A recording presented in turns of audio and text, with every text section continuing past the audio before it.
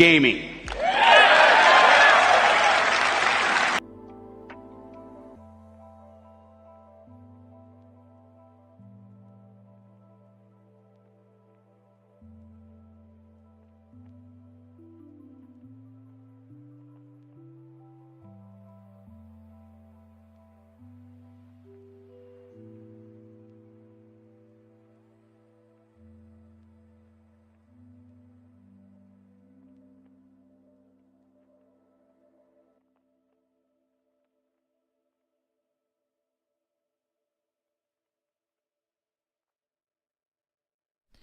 Yo, what's up, guys?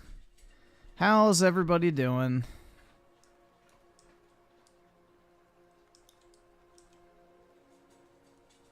Griffin, your mix? Huh? I'm not mixed, bro.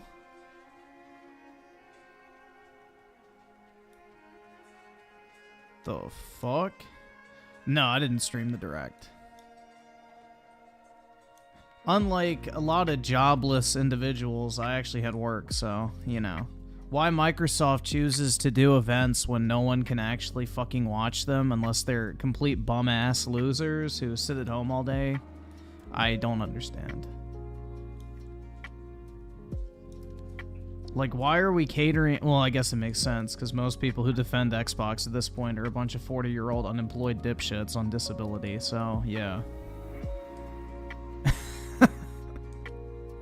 So, I guess it makes sense. Shit.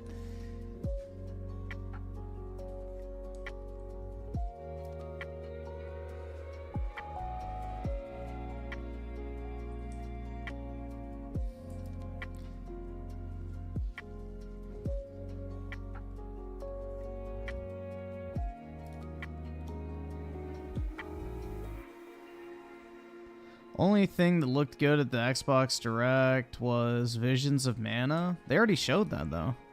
That's already a known game, I thought.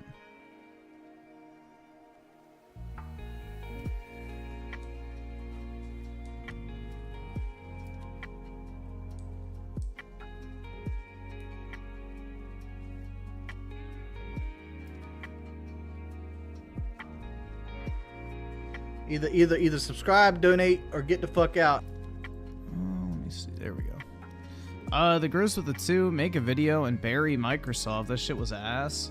I haven't seen it. Like literally all I saw was the little fucking thumbnail image, and so I saw what they announced, but they already told everybody what they were gonna announce. So aside from that, I haven't looked into any of it because honestly, I don't really care.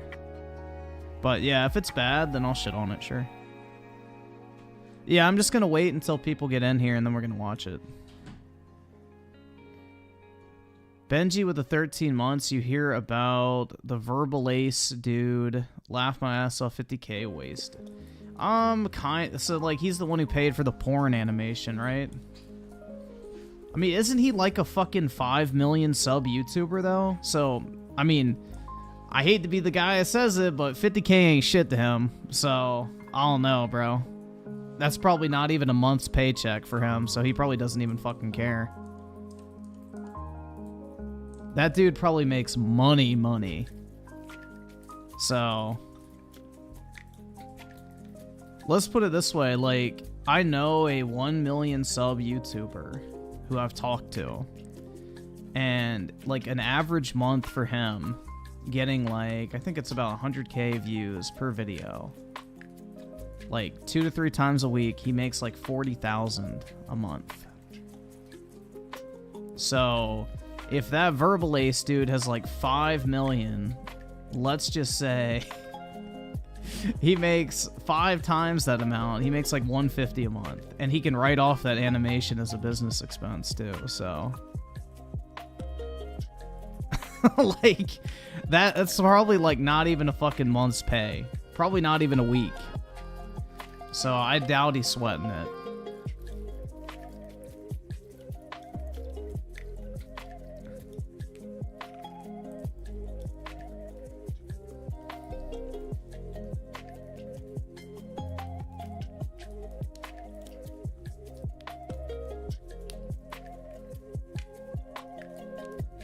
But I don't know, man. I've seen people spend money on worse, but still. He has over 1 billion views in total. Alright, so bare minimum, he's made $2 million off of YouTube. Minimum. That's like bare minimum.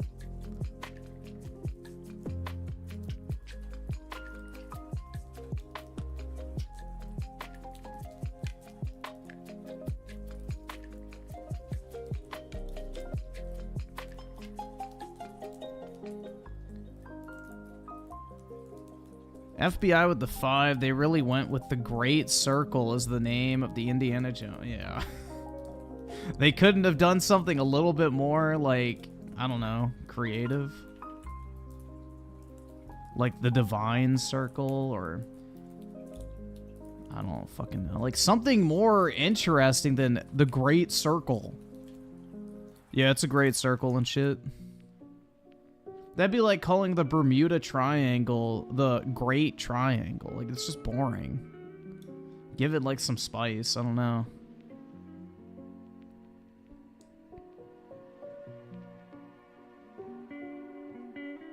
And I salad with the 10. Mute maximum for being first. Also, I couldn't breathe after seeing how short Hellblade.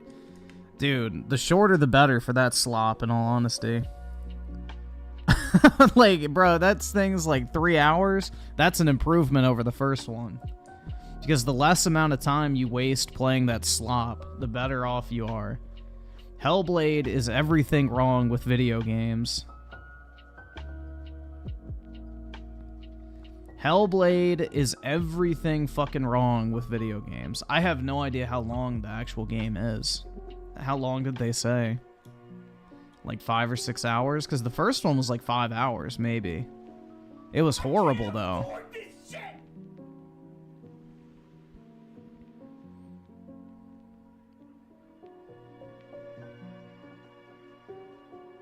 No, Fable's not everything that's wrong with the gaming industry, because that hasn't come out yet, so we don't know how much gameplay it actually has. Hellblade has 0 fucking gameplay. It's super on rails, and it's slop. Like, the combat is garbage.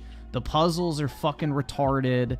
The fucking schizo ranting in your ear the entire time is, like, literally just mind-numbingly stupid. It's like, literally a journo game. It's a literal fucking glorified walking sim with 0 fucking actual depth in all the areas that matter. It's horrible. That's one of the most miserable games I've ever sat through. I hated every fucking minute of that slop.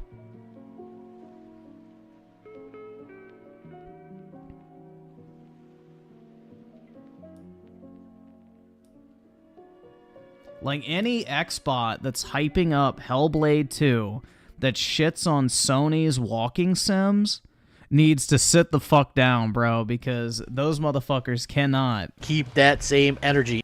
Like, bro, Hellblade makes fucking God of War Ragnarok's cutscenes look like Devil May Cry.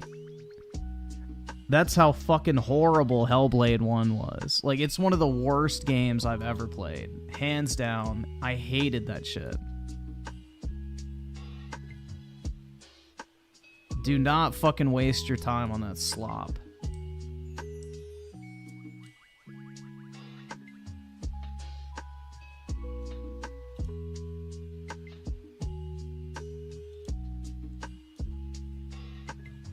Which slop? Hellblade. That shit was bad, bro. I've never hated a game so quickly. It's just there's nothing appealing about that game at all. Justice Crusher with the 2. Sup, Griffin, how are you doing today? Pretty good, man. Pretty good.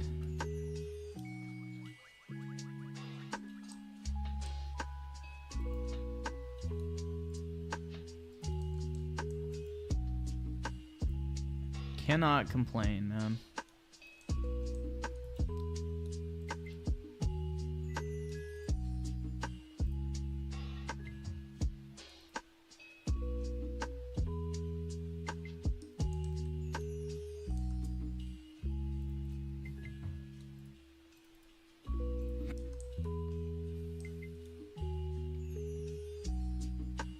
We'll start in a little bit. We'll just wait a little bit longer to see if anybody else kind of funnels in, and then we'll get started on this shit.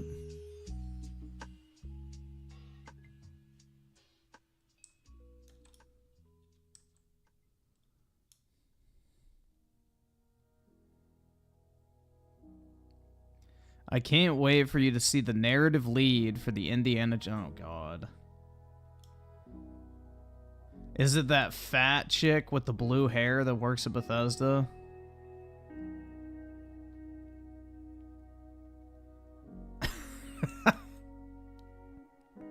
Bruh.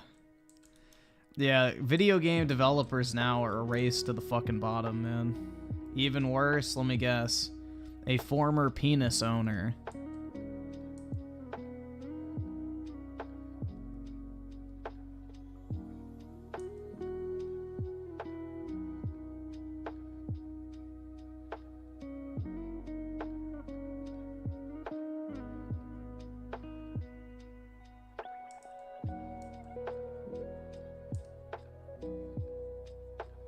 Dude, I just don't understand why anyone would be excited for anything from Xbox at this point. Just stop.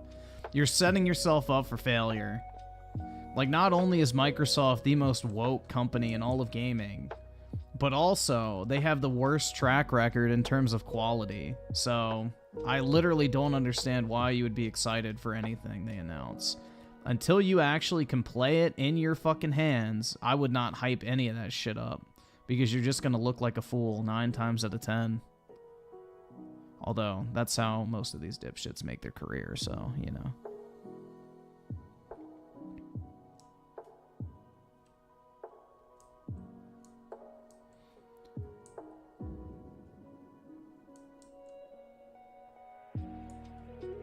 I can't afford this shit!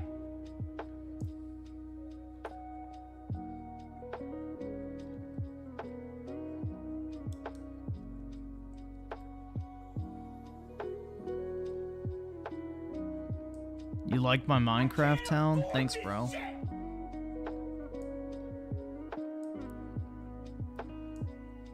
Let's see, Groovy with the 5. How you doing, Griffin? People are finding out how ad valorem taxes work in my income tax class and are losing their minds that their children can't just... Exactly. It's fucked. They tax you when you make the money. They tax you when you spend the money. They tax you on the shit you already spent the money on. They tax you when you sell the item that you got taxed on, that you bought and held on to, but because it went up in value, you have to pay tax on the profits. And then, when you die, they tax the shit out of the people who you give all your stuff to. It's fucking wild, man. Keep in mind, we literally have a country because of a 1-cent paper tax. Like, holy fuck, bro. It's disgusting. It's absolutely fucking disgusting.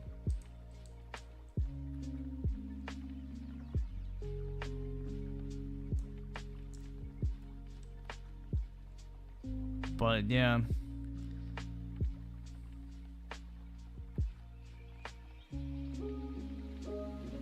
But basically, you know, the federal government is one of our nation's biggest form of, you know, social welfare, because we have a bunch of worthless federal employees that literally get paid to do nothing. But, you know, they contribute to the economy because they get a paycheck just for showing up from 9 to 5. It's horrible. Your tax dollars at work. You get to pay for a bunch of govies to get a nice plump paycheck to do nothing. Like, think about this. We have over 3 million federal employees, guys. Not including the military, keep in mind. Which, the military's fine. I think we should have as big of a military as possible. But, you know, 3 million federal, like, bureaucrats. Let's say they all make about an average of $100K a year, which is probably about right once you even it all out. So, just do the math on that. Do the math on that. What is that, like, 30 billion a year or something like that? Trying to think. Can I math? No, it would be what? 300 million a year, or 300 billion a year, right? Hold on. I can't do quick maths when I'm like mining. Give me a second. I think it's 300 million, right? That sounds right. 300 billion. So 3 million times 100,000. All right, I don't need to see 300 billion. So $300 billion a year is what we spend employing the federal workforce. It's pretty fucking wild, man. If we got rid of that, we could literally lower everyone's income tax by roughly $3,000 a year. That in real terms equates to the average person paying $3,000 in income tax a year just to pay for a bunch of fucking feds.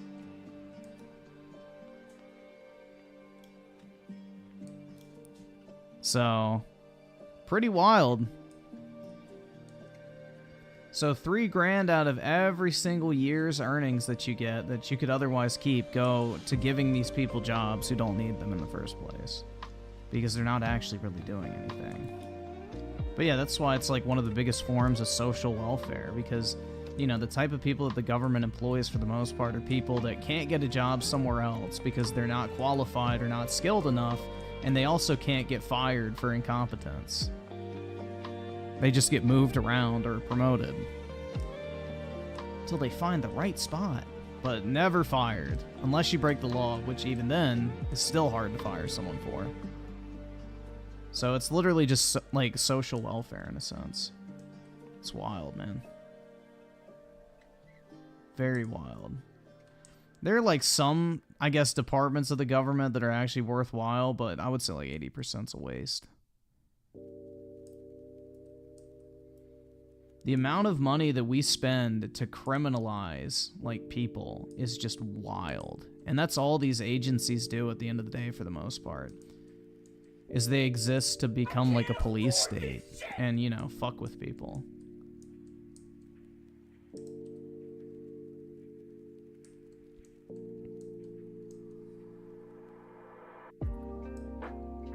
Wait a 9 to 5 to do nothing? Where do I sign up? Apply to your nearest federal agency, man.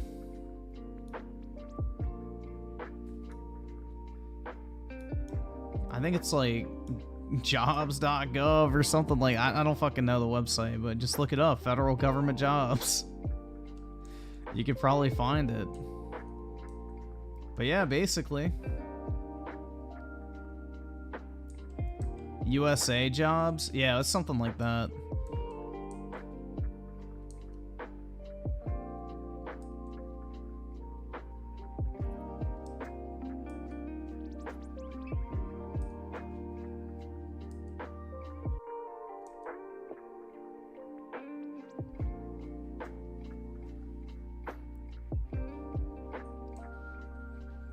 And federal employees are some of the last people that still get a pension, too. So it's not only you get paid while you're working, you also get paid when you retire because of your years of service.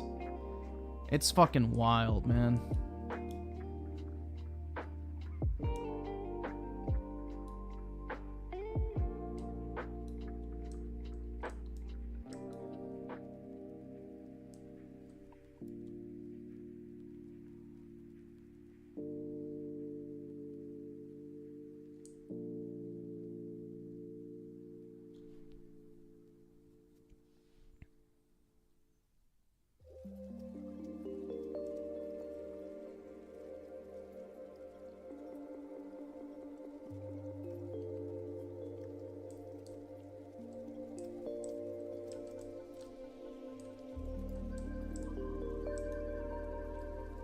But yeah, it's just insane how much money we waste.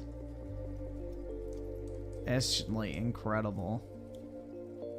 Like if we just stopped taking people's money out of their paycheck, we would immediately raise the standard of living across the board for 99% of people. Like the second we just stopped taking money out of people's paychecks, people are going to be immediately better off. But apparently we don't know how to solve, you know, that problem. Oh, I have an idea. Just stop taking their fucking money in the first place and then wasting 90% of it just to give a small fraction of it back. Like, basically, the logic is, you know, we take money from people, but then there's so much infrastructure and bureaucracy and all this bullshit that has to be paid for. You know, 95% of that money that's supposed to be directed towards people who are lower income or whatever, you know, vanishes in, like, the fucking, you know, bureaucratic cesspool and, you know, never actually makes its way to the intended cause. It's like in Virginia, in my area, like Northern Virginia, they have this plastic bag tax, which is 5 cents per plastic bag when you go shopping. And guess where 90% of the money from that goes? 90%. So the money is supposed to be collected to help clean up the environment, okay? That's what they're saying the money's being used for. 90% of the 5 cents per bag collected goes towards the cost of collecting the tax. It's like so fucking retarded. And that's like everything we do. 90% of all the money collected disappears in the cost of either collecting it, divesting it, managing it, oversight it. Like, it's just fucking insane, bro. It's fucking insane. You're paying a tax to pay for the cost of implementing the tax. It's fucking retarded. Like, shit's crazy. I don't know, man. It'll drive you fucking wild if you start looking into all the government waste.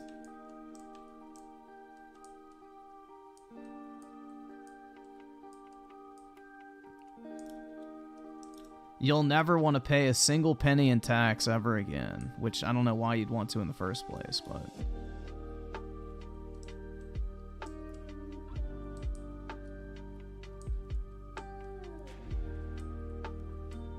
FBI with the 2 isn't Last of Us Survive. Nope, not yet. Comes out at midnight. And iSeller with the 5. We'll check it out. Fallen Order with the 2. Have you played Bright Memory Inf...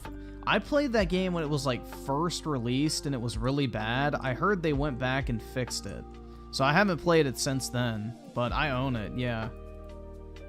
So technically, yes, I have played it, but I haven't played like the actual full release version of it. I played like the early access version or something when it was really bad, and then they fixed it after the fact. So I haven't played it since they fixed it.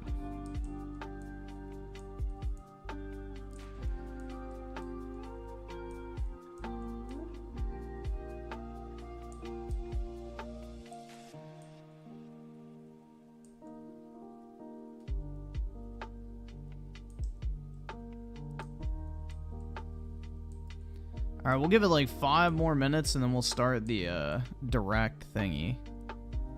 Nice seller with the 5. We will check it out, dude. Yeah, so I guess I'm in kind of a dilemma. Maybe I'll do a, what was that shit? The bubble upload tomorrow? I'm debating if I want to do a Last of Us video tomorrow or if I want to do a developer direct video tomorrow, or just if I can crank out both. But we'll see.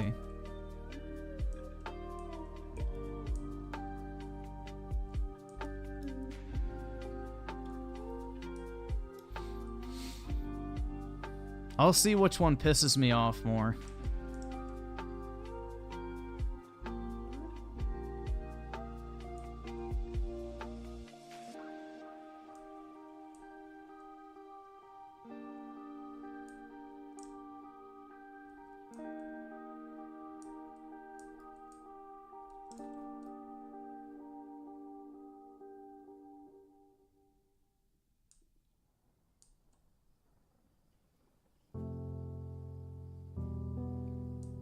Yeah, but reviews are like evergreen content, bro. That's the thing, is like a review video will get views for like months after you upload it. So I'm gonna do both.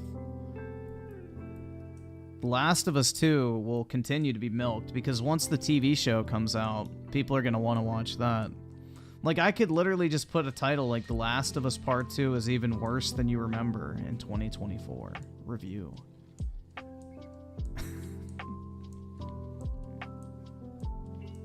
Like, that type of shit is super clickbaity and evergreen. Because, like, once people look up Last of Us 2 when the TV show comes out, like, that'll be in, like, the search algorithm and recommended and everything. So...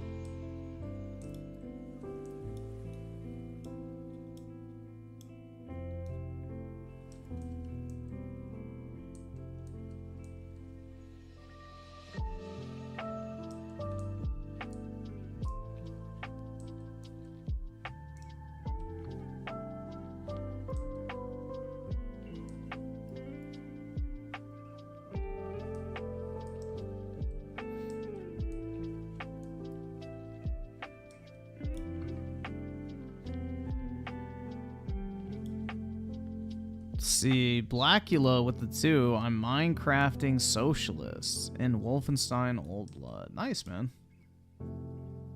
That's pretty based of you. It's just too bad it's limited to Minecrafting them in video games. My brutally dishonest review of the Xbox Direct. I can't afford this shit! I can't afford this shit!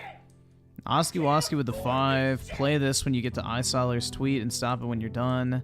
This is going to be fun. All right, man. I will pull it up when we get to those.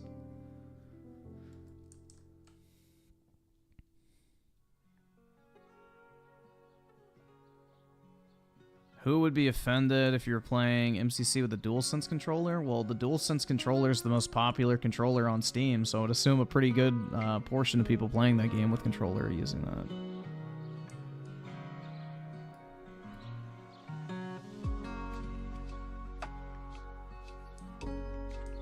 Is the DualSense worth it? It's PlayStation's best controller, so if you like PlayStation controllers, then you're not going to get better. Like, it's a massive step up from the DualShock 4. So, yeah, I would say it's a pretty good controller, man. I actually like it. Nah, iSiler, actually last generation is when it flipped. Xbox controllers were popular until about halfway through the PS4 generation. And then from about 2016 onward, the PlayStation controller has been the most popular controller on Steam. So it's actually been that way for a while. Now, Xbox controllers are still incredibly popular on PC, but the PlayStation controllers are the more popular controller overall.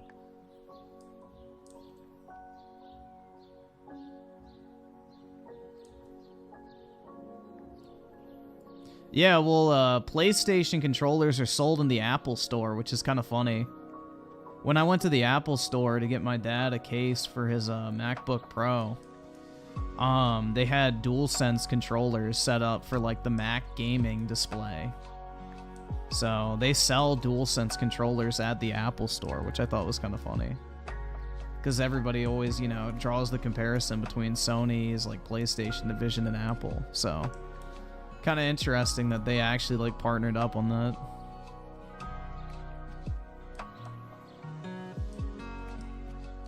Oh, I hate the adaptive triggers, but you know, luckily you can turn that shit off. But yeah, I don't like that gimmicky shit in controllers personally.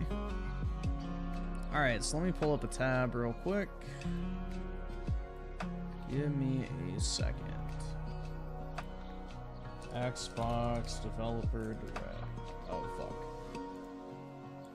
Let me guess. Oh, wait. GameStop or GameSpot has it re-uploaded. They don't age or Alright, pause. Thank you. Let me change the quality and all that shit.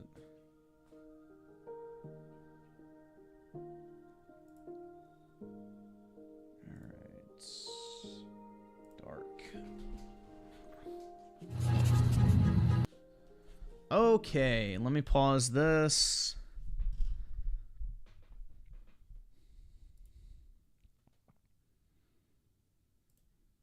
And then Fallen Order with a 5. Did not hear about that, but just got it today. It's gameplay first and story second. I like the mix of gunplay and using the katanas. Yeah, I think on Steam that game's like overwhelmingly positive, so... yeah, I'll check it out at some point, most likely. I originally bought it because I thought it looked cool. So I'm glad to know it is actually like really good. Because it looked interesting when I first saw it. Alright guys, let's you know, prepare ourselves for zero expectations.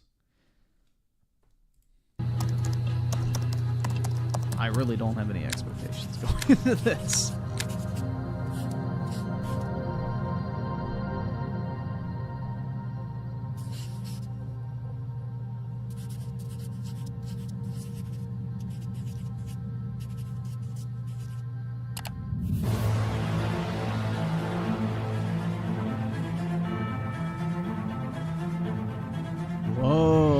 Welcome to Obsidian Entertainment. I'm so proud to share with you our upcoming fantasy action RPG, Avowed. Avowed is an adventure into the heart of the living lands, a frontier at the edge of the known world, where you must put a stop to a mysterious spiritual plague and discover a secret at the heart of the living lands. At Obsidian, we love creating worlds with deep themes, dynamic gameplay, and thoughtful reactivity. Yeah, I would not consider Fallout New Vegas to be dynamic gameplay. That game has some of the worst gameplay in all of first-person shooters. And Avowed is no different. We set out to blend the believable and fantastical to give players a world and experience like no other. It's colorful, it's vibrant, it's strange. It's one of the most incredible settings in the world of Aora. There's going to be a lot of great secrets to discover, one of which has a really personal connection to you as the player character, and you're going to have a great time getting to know those secrets and leaving your mark on the world. Can we see the gameplay? And when it comes to encounters, our combat brings the best of the moment-to-moment fun that comes with action-oriented gameplay and the depth and breadth of choice that you get with an RPG. Here to talk more about Avowed's combat is Gabriel Paramo, gameplay director.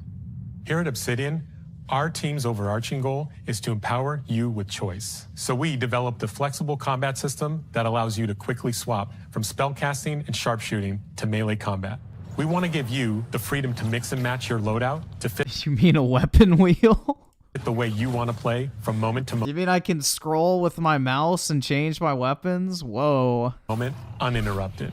For all battles, you can combine a variety of weapons, attacks, and abilities for tactical advantages against a wide range of enemy types. It's not just hacking and slashing. You're making real-time decisions about when to use your abilities, powerful melee attacks, blocks, parries, and special attacks. If you choose to approach combat with a one-handed wand, it feels quick and snappy when dealing damage to enemies at mid-range. Using the Tanglefoot ability, you can stop enemies in their tracks, giving you the opportunity to focus on weaker or tougher. I don't know if they have like the AI turned off for this demo, but this looks really slow. Combatants in an intentional and controlled manner. It's important Like, to pay why are attention none to of the enemies charging him? They're just standing there. It looks really boring. Like, why are none of the... Like, look at this. They're just standing here. or tougher combatants in an intentional None of them are doing anything. They're just fucking standing and there, controlled like, manner. holding their fucking cock in their hand. Like, what are they doing? It's important to pay attention to the types of enemies you're dealing with. Some units are extremely defensive, some are I'm wondering if they have the AI turned off for the demo, but still, it's not a great look. brutally difficult, and others you must make sure you prioritize, or their healing capabilities will put you in a tough spot. To help with the different encounters you will face, we provide customizable loadouts that can be quickly switched during combat. That means you can play however you want. Equip a sword and shield and charge into battle. Dual-wield pistols and control the encounter mid-range. Or even dual-wield wands to feel like a gunslinging mage. You could use your enchanted wand to freeze enemies, and then use your offhand weapon's power attack to shatter them. We've worked hard to keep you constantly engaged as battles unfold by Yeah, I don't know. I mean, this looks really slow. I need to play it. creating a balance between pressure and manageability during combat. This does not look Players great. will have ample choices for how to build and progress their envoy in the world of the living lands as they get to know the game and the story and explore the many diverse regions. Some quests in Avowed will have you make difficult decisions with profound consequences. Why play it? Because I want to get a feel for what it plays like. Like this side quest you may encounter in Shatterscarp.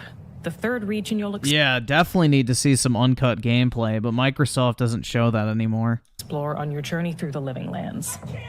As you're exploring, you come across the bodies of these fallen soldiers. And as you explore the remains of the battle, it's up to you to determine who, if anyone, is at fault. Can I just kill them all? 4 of us. Manu, Kiri, Naoki, and me. Training under Captain Ruiki. Trying to keep Thirdborn safe. In other words, you're a gang of vigilantes. Not that I'm one to judge. Here. Take my badge. Take everyone's. Our families deserve to know we fought and died for them. Making the right choice isn't always what it seems. We embrace moral nuance and gray areas, trusting players to make tough decisions in complicated situations. Which pronouns to use? My squad and I rested in the cave by the water last night, and as we were sleeping, we were ambushed by those miserable Zorips. I was so surprised, and it was so dark. I just got separated from everyone else. Look, I can't face those monsters alone, but Well, tough shit, buddy. have to know if anyone else made it out. Of course he did. Sergeant Asui never has a thought he won't say out loud. So what did he tell you? That Captain Ruiki was sick? That I was paranoid? That I was a dumb baby? I heard it all often. Dude, and I just loudly. want to kill this guy. Wait, if you found Sergeant Asui, why is he not here with you? What happened? At the end of the quest, you have a choice. When you confront Private Naoki, if you believe the story he's told you, you can hand over the badges and let him go back home. You're right. Real battle isn't something you can prepare for, is it? I don't believe him. It's not my fault. No, they should have never have camped in the cave. I'll take the badges. I'm going back to Thirdborn. But if you confront him, if you believe that he fled the site of the battle as an act of cowardice, then he might challenge you to a fight to reclaim his honor. Either way, when you return to town, you'll see the consequences of your actions and the choices you made during this quest. Creating an immersive experience like Avowed is anchored in the world we build. Art director Matt Hansen and the team have worked to create a unique, Remember when we used to get gameplay demos? From the outset, Holy we knew that shit, we wanted man. Avowed setting to feel rich, weird, and wonderful. We found inspiration in a wide swath of real-world cultures, helping us create a unique RPG experience. By contrasting the vibrant Culture, you say? with the dull, or verdant spaces with sickly ones, we can better deliver complex emotional experiences for our players. The Living Lands is a continent of untamed valleys with widely varied biomes, from luxuriant forests to volcanic wastes. And each of those regions itself is a conflux of storied landscapes. All of the regions have a lot of special things associated with them, but I have a deep place in my heart for Shatterscarp. As you're wandering the wastes of Shatterscarp, you might notice off in the distance a vibrant jewel of color. By transitioning from destitute, muted tones of a wasteland of sand and marching in towards a beautiful Holy oasis, fuck. there's the opportunity there for cares, life, dude? for adventure, Shut and the even a fuck little up danger. and show something interesting. I don't fucking give We a hope shit. you've enjoyed this look at Avowed. We're thrilled to share That more was about it? the game in the coming months, and we can't wait for you We to got explore more the Living context Land on the when game from the Avowed first launches trailer than fall. this shit. This was boring as hell. We learned that they have a weapon wheel and there's art direction and dialogue.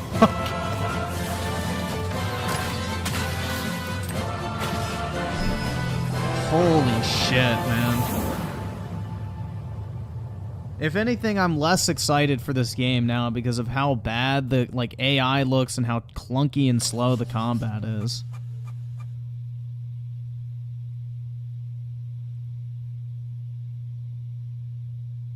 Oh, no release date still. Shocking.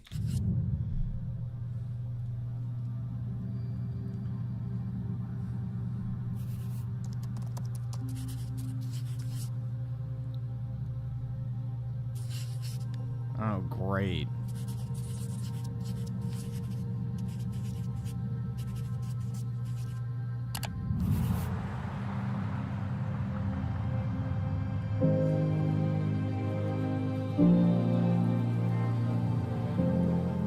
Hi, They should I'm all Don be Matthews, fired. studio head here at Ninja Theory in Cambridge, UK. We're now in the final months of development on Senua's Saga it's from the Hellblade 2. UK. And the team is working hard to bring you an unforgettable journey into Senua's unique world and her battle for survival, where we have once again combined high fidelity and immersive presentation with a shorter, narrative-led experience that focuses on the things that we really care about. Yep, and none of those are actual gameplay, fun, or player enjoyment. Exactly. It's literally everything fucking wrong with video games. And that we hope you care about too. Nope, don't fucking care. Holy shit, man. Do you see how the pitiless world stamps you down? Senua is back with a new quest. She wants to stop the Vikings who raided her village right at their source, in Iceland. But not just her quest has changed. Senua herself has grown since the first Hellblade. She's made peace with her past and is no longer in such... Wait, the Vikings that raided her village in Iceland. Do these people even know what the fuck they're talking about? Iceland was not a fucking raiding country. They were a bunch of farmers who barely had fucking 2 pieces of wood to rub together. Oh my god. Fear of her Let's just visions keep and going, voices. guys. While the Furies are still her constant companions, she encounters new people along the way, some of which will value her unique perspective, and others who will reject it. Yeah, I'm gonna reject it. Little by little, Get that schizo The bitch off my settlement screen. became my tribe.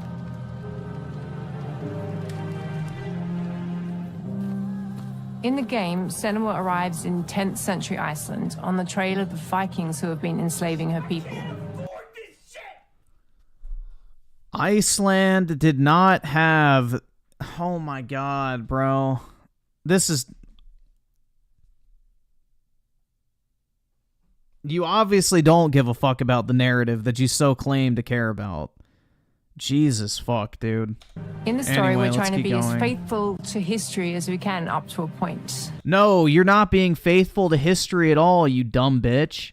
The fucking Icelandic Vikings were like barely even able to survive, much less go on raiding parties. Holy shit. Establishing a solid framework and then building more surreal elements on top. Senua will face up to giant... Bro, the Icelandic Vikings barely had enough fucking iron to make nails, to build houses. They had to take apart their ships in order to build their dwellings because of the lack of resources and wood available on the actual island of Iceland. How the fuck were they conducting raiding parties? Jesus Christ, man. Who have plunged the land into chaos, and which in turn has seen the rise of the Joiga, a violent threat that has swept through the settlements that she'll discover. Senua will make new enemies and also new allies who will come to see her unique perspective as a beacon of hope. And she'll discover, along with us, how this viewpoint can have its advantages.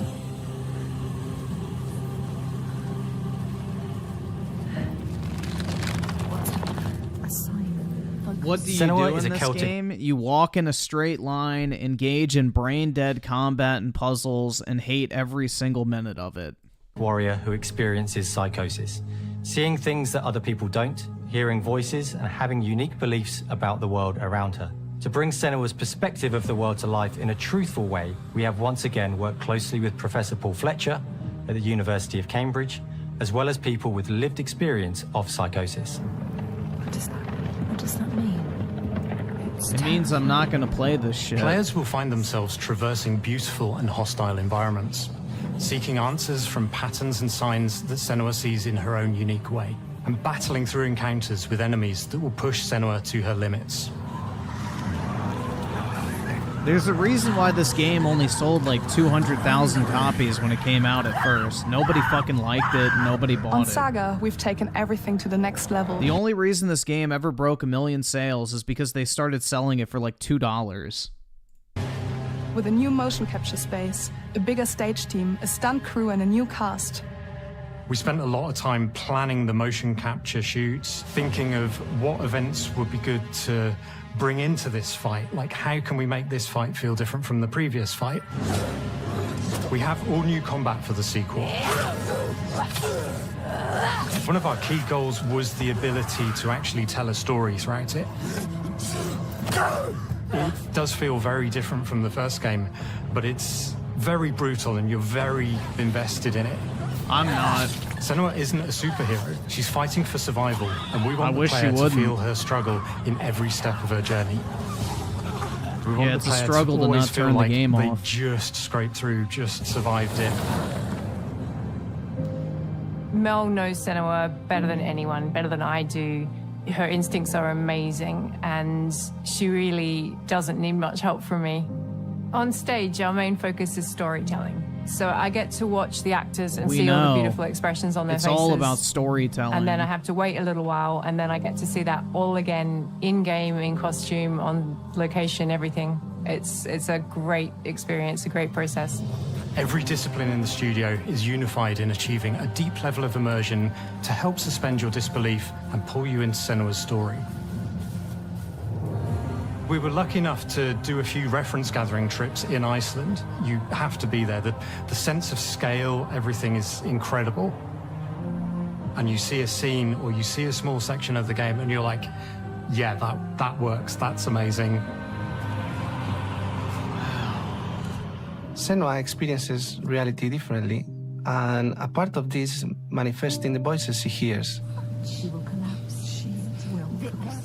These voices come to life through binaural Iceland audio, is more which green than provides Greenland. a good representation of this type of auditory hallucinations. As we focus on immersion, binaural audio is perfect for this because through headphones, you surround yourself in a three-dimensional space. In the first game, we only applied to the voices that Senua listens in her head.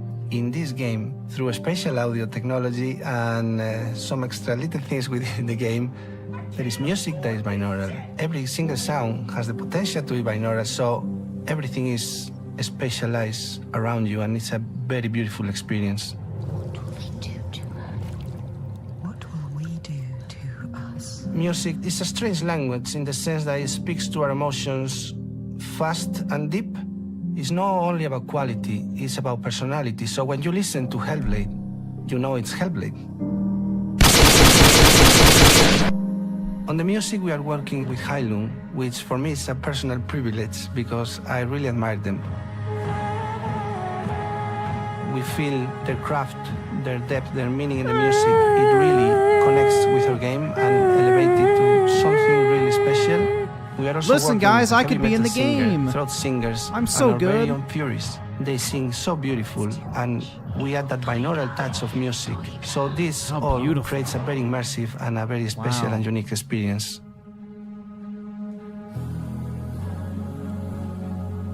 Our mission here at Ninja Theory is to craft life-changing art with game-changing tech.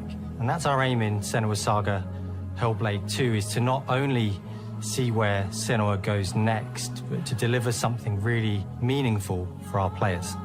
My hope is that they will really connect to... Dude, they're not even players. They're like fucking movie audience members. You already said that the gameplay is not even a fucking focus in this slop. What are you talking about, the players? There's no such thing as a fucking player when you boot up this trash.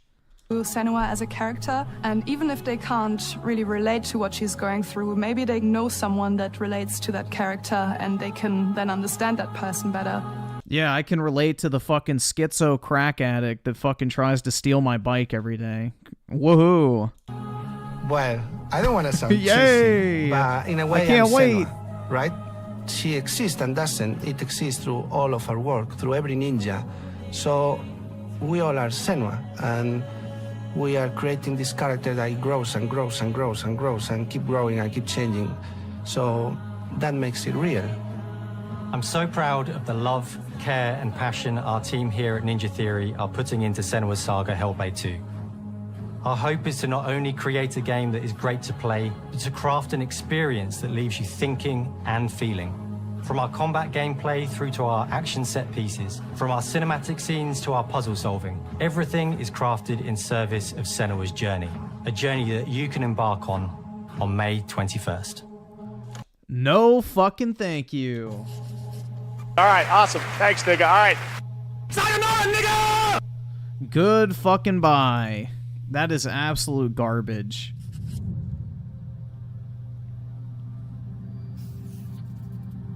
Modern garbage. That is the epitome of everything wrong with video games. Hands down. Oh my god, dude. It's a guy jerking off. Wow, an already announced game? I'm so excited.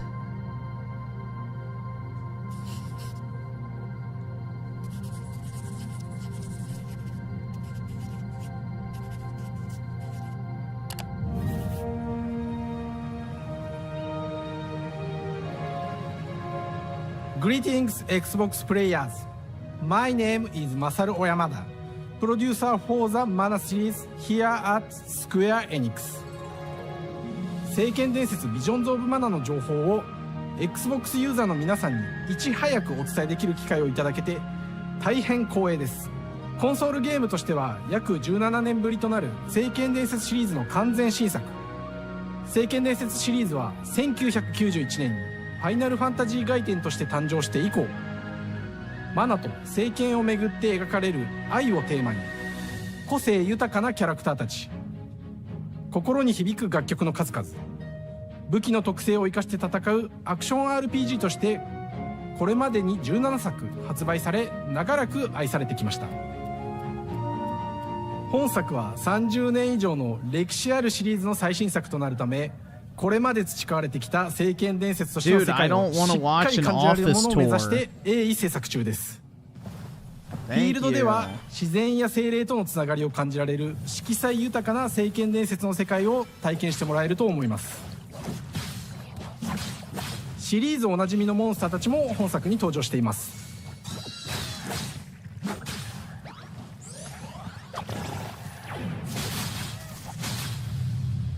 今回これらのおなじみのモンスターたちを作り出した聖剣伝説の生みの親である石井浩一さんとともに、聖剣伝説ビジョンズ・オブ・マナの内容を紹介していきたいと思います。 Hello, I am Koichi Ishii from Griffin. I am so happy to introduce the newest game in the Mana series to Xbox players. 初期の頃からシリーズ作品に登場しているモンスターたちは私が考案したものですが、中には小学生の頃すでにイメージができていたものもあります。今作では初めはYeah, to be fair, the AI is way more advanced than the ones in Avowed, so there you go. They actually attack you. デザインの方向性からモデルの完成イメージまでを監修する立場でプロジェクトに参加しました。聖剣伝説ファイナルファンタジー外伝を作っていた頃から自分の頭の中ではモンスターたちは立体的に生き生きと動いて、これまで自分が携わった作品ではそれらをどうやって当時の技術で表現できるかにこだわって作ってきました。最新作では聖剣伝説のモンスターたちのただ可愛いだけではなく恐ろしさの部分もしっかりと表現できているので、バトル中はモンスターたちの表情にも注目してください。これまで聖剣伝説シリーズには空を旅する、海を渡る手助けをしてくれる頼もしい仲間たちがいましたが、今作には広大なフィールド探検に欠かせない新たな仲間が登場します。陸上を猛スピードで駆け回ってくれるピックルも石井さんが新たに考案してくださっています。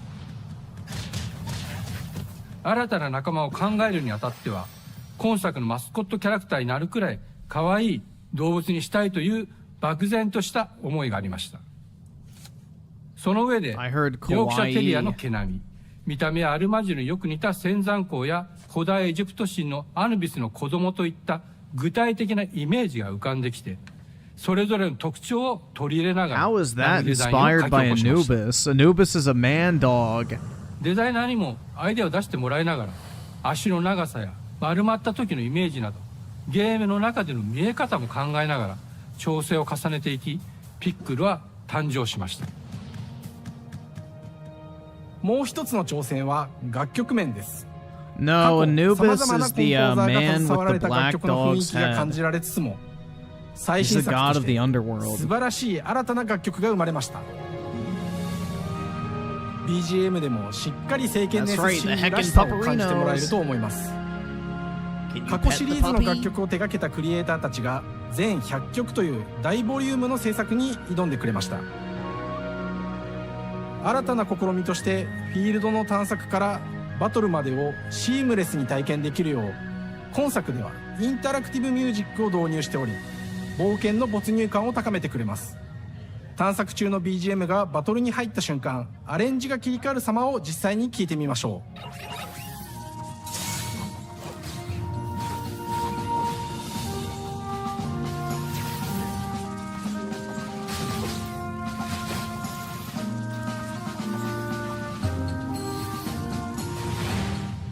今作はアクション RPG 聖剣伝説のアクション部分が強化されています。空中でのアクションがバトルの鍵となっており、武器での攻撃だけでなく魔法での攻撃も可能になっています。そして本作ならではの特徴として聖剣伝説シリーズではおなじみの精霊たちがいますが、その力を宿した武器を使うとバトルを手助けしてくれるようになります。精霊によっては様々な特性の違いがありますので、その効果とともに聖剣伝説の世界らしい不思議な力で爽快なバトルを楽しんでいただけます。オリジナルモンスターやピックリにも注目してほしいのですが、聖剣伝説ビジョンズ・オブ・マナーは聖剣伝説らしさを感じてもらえる作品になるよう、小山田君を中心にチームのみんなが頑張って作ってくれていますので、ぜひ発売日を楽しみに待っていてください。Yeah, where are the busty babes that are typically in Square Enix games? 聖剣伝説シリーズとして初めて Xbox ユーザーの皆さんにお届けする本作、聖剣伝説ビジョンズ・オブ・マナは今後も様々な情報をお届けしていきますので、ぜひご期待ください。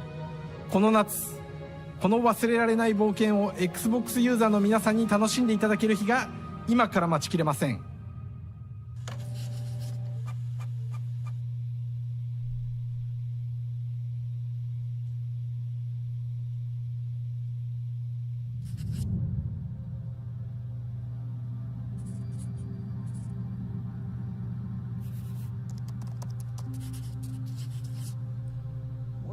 Dog, go lay down. Look at my foot. It's too cold. No. No.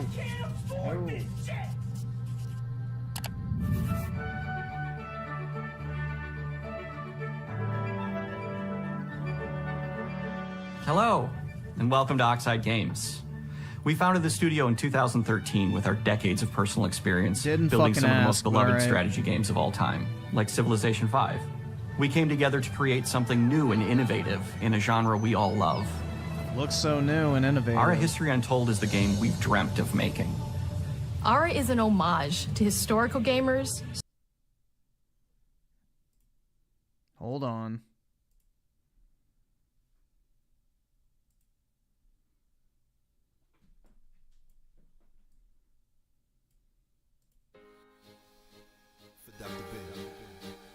Strategy gamers, 4X gamers. It features all the depth and gameplay fans of this genre love, where you'll explore the world, expand your nation, govern your people, and engage with your rivals on the international stage. But it isn't just more of the same. With Ara, we wanted to challenge some of the preconceived notions about the genre, push it forward in a modern, empowering... Alright, well, this plays. I gotta go take my dog out to go take a shit. We have over 100 He's gotta go take a in the dog. office, which are all things that we purchased in order to add to the soundtrack and expand the game and make it really good.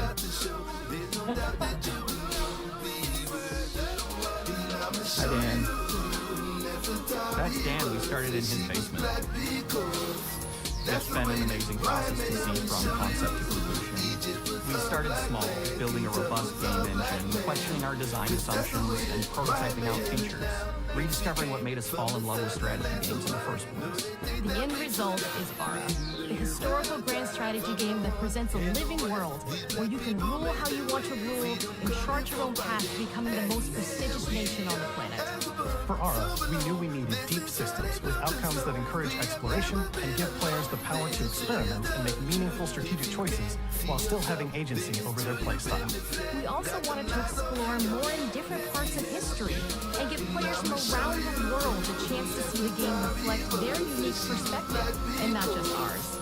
And finally, we knew that for players to feel the impact of their decisions, they needed to see their choices reflected in the game world itself, not just through numbers on the menu. One of the first differences you'll see when you dive into Aura is what we call the living world. It's a procedurally generated alternate Earth, bursting with life, an intuitive, authentic, and immersive space, a blank canvas for players to paint the society of their dreams. The living world isn't just a map.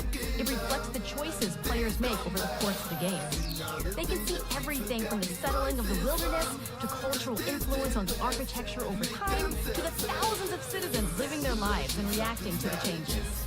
We want players to feel like they're truly occupying the world, leading their people as they thrive and grow. Core to the vision of Aura is our philosophy of rule how you want to rule. And no feature better exemplifies this than the prestige system.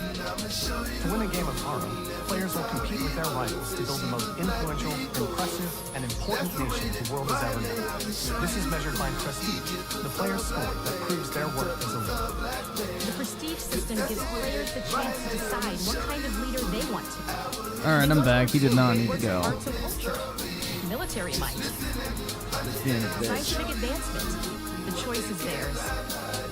In Aura, there are no set victory conditions. Players get to decide what is most important to them and focus and prioritize on those goals while still being able to win the game. Personally, when I play Aura, I like to build triumphs. Triumphs are our collection of incredible monuments and architectural achievements from throughout human history. Like the Great Pyramid of Giza. They're hard to build, but worth it. The Pyramid of Giza, you say? Bonuses and game-changing abilities to the nation that constructs them. Another aspect of Aura that I'm really excited about is our crafting system. The crafting system offers a unique challenge to the player that they generally won't see often in the 4X genre. Succeeding at balancing, gathering the right things, turning them into the tools that you need, and then finally getting to the outcome or reward of something like an important improvement or triumph just changes the challenge that exists in Aura compared to other 4X games. Crafting plays out in Aura at a national scale, with players honing and combining the natural This shit ain't even coming to harvest into Xbox, all which is what's manner of funny. goods and components. Those are the foundation for everything, from international trade to improving their cities and citizens' lives, and even manufacturing the weapons necessary to draft military units. The crafting system in Aura encourages thoughtful, Yep, only on advanced PC. planning. It rewards players who can see the strategic outcome of all their collective decisions, and not just the individual ones. I'm proud of the work that's gone into our simultaneous turn system. Many strategy games have players alternate taking turns and reacting to their opponent's moves.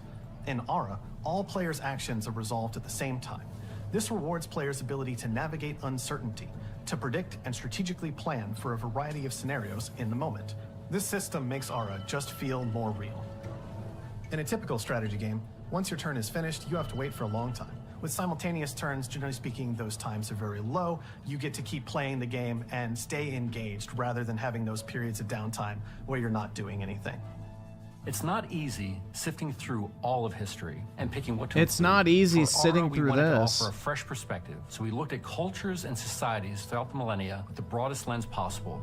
Where this approach really shines is in our leaders. Leaders are so often seen as military personnel or prominent government figures, but leaders come in so many different forms. They're That's right, women. thought leaders, scientific and cultural prodigies, and many more. Each leader in Aura has a number of special abilities determined by their personality traits, as well as a powerful and unique leader trait informed by their contributions to world history. Wait, hold on. I want As to well see as if I recognize any.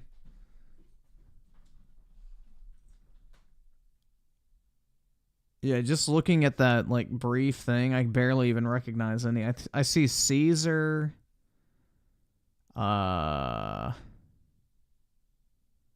George Washington.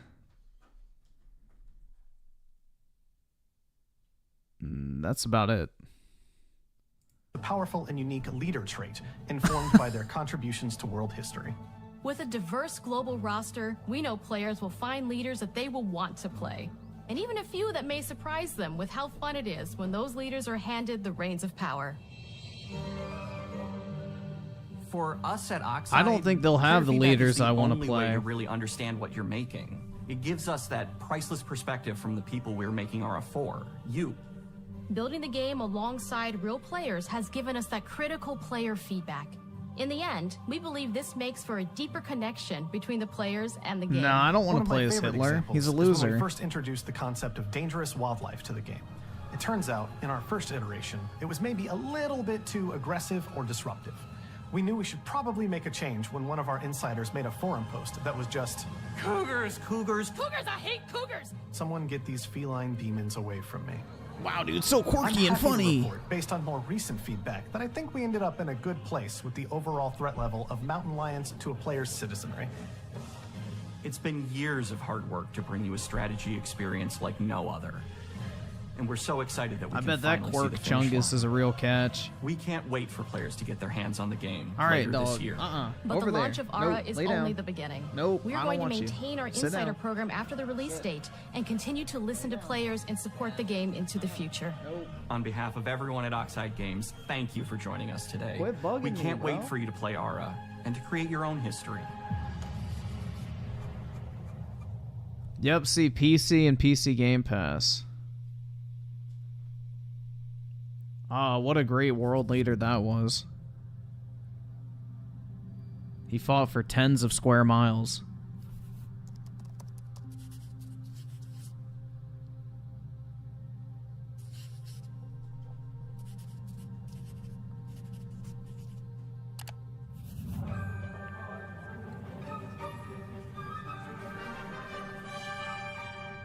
Hej och välkommen till Uppsala, Sverige, här hos Machine Games. We are really excited to finally be able to share our work on Indiana Jones. Let me guess, no Since the gameplay. first film came out, Indiana Jones has always represented the ultimate adventure. Even Until today, Disney it's got one it. of the most iconic franchises in pop culture. In Until this game, Disney got a hold you of it. aren't just playing as Indy, you are Indiana Jones. You will see through his eyes and experience a journey that we hope lives up to the proud legacy of Indiana Jones. When Todd Howard first told us about his vision for the game, we knew we would be a very good fit to help bring Wait, it to life. hold on. Todd Howard is directing this game? It's over, Indiana Jones, bros. It's done. I've wanted to make an Indiana Jones game forever. I'd had this idea for what it would be like. It's and the over, story, guys. What Indy was going after, what period of his life it was in, what kind of arc he was going to have. And as the years went on, I thought, who would be like the best studio in the world to make this? And it was my friends at Machine Games. I can remember pitching It would be Naughty Dog, but, you know, he couldn't get them. Lucasfilm on the game and being, a little bit nervous because, look, it's, Indiana Jones, and their response was just overwhelmingly positive, and just that excitement has bled through the whole project, and they have just been so trusting and supportive of everything that we want to do with the game. It's been a Yo, long Todd, time. where's I've been that Starfield watch, brother? Oh, wait, it probably already broke on you. a fan of this Like everybody my whole else's. life, and I couldn't be more excited to show you what the team here has been up to. Let's take our first look at the new Indiana Jones game. Let me tell you what you are missing, Dr. Jones. While you were playing your pointless game, I was playing you. You're wondering if maybe you should have built yourself a life of meaning instead of ending Yeah, up I don't know here, why he's laying down on his stomach. and forgotten in the sense of Africa. I don't fucking know. Did they actually get Harrison Ford to voice act, or is it some uncanny, like, obnoxious replacement voice actor?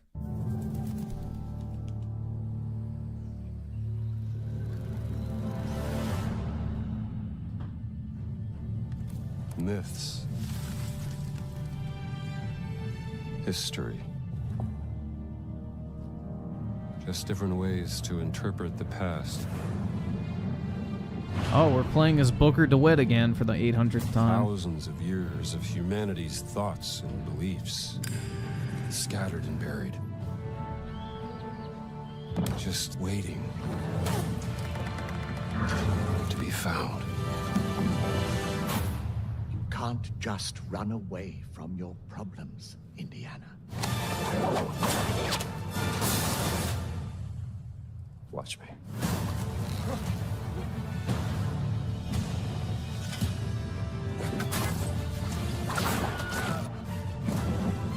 Throughout history,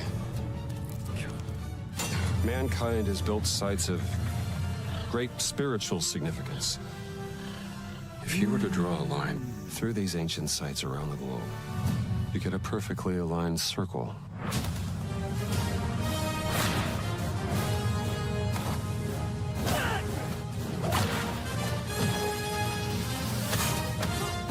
I've had run-ins with these guys before.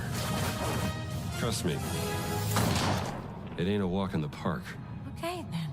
Let's see if you can keep up. What do you mean if I can keep up?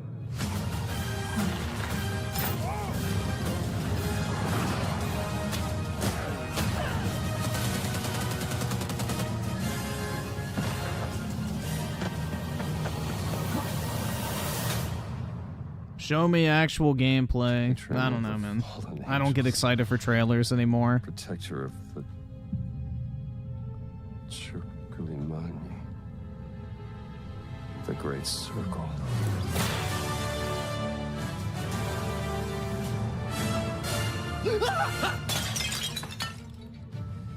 You have any idea how old that was?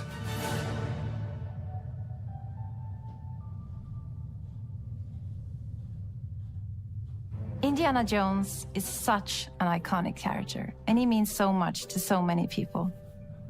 Everyone here at the studio has their own indie stories and memories. Most of us grew up with his adventures and have been fans of the movies and the character for years. He's a brilliant archaeologist, he's a charismatic everyman, he's passionate and determined. And for us, he's synonymous with adventure. Now we have the opportunity to tell a new Indiana Jones story for a modern gaming audience. That's right, for modern audiences. There you go, guys. That's your Sweet Baby approved narrative lead. There's your Sweet Baby approved narrative lead that's going to create an Indiana Jones for modern audiences. And for us, he's synonymous with adventure.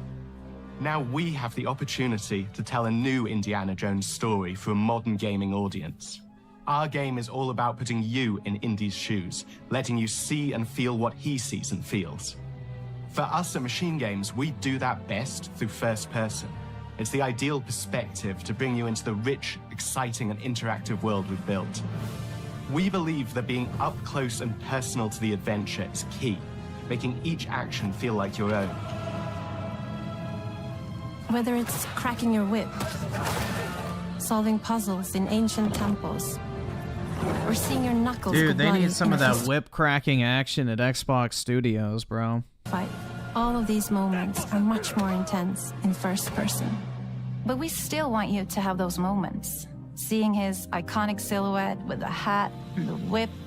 And so for things like cutscenes and environmental traversal, we pull the camera back for a third-person view. Indiana Jones and the Great Circle is set between Raiders of the Lost Ark and The Last Crusade. When our game begins, Indiana is working at Marshall College. He wakes up in the middle of the night to the sounds of a break-in and rushes to confront the thief in the college museum. The mysterious giant of a man makes off with what seems to be a historically insignificant artifact, sparking Indiana's curiosity. Who the hell are you? Following the trail, Indiana heads to the Vatican, hoping to learn why... Hold on. So, he's in a museum and he steals a historically insignificant item. Why the fuck is it in a museum, then? Like I said, guys, modern audiences. This particular relic was stolen, and discovers that things aren't what they appear. He starts pulling at the strings of a mystery, and it all unravels until he has no choice but to see it through to the end. whatever the end may be.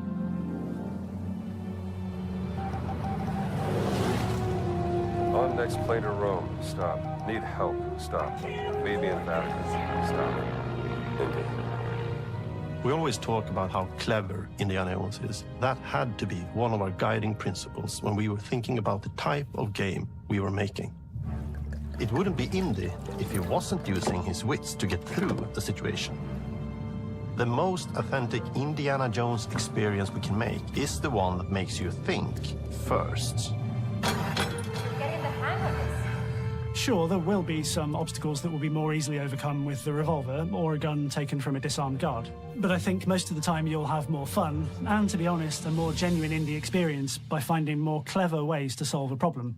We always want to be offering more solutions, whether it's trying a different path through the environment to get around enemies, observing enemy patrols and using them to your advantage, or using the tools at your disposal, like the whip. It's an amazing global adventure with action propelling you through your journey. We have these really diverse environments for you to explore. Indy's journey will take him to the forgotten temples of Sukhothai, the pyramids of Egypt, the snow-peaked Himalayas, and beyond. We look carefully at each location and the time period the game is set in, and we're trying to make it as authentic and accurate as possible. We love creating rich, vibrant worlds, and in this game, we also had the goal of making it feel like a true cinematic Indiana Jones adventure. One of the biggest ways to do that is with the music. John Williams is the original composer for the Indy films, and we're really lucky to have found Gordy Hub, a composer who's been able to capture Williams' essence with his score for The Great Circle. So they couldn't get fucking Harrison Ford, and they couldn't get John Williams. Like, L. We also take a very movie-like approach to things like cinematics. Oh, we know. We know. It's 2024. Nothing is actually a video game approach when it comes to cinematics anymore. It's all about fucking movies. Physical with our production style. We use a lot of stunt actors. Things like this help us bridge the gap between making a game and making a movie. Bridge the gap between making a game and a movie, guys. You heard it here first. Movie game. Bored. Not gonna play it, probably. And of course, our characters do a lot to help bring the world to life as well. Next to Indy, Gina is our other main protagonist. Where Indy is pursuing answers just for the sake of curiosity. It's gonna be a walking sim, bro. You're gonna have like 5 or 6 enemies that you encounter every 5 minutes, if maybe that often. But most likely it's just gonna be fucking walking simulation. Gina has a personal stake in getting to the bottom of the core mystery. Gina is an investigative reporter who has a lot riding on this adventure. She's been tracking a lead for some time, and now she's found an ally in this determined American professor. Yep, and she's gonna save his ass several times. We already know. Their paths, modern audiences, guys, are intertwined, and they'll need each other in order to get to the bottom of this mystery. Okay, then. Let's see if we can keep up. Fight. What do you mean if I can keep up? We always love our villains and think we might have found our favorite one yet in Emmerich Voss. He's this intensely psychological man. He's obsessed with the human mind and manipulating it. He's highly intelligent and the perfect foil for Indy. They're both brilliant people, compelled by their passions and obsessions, but driven down wildly different roads. He creeps up on you and gets under your skin like he gets under Indy's skin. It's captivating. Dead and forgotten in the sense of Africa. One of our mottos for Indiana Jones and the Great Circle is adventure first. But in every indie adventure, there are always those moments where he finds himself in the action. That's been one of those balancing acts for us, and we've ended up with this sort of hybrid experience that mixes melee combat, stealth, and gunplay. How you approach any given situation is up to you. You may choose to sneak around an enemy patrol, or maybe you'll just pick up a shovel and whack them on the back of their head. And when you can't use your wits, you got Indy's most iconic tool. Just like you see in the movies, one of our goals has been to make the whip as fun and multi-purposed as possible. We want it integrated into every aspect of the game. You can use it as a traversal tool to make your way around the environment. You can use it as a distraction. And yes, you can absolutely use it in combat. Everything you'd expect from Indie Whip, and hopefully a little bit more. Puzzles are a key feature in our game. The spirit of discovery is so important to Indiana Jones. Obviously, there are a handful of puzzles on the main path, but a lot of the puzzles are optional and are just there for the players who want to experience them. Epic traps, small secrets, and hidden puzzles that blend right in with their surroundings. One thing I love about our game is the level of interactivity that we have. We have this world of mystery where anything could potentially hide a secret. The more you look, the more you'll discover.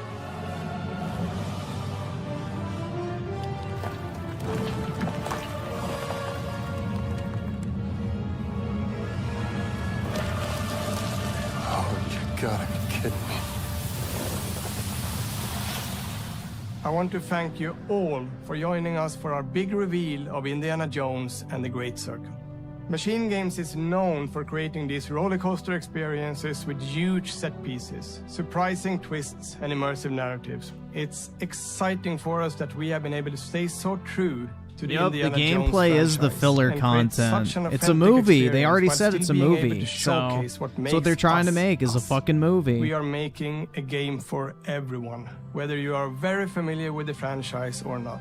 Because at the heart of Indiana Jones is an incredible adventure, and I think that's something everyone wants to be part of. I'm also very excited to announce that Indiana Jones and the Great Circle will be coming later this year, and we cannot wait to share more soon. Oh look, dude, Todd Howard stole the little gold head in the background. How funny.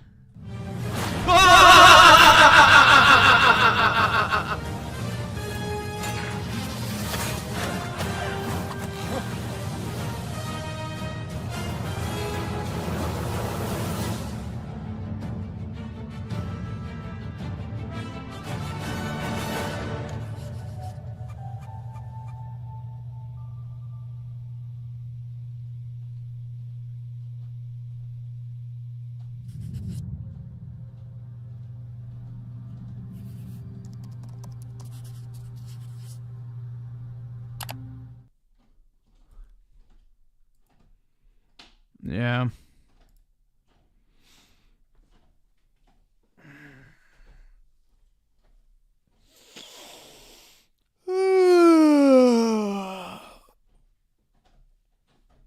The state of the gaming industry is grim.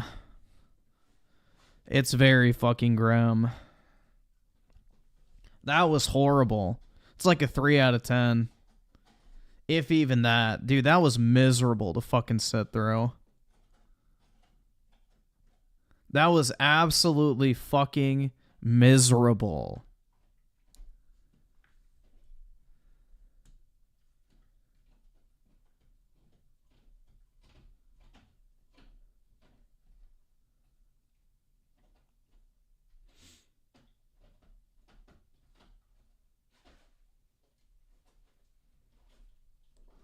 This is the game I'm looking forward to most. Dude, Hellblade 2 is not even a fucking game. Oh, poor child. Poor child. Ugh, man. Alright, so I solid with the 5. Maybe it's because I'm on Resident Evil 4 VR, but Avowed and Jones look like... Yeah, no, they do look like VR games. That's a really good point. Because especially with how, like, brain dead the AI is in Avowed, to where they don't even attack you until you engage with them, that screams VR game. So, 100%, man. 100%. No, I definitely get where you're coming from on that. 04 Alphatron with the 2. Oh, look, a walking sim. Let me grab my popcorn. Yep, pretty much. That's all we got here, man. I don't know. The state of modern gaming is grim. That's all I can say. Either subscribe, donate, 04 or get the Alphatron with fuck the out. 2. I need popcorn. Oh, wait, no. He sent it twice. Oh, no. He said, I need popcorn because this game you don't play.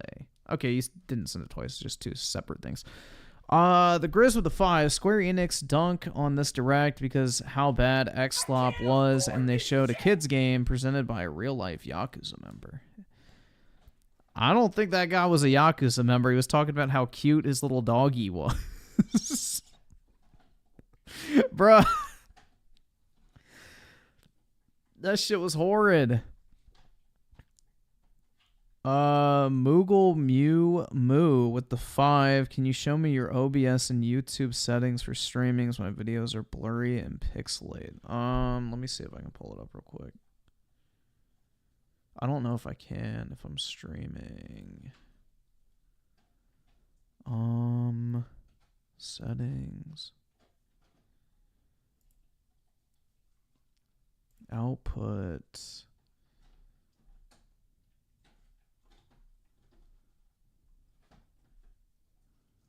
Here you go. That's the settings. I'll just leave that up if you want to like screenshot it or something. Daryl's on with the 2, so Anubis is black like me, just like Egypt, bro. It's all black. Everywhere. Everything. Lugia with the 5. Why is Xbox still pushing Square Enix games? The Japanese does not like Xbox. Low Xbox sales. Yeah, that whatever Mana game is going to sell like 10,000 copies on Xbox. But, you know. Gaming. I mean, even when Square Enix does put their games on Xbox, they just don't sell. Like, I've always bought the Final Fantasy games that come out on Xbox, but I'm one of the very few. Like, Final Fantasy 15 sold like 7-1 on PlayStation versus Xbox. So, Lugia with the 5. Ever since the release of the latest Indiana Jones movie, people have lost interest of playing the game. Legacy matters. Well, as soon as they said we're trying to blur the lines between a movie and a video game, I'm done. Because it's going to be a walking sim, bro. You're going to have like 3 enemy encounters every 15 to 20 minutes, and it's going to be walking in a straight line or fucking, you know, solving puzzles that are optional. You guys heard that, right? The optional puzzles.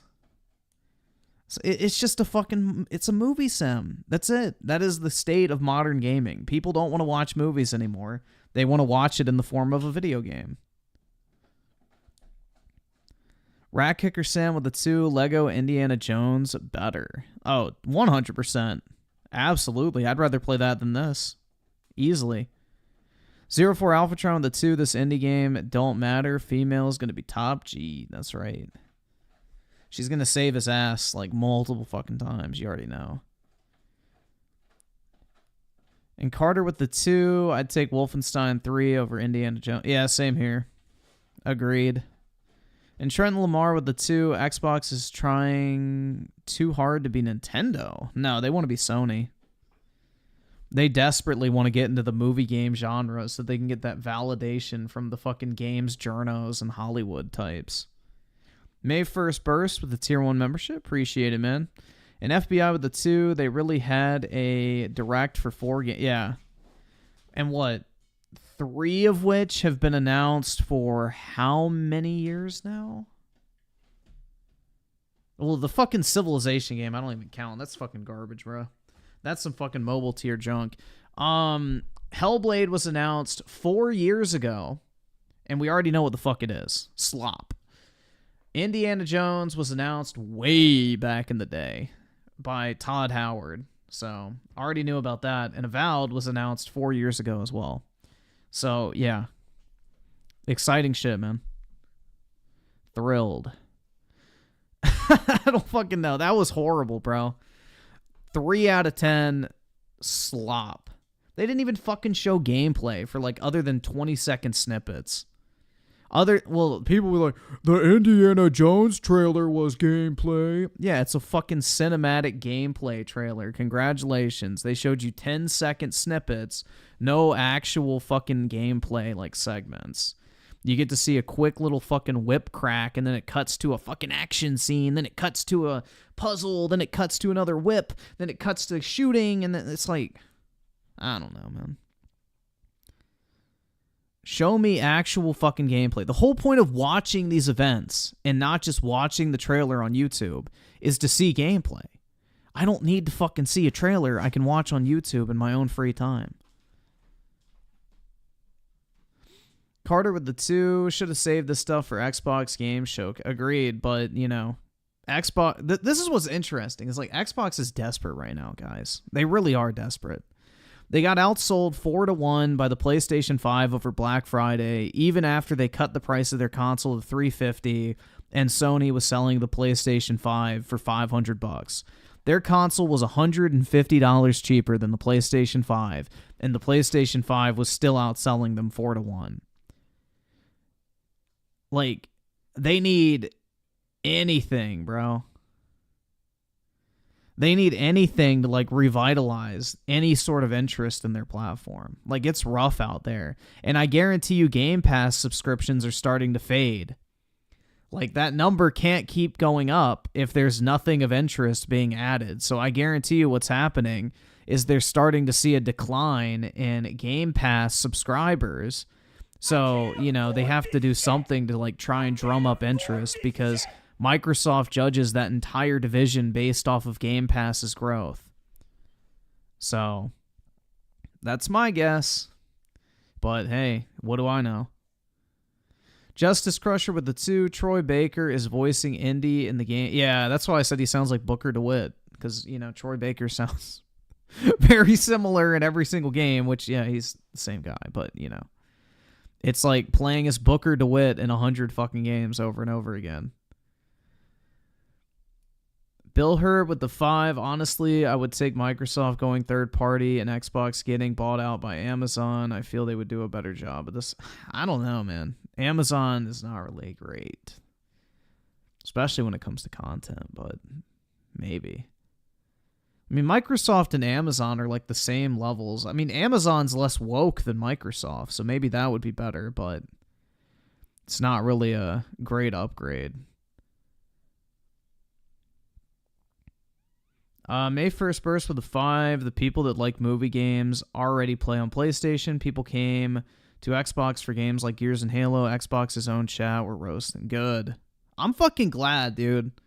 There needs to be fucking, there needs to be more pushback against these fucking movie slop titles. Like, why the fuck have we not gotten a Marcus Phoenix collection, bro? People have been asking for that shit since 2015. Do you know how easy it is to put 3 fucking games in a bundle and say, here you go? But no. They'll give us fucking Disney Star Wars Gears of War edition. They'll give us fucking Hellblade 2 Senua's Walking Simulator. They'll give us Indiana Jones the movie, actually game, we mean movie. And then Avowed looks like a fucking VR title. Like, dude, it's just... I don't fucking know, man. I don't understand. Either subscribe, donate, how or you get can the fuck watch out. a 50-minute presentation, basically, and maybe 10% of that is actual gameplay, and the rest is, like, office tours. Microsoft is just so out of touch with what people fucking want. They're like the fucking, you know, weird uncle that tries to talk to their 13-year-old niece about TikTok. So you on that app shaking your ass or some shit? It's like, bro, it's just weird. It just gives you the vibe of like, this person has no fucking idea what they're talking about, and please just shut the fuck up. Very specific analogy. I mean, that's like the best example of hello fellow kids I could think of. Because let's face it, nobody over the age of 40 is using TikTok other than like weirdos. But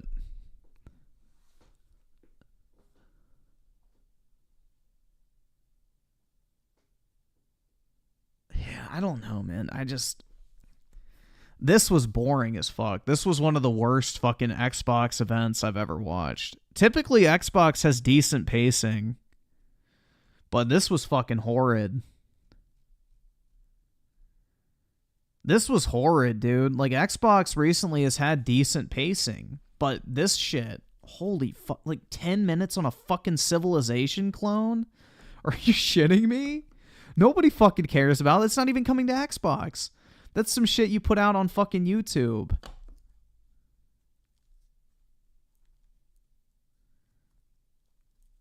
Bro,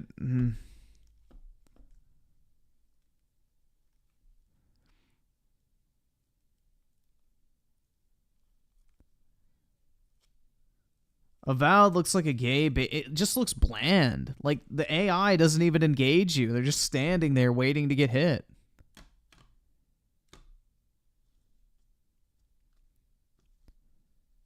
I hope Obsidian's storytelling carries Avowed. It didn't do a good job for fucking Outer Worlds, so don't hold your breath.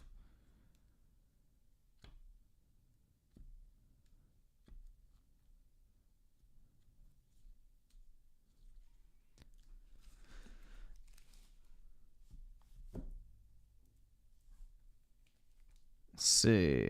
Daikaiju pictures with the 2, just give Xbox to Apple. I think Apple would probably do a better job, honestly. They would definitely do a UI rebrand and everything like that, and the features would actually work better.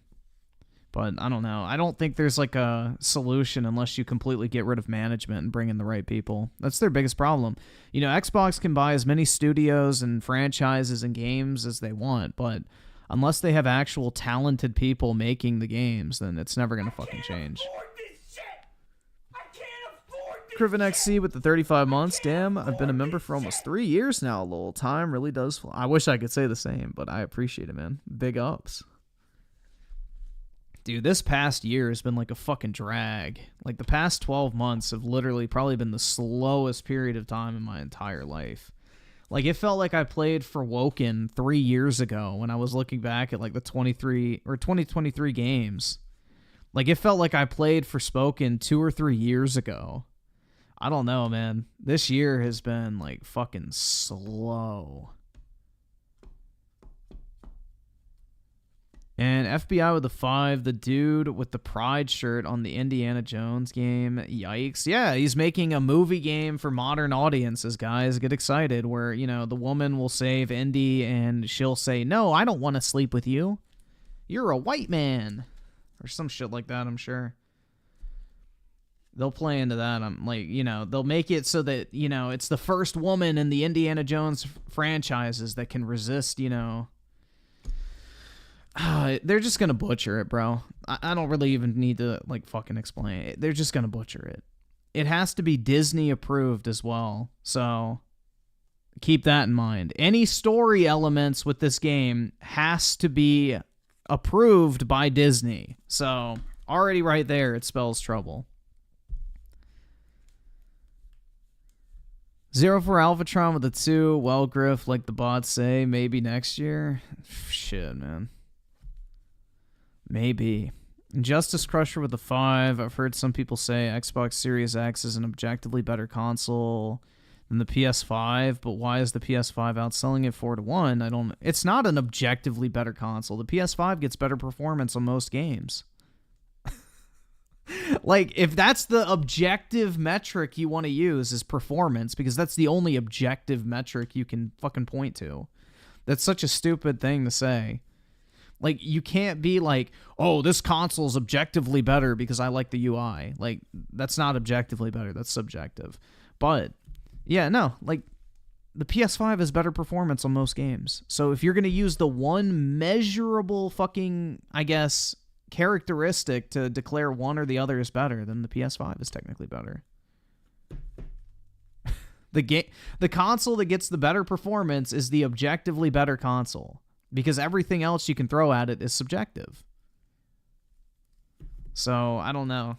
But then again, fanboys are fucking retarded, which is not shocking.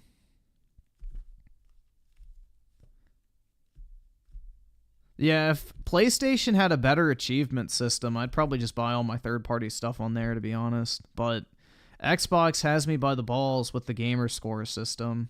Aside from that, I probably wouldn't use Xbox anymore. I'd probably just switch over to PlayStation. Because I actually like the DualSense controller this time around. It's not shitty like the PS4 one. So, if Xbox actually had like a similar achievement system to PlayStation, then, you know, I would just switch over from Xbox to PlayStation. But, oh well. I'm stuck. The gamer score has me by the balls. That's it. And they're overhauling the achievement system on Xbox, so if they ruin it, I'm out. I'm out at that point. Yeah, they're doing an overhaul to the achievement system on Xbox like sometime this year. But yeah, if they fuck it up, I'm out. I have no reason to stick around at that point.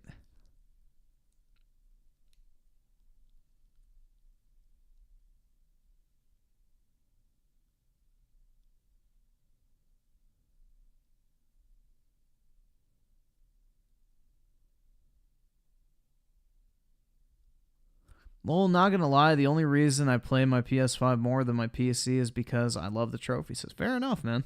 Yeah, some people like trophy. I just don't like the whole level thing, because it's like, okay, well, does this gold trophy get me 15% of a level? Does it get me 5% of a level? Does it get me 8%? Like, there's no actual, like, I guess, measurable metric that you're getting with every trophy you unlock. I like gamer score because it's like, oh, that's worth 20 gamer score. I'm going to prioritize that achievement over the one that gives me 10. You know, things like that.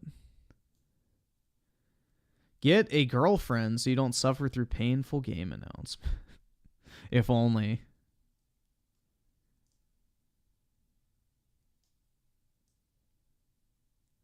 Yeah, I don't blame you for not giving a fuck about gamer score. I just like it, personally. It's like a... I don't know. It's just kind of like a, if it clicks kind of thing. But I just enjoy going for gamer score. It adds like a different dynamic than just sitting through a slop game.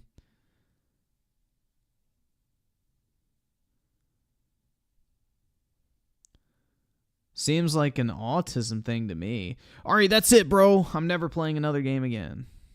I don't have autism. Taps into Griffin's OCD? Not really. It's more so I like to watch things progress. Like, you know, it's satisfying when you play a game like Stardew Valley and you watch your fucking money tick up over time. Or you watch your bank account tick up over time in real life. You know, it's kind of like that same sensation. As you're playing a game, you get 50 gamer score. You're like, ooh, yeah, now I have like 350. And then you get another achievement. And now you're like, oh, 380. Like, you feel like an actual sense of progression. It's not just like, oh, I put 40 hours into this game and now it's over. Like, whenever you pull up your, like, I guess, profile, you can see, like, oh, I got 800 achievement score in this fucking game, you know. It's like, it feels like you've accomplished something, I guess. I don't know. It's like a piece of feedback you get in a sense. Like, it's more than just like, oh, yeah, I beat that game. It's like actual, like, you know, proof, I guess. Ugh. Which is kind of fucking gay, but yeah.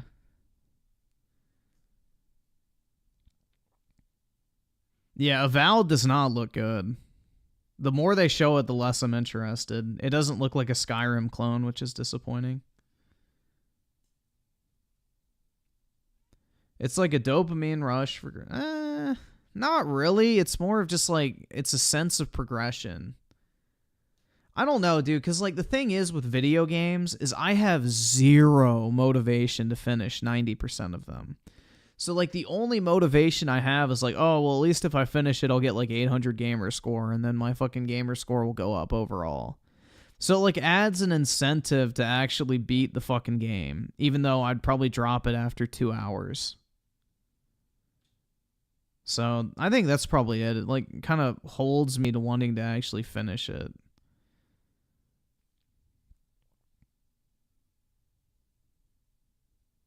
But, yeah.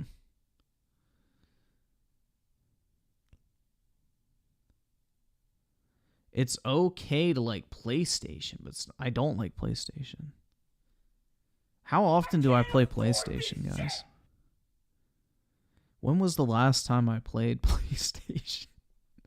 When I played God of War 3, the last good PlayStation exclusive? I play PlayStation all the time, right, guys?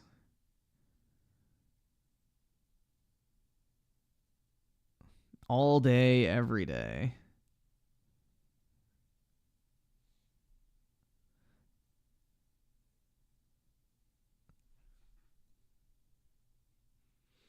So, Juan with the 1, of course. You're broke! You're fucking poor! And iSolid with the 5. We'll check it out, man. Timothy Marco with the 2. Something good coming out is Dragon's Dogma 2. I hope it's good, but, you know. Although Capcom is pretty consistent. So even Exoprimal I liked. So I have faith. I'll have some hopium. I'll give them a little bit of my last remaining hopium for the video game industry. Alright, let me pull up these tweets. So, here, I'm going to put this over here just in case. You never know with Twitter.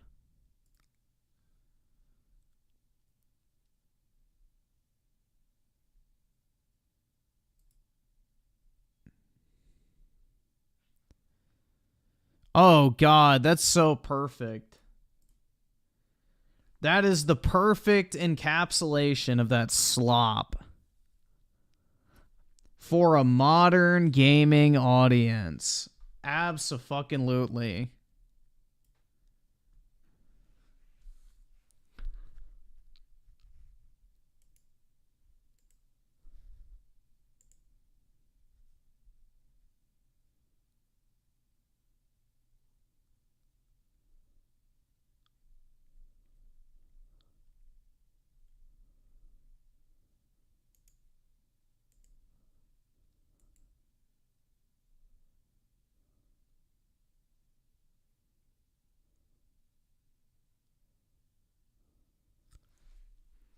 Alright. So I'll play the music in the background, as requested.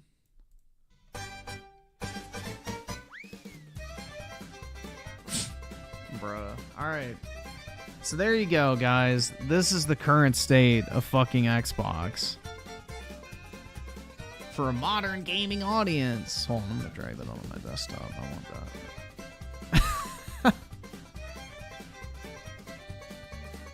Jesus Christ, man.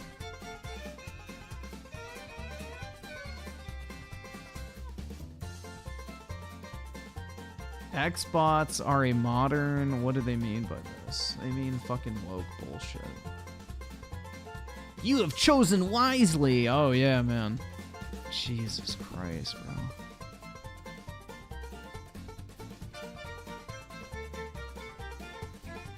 Oh my God, bro. These are grown-ass men. Colt's already ready with the propaganda. Look at this shit. He had to, like, color it in with Microsoft Paint. Bruh. He was so rushed to crank this slop out that he just, you know, Microsoft painted his fucking chin. Stiff, static, hollow, and lacks impact. Yep. Looks horrible, man. And special attacks. This game looks like a VR title. It feels quick and snappy when dealing damage to enemies at mid-range. Using the Tanglefoot ability, you can stop enemies in their tracks, giving you the opportunity to focus on weaker or tougher combatants in an intentional and controlled manner. Some units are extremely defensive, some are brutishly difficult, and others you must make sure you prioritize or their healing capabilities will put you in a tough spot. We provide customizable loadouts that can be quickly switched during combat. That means you can play however you want. Equip a sword and shield. I don't want to play it. And charge into battle. Dual-wield pistols and control the encounter mid-range. Or even dual-wield wands to feel like a gunslinging mage. You could use your enchanted wand to freeze enemies, and then use your offhand weapon's power attack to shatter them.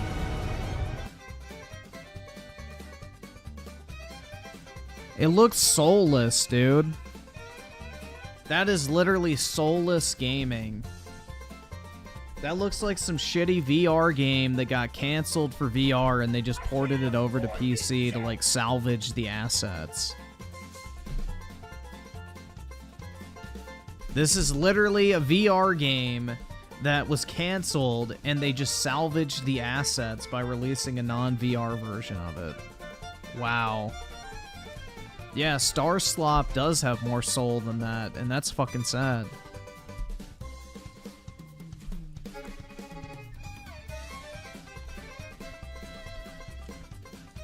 I'm looking forward to it, but it does lack impact and soul. But bro, don't look forward to that.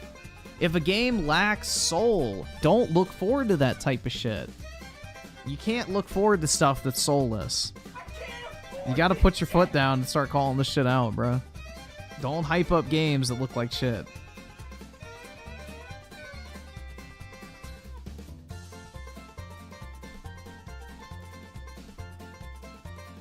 Griffin sounds like a Redditor. That's right, I'm evolving. Hold on, let me pull up that fucking disgusting creature again. I just want to make sure I have this. I'll save it once I'm off stream, but I just want to make sure that is preserved. That is the perfect fucking screenshot.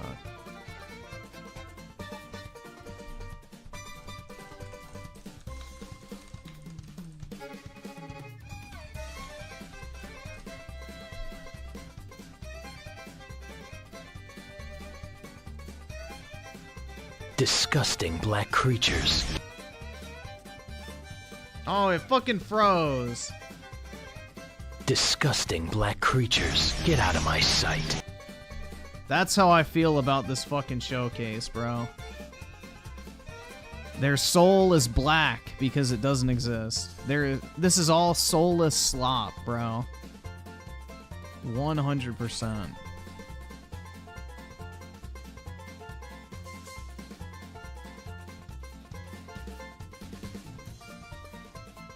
Disgusting black creatures. Get out of my sight. Shadow the Hedgehog. Disgusting black creatures. Get out of my sight.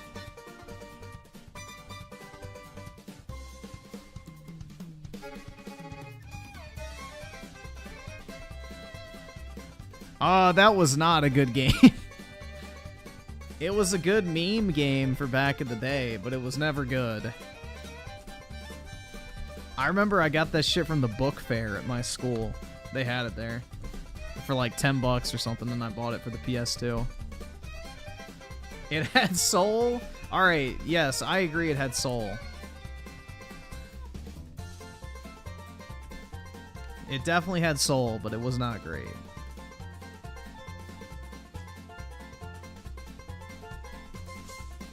Book fair shadow? Yeah, dude, it was wild. My book fairs used to have video games. My school, I'm pretty sure, just like clicked the thing to have everything like delivered or whatever. So we got like toys, video games, fucking comic books, regular books, like pens and pencils and like all that type of shit. It was awesome. The book fair used to be fire, bro. And, like, your parents would give you money to go buy books, and you'd buy all the other shit instead. But, yeah.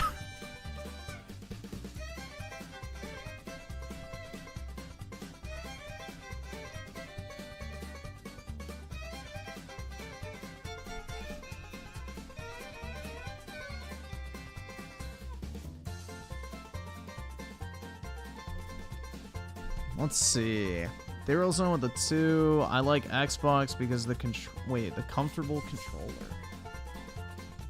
Yeah, Xbox definitely has the better controller, but I think PlayStation's is pretty good this time. Oh fuck, I turned on the controller. Wrong controller. Alright, Apollo, leave me alone, bro. I'm not in the mood for your bullshit right now. I just had to sit through 50 minutes of hell.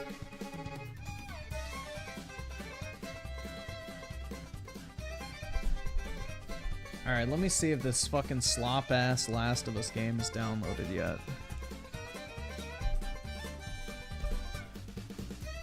Oh, I have to buy the expansion, too.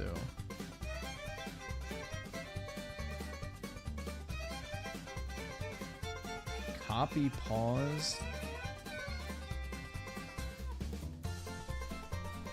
Oh, there's the upgrade. Alright, let me buy this real quick.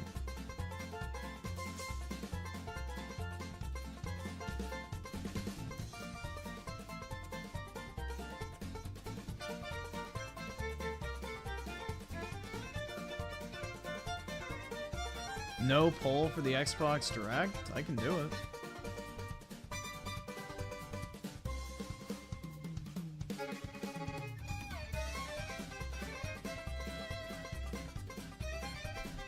I love how PlayStation lets you select which part of the game you want to download. That's so fucking smart, dude. Bro, like, that is a feature that I actually really like. I just selected which part of the game I wanted to download, which is the new part, not the fucking campaign.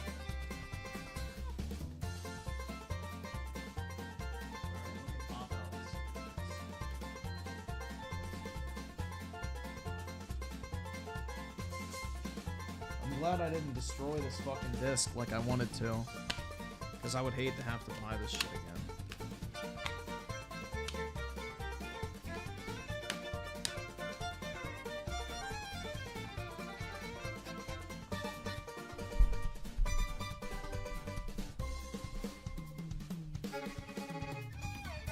Alright, that shit's gonna take a while.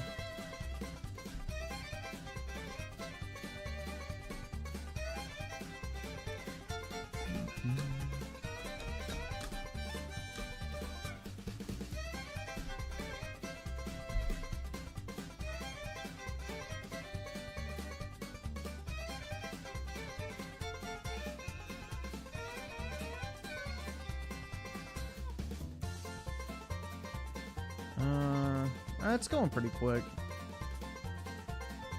Alright, let's see. I guess we can watch some reaction videos to the fucking Direct while we wait.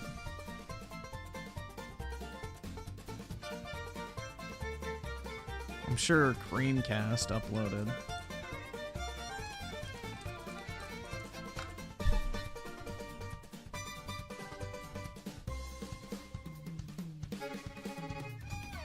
Not bad, and he has a face of disgust. What the hell?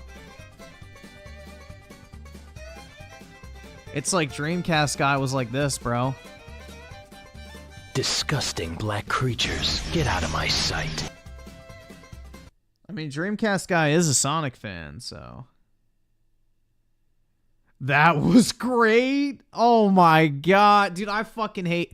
Dude, I hate fucking gaming YouTubers, bro. Do I need to go on this rant again? I absolutely fucking hate gaming YouTubers. Anyone who says that's great is a fucking liar. That shit was horrible. Even if you're interested in all those fucking games, that presentation was fucking shit. Fuck off. What's up, gamers? Dreamcast Guy here, talking today about the Xbox Developer Direct because I just finished watching it. This was roughly 1 hour of major upcoming Microsoft stuff, including... It was garbage. Gameplay, release dates, dev talk, I'll put combat. a poll up. I mean, it was a huge exploration of the next 12 months coming to Xbox Game Pass, and it was pretty good. I mean, I gotta... Oh, my, yeah, if Dreamcast guy likes it, you know it was bad. Admit, going into this, I expected it to be entertaining. I was very excited for Avowed and Hellblade, but all 5 of the games they showed were pretty impressive. Even... Bruh. Alright, so for this poll, the 9 and 10 out of 10 options are not there because you're lying if you pick those. There you go. Even if I do have some gripes with this presentation overall, let's talk about that. Hi, hope you're having a great day. If you could like this video and subscribe if you haven't already. Now, I'm going to be very negative during certain portions of this video as I'm going to be negative during all of mine. Bro, unless The Last of Us really pisses me off, I think I'm going to make this video tomorrow.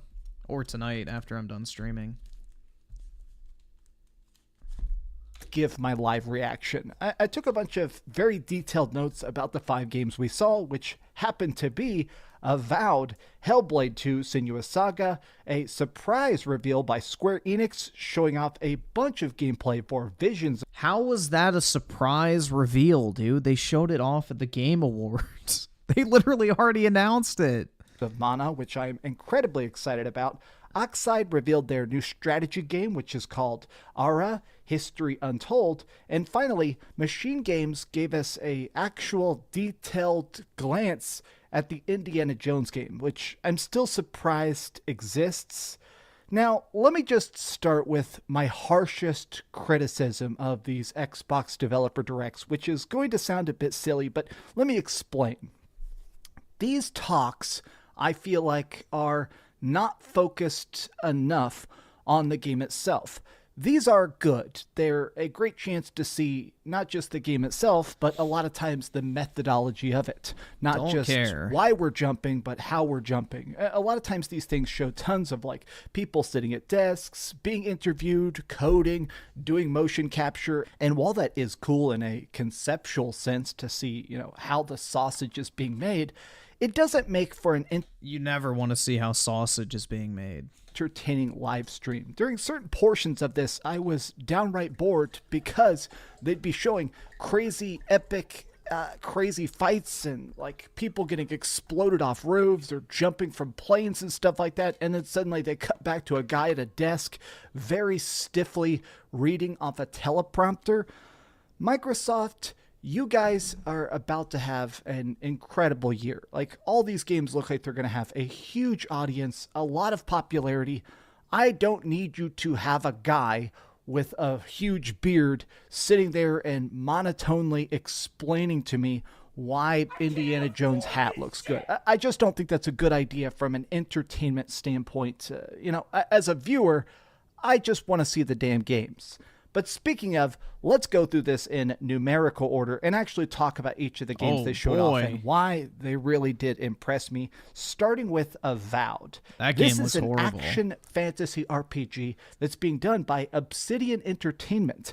These people know RPGs. They are people that did Fallout New Vegas. They've done a lot of subscribe, stuff that's donate, very or get well the known, fuck very out. well loved. They did a lot of stuff that's really well known and really well loved. Literally can only name one game. Bruh.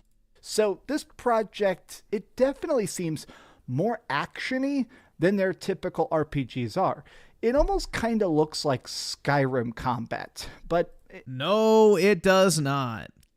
Believe it or not, guys, Skyrim combat looks more fun than this. In a much more updated sense. I actually really liked the way that the fighting looked. They have this quick swap system where you can switch between magic, ranged, and melee, having these loadouts. So you can make a different style of like, all right, I want to have pistols or double wands or a huge two-hander. And in the middle of a fight, you can switch between them instantaneously. Watching that actually happen in these fights to me just looked like the next evolution of classic Elder Scrolls. It's something where you're fighting cool monsters and in very beautiful, very colorful vistas. They've said there's going to be different biomes like snowy areas and volcanoes and stuff like that. And so all of that looks good. I think the combat, though, it's cool to just be swapping between ranged and melee depending on the kind of enemy. Avowed looks incredibly freaking fun. It's switching between ranged and melee. Oh my god, man. What an innovative idea. I've never seen that done before in a video game. Not coming out for a bit. They just have a vague fall 2024 release date. But, I mean, right off the bat, that's probably my game of the show. I mean, the other stuff looks good too, but Avowed, that is exactly what I want in a game. Now, next up, they showed off Hellblade 2 Senua's Saga. Now, this reveal, this gameplay was great, but the more the developers talked about it, the less excited I got. Mostly because this seems like it's going to be a very tiny experience. They said that this is going to be a short narrative title. It's going to be something that's going to be roughly the length of the first game, which, remember, was only about 7 hours long. Now, that isn't necessarily... That shit was like 4 to 5 hours, and it was horrible. An issue if you're trying to tell a very concise... And the only reason that game was so long is the obnoxious fucking puzzles. Tight story like the first game did. I mean, that's not a flaw, but as soon as... It just feels weird that in a dev talk being like, hey, this game is under 8 hours long, you know, that's a bit strange. I'm going to be playing this on Game Pass, so, I mean, I guess I'm kind of getting it for free anyways, but they're very clear that this is going to be very different from the first game. They said straight up, we have made an all-new combat system. We want everything to feel completely different from the first game. The graphics, I gotta say, are practically photorealistic. And now, if you didn't get a chance to play the first Hellblade, part of the gimmick of it, part of the interesting motif is the fact that, well, Senua is kind of crazy. She's got psychosis. She has visual and audio hallucinations. It's pretty sad that the fucking Last of Us 2 Remastered's new mode has more fucking gameplay than an entirely new game from fucking Microslop. Hears voices, fights demons, sees weird tricks of the light, and it's something that you guys really... remember when Microsoft used to make gameplay experiences like the Halo saga, Gears of War, Forza, that was actually good. You know, games like Mass Effect, BioShock was an exclusive for a while. They had a shit ton of partnerships with JRPG studios out of Japan. Yeah, I remember too. When you actually played the video games that you bought, instead of walking in a fucking straight line and solving brain-dead puzzles. Works, it makes the story, which is good, way more interesting to watch how her very skewed mind is processing very complicated data. They've said they're going even deeper into that. She's in Iceland now in the 10th century BC, and they said the whole idea behind this is that they really want this to have that interesting mix of historical realism for the time period mixed together with surreal mysticism, crazy magic, monsters that can't exist, fairy tales, all of that all mixed together. Hellblade 2 looks great. I'm really curious to play it. I feel like it's kind of the game that I'm going to beat in one sitting and just really spend a long time thinking about it. But that's coming out May 21st, which is shortly after my birthday, so I'm definitely going to review the heck out of that. Now, next up, I'm going to talk about this very briefly, but it was a very cool surprise. So they initially said there was only going to be 4 games today, all Microsoft exclusives. But suddenly they were like, hey, Square Enix is here, and they're talking about Visions of Mana. I've always very much enjoyed the Mana games. They started off being called Final Fantasy Adventure, and they spun off and became their own separate franchise, and they're very cool. They're like cutesy RPGs with hack and slash combat and very cool music and stuff like that. It's kind of wild to see Visions of Mana because it's just exactly like the old school games. A lot of the original creators have stepped in to help out either as like project leads or oversight. Oh my god, bro. This is almost as boring as the fucking presentation, dude. Jesus. Let's see. J Rose of the 2, watch the Destin console video. Maybe. We'll see how we're doing. And U Generation with the 5, react to... Let me see what this is. Character growth. Oh god. Alright, that's short. We can watch that. FBI with the 5 when I go to Africa. Disgusting black creatures. Get out of my sight. Yo, stop stealing my joke about IMKey. Thank you. Lord Pothead Investor with the 2. Why is he talking like that? Does he have a dick in there? Probably. And member... Wait, a new member... But message retracted and no name. That's odd. Who is it? Welcome to Tier 1. Message retracted. I have no idea. I don't even know who that is.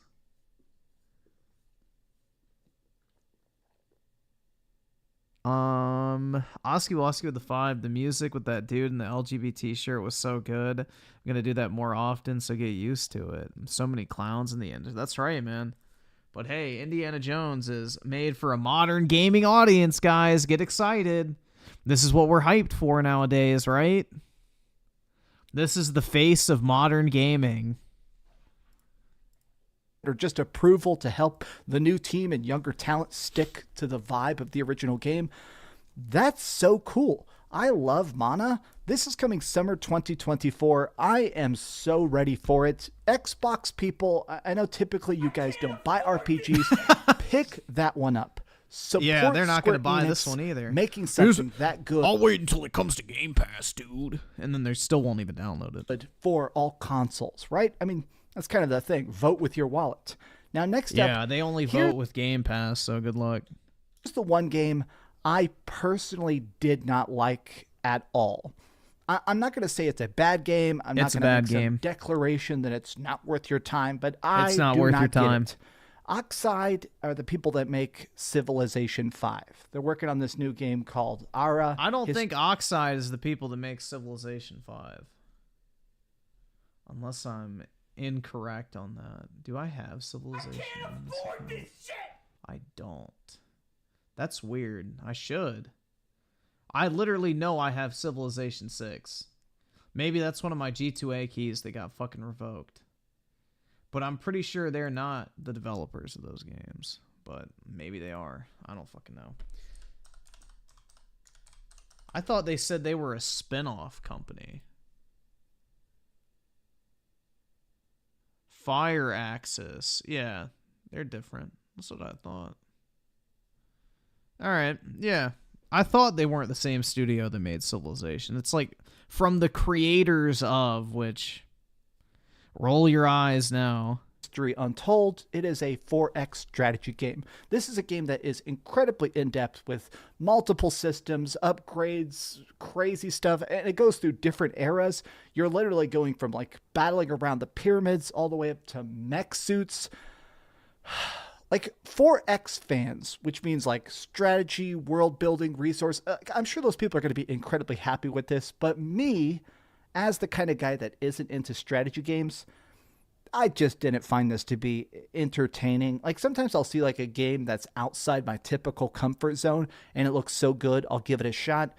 This to me, seriously not my cup of tea, but I'm sure the people that are into this are going to be incredibly happy. Now they ended off with Indiana Jones. Now, I'm not really an Indiana Jones fan. I'm not a hater either. I have watched all the movies once, and they're pretty entertaining, but, you know, I watched them last year for the first time. I'm not the kind of person that's been sitting here watching Indy's adventures or watching the old kids' TV show. You know, Indiana Jones seems like a great guy. I'm glad his fan base is there, but this game... Wow, dude, there's something the Dreamcast guy isn't a big fan of. I'm shocked.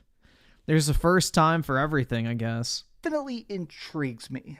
It is a first-person action game. So you're going to be using Indy's whip to go around in jungles, disarm people, beat some ass. There is gunplay, but it definitely they've been pretty clear this isn't a first-person shooter, even though you will be occasionally shooting in the first person. It's more about stealth and puzzle solving, but it still has those cool, almost Uncharted style set pieces, jumping from one plane to another plane as your vehicle explodes or trying to escape a pit of quicksand. This definitely seems very puzzle focused, and that's pretty cool. I think I'm still wanting to see more of this. I've already seen a lot of people making the comparison to something like freaking Pitch Black, Escape from Butcher Bay, you know, the old Chronicles of Riddick game. It's like a movie tie-in game that not only stands on its own, but is great on its own. This does have that vibe. This is by Machine Games. That's the people that have been making the new Wolfenstein games, and they're fantastic. Apparently, also Todd Howard is heavily involved somehow. That's not a good because thing. I guess, you know, Machine Games is part of Bethesda, but it's so weird, the idea of Todd Howard helping with an Indiana Jones game. This is the one I probably have my eye on the most. They're probably not going to talk about it for a couple months. They're probably going pretty radio silent because they're working on it, but this game could end up being incredibly freaking epic if done right. And Machine Games, they've got the track record to prove themselves. Overall, I'd probably give this entire Xbox Developer Direct an 8 out of 10. Holy it was a good time. shit. It was a good show. It was all around what it was supposed to be. Oh my god, bro. I fear for the state of the gaming industry, guys. Jesus Christ. I just wish they could find a way to talk a bit less or be more natural and off the cuff. A lot of these developers talk like they've never been filmed before in their life, very rigid, very scripted, very scared looking while talking about fun, exciting games. Give us more anecdotes. Give us more natural vibes. Give us more soul. Give us more life. But give us more soul. Meanwhile, you're hyping up a bunch of soulless slop. Yeah, no thank you. Bill Herb with the 5 Dreamcast guy sounded like he was trying to describe Uncharted, but has never played them, so he was struggling to think of examples of what Uncharted is. Yeah. I don't know, man. Shit's wild. And let's see. So I sided with the 5 Ragnarok DLC as well. Any game these days needs some mandatory mode like that, Bloody Palace and Devil May Cry. So yeah, I agree. It adds great replay value, especially if the game actually has fun combat. And even start with the 2, 5 years development, 5 hours to complete. That's right, man. The state of the modern gaming market, and it's not even a fucking gameplay experience. Gaming. 5 hours of cutscenes, baby. Let's go. The Lugia with the 2, does Dreamcast guy really like everything? Apparently not Indiana Jones, but yeah, pretty much anything that's semi-popular, he's a huge fan of, basically. And FBI with the 5, I can't wait for Indiana Jones to go to a pride parade during the 40s. Same here, man. And I can't wait for him to say bash the fash, you know. Love Trump's hate.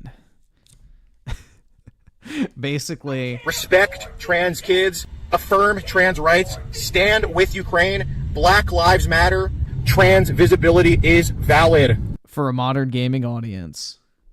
That's all you need to, this is literally all you need to fucking know right here. This game is doomed.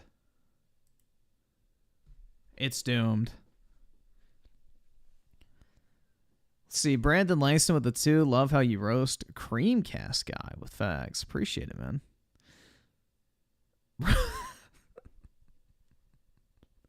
Oh, the state of the gaming industry is grim, guys. All right, let's listen to Schiller. Developer Direct done. Got a really good idea of the roadmap now for Xbox in 2024. Because overall, this was a great showcase. Like, I really did like everything that was shown here. Walking away. Bruh. All right, awesome. Thanks, nigga. All right. From a showcase and saying everything that's there I'm going to play and I like is exceedingly rare. So that is kudos to Xbox for showing good content here. So we had 5 in total to go through. We're gonna go through in order as we saw it during the showcase, beginning with Avowed. So let's get started with that. Avowed is a Maddie game. We already know this, right? I don't really need to go over it too much more than that. It has that open level exploration instead of open world. It's segmented into multiple regions, meaning to me that there's gonna be more meaningful character opportunities, more meaningful questing opportunities. Choice and consequence could be more prevalent in the game. And when you have that combined with some nice action RPG systems, you've won my heart already. Obsidian's never steered me wrong in the past. They've made some of my favorite games of all time, from KOTOR 2 to Fallout New Vegas to The Outer Worlds. I've adored all these games, and even the games that I doubted them on, maybe like Pentiment or even something like Grounded, they've continued to blow me away with the quality of their products. I will say this though, I was kind of surprised that the showing for Avowed felt more reserved, more not going into the thick of things like I was hoping for. I have a general idea of what Avowed... And still no release date. Party members with the 5, hate to say it, but most Sony games have more gameplay than Hell... Oh, no, 100%. But the thing is Hellblade was at one point a PlayStation exclusive. So the plot even thickens from that perspective. That game nearly put me to sleep in its peak game journo bait. Yeah, because it plays into their fucking mental health problems. You know, they're a bunch of 40-year-old losers living with roommates in San Francisco who are, you know, cat parents who can barely afford their Uber Eats bill. Yeah, no, it's a miserable existence to be a games journalist, so they probably can relate to a mentally ill fucking Viking. Bro, it's just so fucking retarded. That game is horrible. Absolutely fucking horrible. Hellblade is everything wrong with modern video games. And I will stand on that shit. Infamous Fool with the 5. This is important, Griffin. What is this? Oh my god. Hold on. I'll pull it up. Jesus Christ. Street Fighter Premium Series Chun-Li Powerlifting Alpha Classic Version 1/4 scale statue up for pre-order. Oh my god. I can't afford this. Bro. I can't afford this Jesus Christ. Dude, it's got the perfect cutout right there. They knew what they were doing, guys. They knew what they were doing. Oh my god. Just make sure you grease it up so the paint doesn't rub off. Bruh. Holy shit. That's fucking crazy, man. About is, but I didn't walk away from this show and feel like I learned anything more. I went, okay, $650. We saw a bit of the dialogue system, but I didn't get to see, like, are there skill checks in the game? How are we doing character progression in this game? What happens when I level up? They claimed in the Xbox Wire post that this would be a deep dive, but to me, Avowed's presentation was more along the lines of something surface level. It didn't look bad. It looks exactly like a type of game that I'm going to love, but I wanted to learn more about it, more story, more characters, and I connected with that part of myself more when, as I was watching the presentation, I felt myself lean forward slightly, get into it more when they started showing off the world spaces and getting into the things you're going to explore, what you're going to find, getting to the heart of that. I wanted to see more of that. I didn't feel like we got it. We did get a good look at the combats in Avowed. This is hilarious because it's coming from a guy who enjoys Bethesda Game Studios games, but the melee combat was not feeling it. The wand combat, though, you can tell that's what they spent the most time on. That looks sick. I'm all about that. The interactivity, I think, is going to feel really good. Freezing an enemy with, like, your wand and then stabbing them. It reminds me a lot of Skyrim when they introduced that dual-wielding system. It was so revolutionary at the time. So this feels like they're taking a lot of that and evolving it in ways that you would have expected years ago, probably, if the Elder Scrolls 6 came within a window that we had hoped for. So if you look at it through that window, I think Avowed is going to deliver for many people. I don't know what the general scuttlebutt is online. Like, I watched it in my own little vacuum, developed my own thoughts here, and I'm just going to go ahead and fire them away for all of you. But yeah, I personally liked what I saw. I thought the world space looked good. I thought the combat felt a little lacking. And overall, I wanted to see more of that choice and consequence play out. And I wasn't necessarily encouraged when I saw, like, iconography inside the dialogue system. Like, I wanted to see skills, that sort of thing. And maybe that's there, but again, it goes back to what I said, where it was enough for me to go, okay, I know I'm gonna like this thing. I know I'm definitely gonna play this thing, but I want to get into the weeds of it, think a bit more, and understand the game better, which I felt like this was the opportunity to do so, and I didn't feel like they really took full advantage of it. Coming out in fall. But this was great, dude, right? This was great. You're disappointed by what they showed, but it was great. I loved it. Consume. Not Naya with the 2. I missed the direct and glad I did because of school. Yeah, this was horrible. I'm glad I didn't bother taking off work to watch this shit. I'm glad my meeting ran late. So, yeah. I was going to try to stream it, but my meeting actually at 2 from like 2 to 2:45 ran over. So, yeah. I was like, oh no. But, yeah. That's the reason why the thumbnail says live at the top. Oski Woski with the 2 just asking for a friend, but where can I buy it? Follow the link in that tweet. It should take you to the website. Bro, that shit's wild. Bro, DSP in the past would want that. Bill Herb with the 5. No, Griffin. Indiana Jones is not Doom. That's a different game, silly. Fair confusion, as both id Software and Machine Games are Bethesda-owned studios. That's right, bro. Not every game needs to have gameplay. It's 2024, guys. Come on, get over yourselves. 2024, this is generally what I was expecting that Avowed would be deeper in the year, because what we saw last year was apparently from a pre-alpha build. That's really early in development, so I felt like out of everything we were seeing in this showcase, this would need the most time. So I imagine, like a lot of games here that just had windows, we'll get things Oops. Shit. Firmed up at the Xbox. What the fuck? Showcase in the summer. After this, the next game we saw was Hellblade 2. Hellblade 2 is a game that I feel like I've seen enough on, especially after this. I feel like it's not a game. Enough on, and thank goodness it is coming out very soon. May 21st, 2024. The rumors were correct. The leaks were correct. This game is coming out very soon. In fact, out of everything that we saw at the showcase, Hellblade 2 is the closest you're going to get, which was a little surprising to me. One thing that we had heard from Xbox was you were going to have your Q1, Q2, Q3, Q4 games, and I feel like we got everything except Q1. So I don't know what exactly is happening in Q1 yet. And the surprise game, which we'll talk about next, wasn't any of the surprise games I think any of us were predicting. But nonetheless, we get Avowed here. It wasn't a surprise. Really dude, they announced that Mana game at the Game Awards. How was that a fucking surprise? It was already announced a month ago. I had my whole speaker system going here, so hearing the audio coming out of both sides when people were like whispering things in the set was just the audio design is impeccable here as it was in the first game. It seems like a very faithful sequel. They talked about right in the opening section of how it's a shorter narrative-led game, and I think definitely that's what people are looking for nowadays. In my opinion, there's just so many. No, it's not. It's what fucking journos are looking for. Hellblade sold like shit. If that's what people were looking for, the game would have been a success. Open world time sinks in gaming, and if Hellblade 2 is in this pocket of like 20 hours or less, beautiful, 10 hours, I think people are going to eat that up. I think that's what more people want. I did want to learn more mechanically about the combat. It looks really good. It looks very tense. They said they want to make it feel like you're barely scraped by. Dude, so that's not combat. That's a fucking cutscene. They're going to add. They said they didn't want Senua to feel like a superhero. So Oh I don't know my if that's them saying, god, like, hey, we're not going to add, like, she's going to find like you're literally just spamming fucking square again or whatever. materials on the ground, these different pieces of equipment, and she's gonna make a warhammer, and so she's gonna have like 8 weapons she's pulling out. I wasn't expecting that, but given that when I think of Ninja Theory, the game that comes to mind for me is the very shunned DMC game they made that I think is awesome, especially the combat in that game rules. So I was hoping to see if they were gonna pull some mechanics maybe from that tool bag. We'll see. Nonetheless, though, it looks visceral, it looks hefty, it looks human, and I think there is a place for that, especially with the story that they're trying to tell here, which looks fantastic. If I were to draw a comparison to an existing game, I was talking a lot about this after the show, I would say that it is definitely reminding me of how I felt about A Plague Tale. I look at it, I see quality, I know quality, I'm like, yeah, this is gonna be a good time. I don't know why. There was a little bit of sandbagging around this game before it even had a chance to truly, fully show itself in this manner. Like we saw little snippets here and there, but there was a lot of people like going at this game, but I don't see how you can deny the quality you see on screen. Now, it just may not be your speed, but I think what Ninja Theory is working on looks spectacular, and out of everything we saw, it is the closest around the corner. So then we get this 5th surprise game added to the showcase, which was rumored. Insider Gaming said it was going to be something not major, so predictions were going around. You might have saw my video yesterday, talked about things like maybe Towerborn. Like I would say that's a more major kind of thing, but like maybe they don't consider it major. It's hard to gauge what people think is major and minor, right? So I was thinking like maybe it would be a smaller ID at Xbox game. No, it's Square Enix, and this is definitely some next level, work by Xbox to try to secure some partnerships, it seems, because we saw them renew their vows. Yeah, they got a C-tier Square Enix title to come to Xbox day one. Gaming. Whoa. On the stage together for Final Fantasy XIV and hopefully like 7 Remake and any other Square Enix game making their way to the Xbox platform. This shows that developer directs can now open up to more third-party showings for particular games. There was no like Game Pass announcement. There wasn't any sort of reveals of exclusivity of any kind for Visions of Mana. Just like, hey, this is the first time this game is coming to our platform and we're going to celebrate it here. So we got to look at the art style, which I think looks incredible. It's coming summer 2024. We got, of course, a look at the creature design, which they really went in on. They spent time talking about the music, 100-song soundtrack, which based on what I heard in the actual developer direct, I went, yo, at the 100 songs that maybe if they're at that quality, we're going to be feasting. And the combat looked really good. Like, yeah, it's a Square Enix game. They always have a lot of music. That and juggles and spells, as well as air dodges and cinematic flair for like one of the finishers they had. It looks really good. It's coming summer 2024, and I was happy to see Xbox get more JRPG representation on like their big stage here. I think it's really important they continue to fortify that. Although again, it opens the door now to more and more third-party stuff creeping into developer directs in a way that could be a slippery slope, like a state of play, where it's like, hey, we're doing a dedicated state of play for like Suicide Squad, and it's like isn't a PlayStation game entirely. Like we're doing this marketing deal with them. So I wonder if that's how Xbox is going to explore the developer direct moving forward. So it does open up some question marks since everything we've seen up to this point was first party or exclusive or attached to the platform in a meaningful way, some way, somehow. So maybe there's more to it than meets the eye. But nonetheless, Visions of Mana looked really good, and I will be there no matter what. So yeah, at this point in the show, I'm like, okay, I'm digging what they're showing here, but like I have yet to really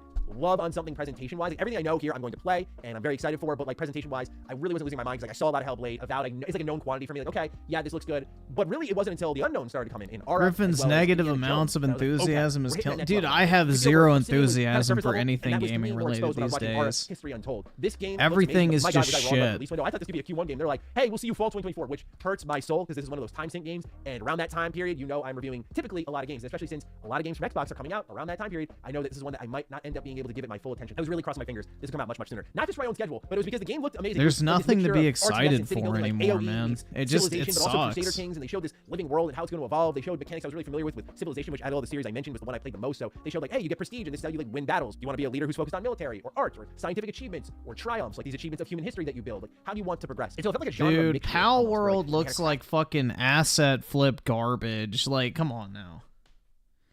That game does not look fun. It looks like a gimmicky little thing you'll play for 30 minutes, maybe a few hours, and you'll never want to touch again. System that was based within cities itself, and they also had this simultaneous turn system, which I think is going to be it's like a fucking meme game. I prefer to just do single player stuff. Like I just enjoyed the builds and the like. I'm going to do this sort of campaign. It's like I'm going to do an art win here, or in this case, like art prestige. I don't know what they're going to call it, but yeah, like I like that for the multiplayer dudes out there and dudettes. Like you're going to get a nice simultaneous turn system to minimize downtime. So it's not like okay, I did my turn, and here's my phone. Gonzo with the 10, modern day yet again. It don't have to be a woman to be a woman. Oh, hold on. Let's pull it up. There we go. You don't have to be a woman to be a woman. Don't have to be in shape to be attractive. Don't have to have gameplay to be a game. Haven't used either of my consoles since Spider-Mid 2. Yeah, bruh. The current state of the gaming industry is rough nowadays, man. I mean, these are the people making games, so is it any surprise? You know, Indiana Jones for a modern gaming audience. I mean, it's just, like, perfect. That is the perfect. They could not have had a better fucking face say the line for a modern gaming audience than this. This is the person making games for the modern gaming audience. It's perfect. Literally perfect. and yeah, I'm gonna go on this now. Like, it keeps you engaged in the game. And I think that's really important. They mentioned like an insider program that was really helpful to them in building out this game, and they said they're gonna keep that alive as they support it more after launch. So it seems like they have bigger plans for the game. I know for a lot of people that's like, oh boy, no, I don't want more live service games. But this one I think looks really like a high quality game where I'm scared of the time I'm going to sink in the game. I will be honest with you all.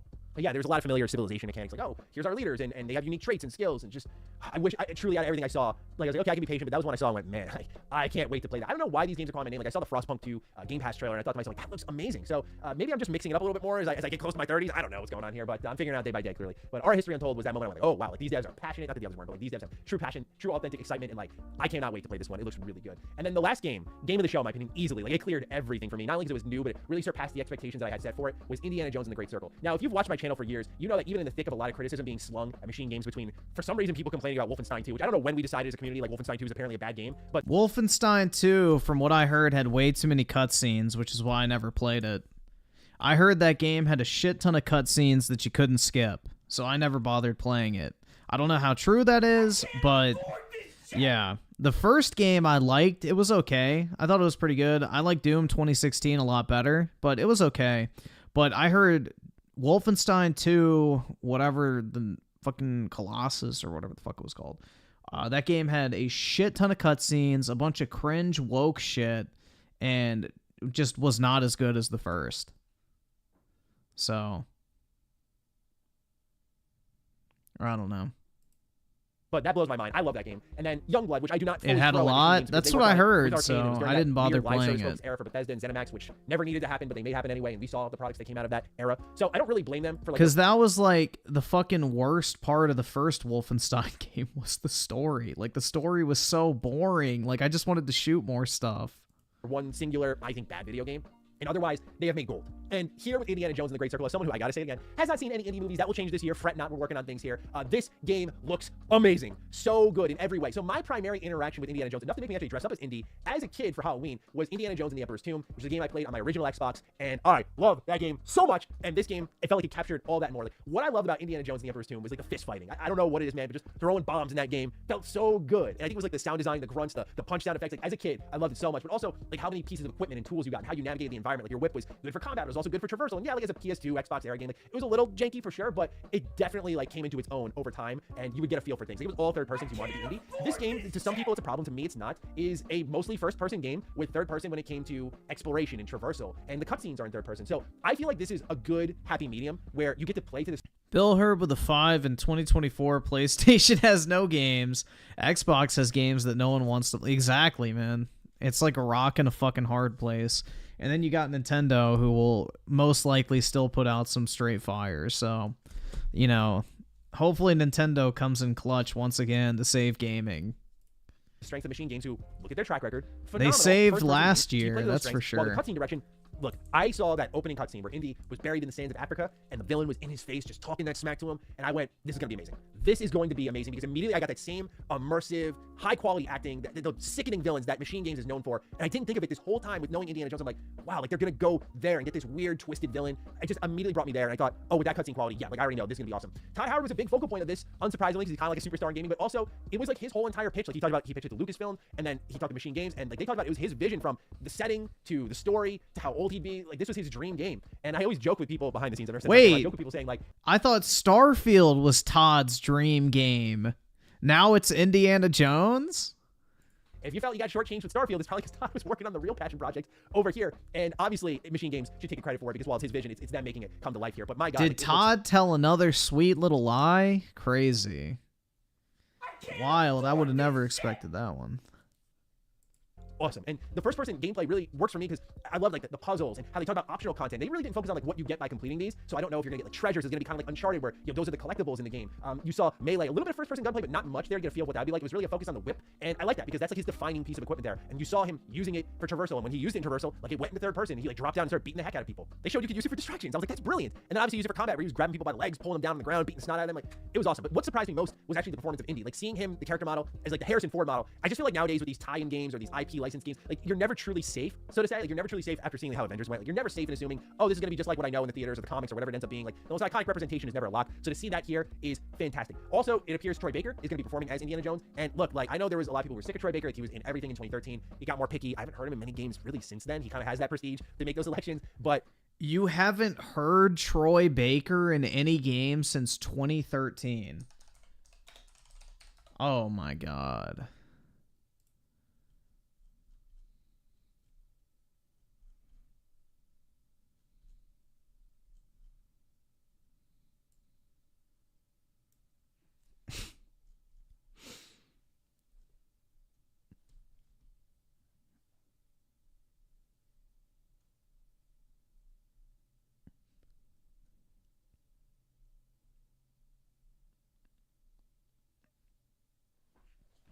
All right, awesome. Thanks, nigga. All right.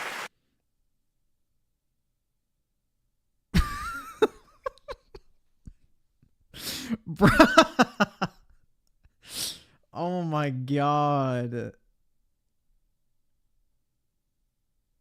Are you fucking shitting? I haven't heard him in anything since 2013. Oh my god. Maybe if you're deaf. Man, like his performance as Indy so far sounds so good, so true to character from what I know. I have to admit, I'm not the movie expert. Maybe people already know this about me. I specialize in games, but just, yeah, like I thought his performance was fantastic from what I saw so far, which is a real strength of Machine Games. And speaking of performances and characters, Locke had told me, because he loves the Indiana Jones movies, he told me that they brought back Marcus, who was this character that Indy was interacting with in one of the cutscenes that we saw in the gameplay trailer. And I thought that was a pretty special deal because I know he was like in the first few movies, and obviously because the actor had passed away, was not in the last two. So this was kind of like a really special moment for I think Indiana Jones movie fans, because this also takes place, according to Machine Games, takes place between Lost Ark and Crusade. So I thought that this was just again a really big moment for Indy fans. And I knew for me as someone who, I have my own type of love for Indy, and I have to learn more about the IP to get that true, more intimate appreciation. But if I was excited, I could only imagine how like diehard Indy fans felt. So yeah, overall like a great showing from Xbox from top to bottom. I have to say that the back half to me was way more exciting than the front half, but I think it's because the front half was stuff I've either seen a lot of or I already knew kind of how I felt about it, or in the case of Avowed, I did want to see more from that. If I were to say highlight of the show, it was definitely Indy. It was that genuine, like, this is going to be awesome. I cannot wait. You tell me the date, I will be there no matter what. So yeah, that's how I felt about the Developer Direct. Really good time, really good games, and yeah, looking forward to seeing your thoughts down below. So fire away with that. Take excellent care of yourself, and I'll see you in the next video. Look. Dude, I need to put that grapefruit sound effect on the fucking soundboard. I need to put the grapefruit sound effect on the soundboard. Character. I need to see if I can find that again. Alright, we'll watch this. Character growth. I'll check on the fucking the slop of us once that's done. Hold on, let me see if I can find this.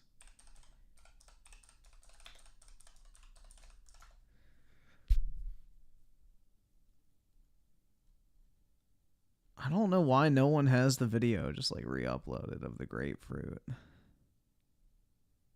Is this it? Wait, I think this is it. So what you're gonna do is just suck his dick, just like you said you were gonna do. How about the settlement problem? Another settlement. Oh fuck, man! They didn't have the actual clip. It's some fucking stupid Fallout meme. 1 hour of silence randomly broken by the grapefruit technique. Hold on, this might have it. What time is there for the timestamp?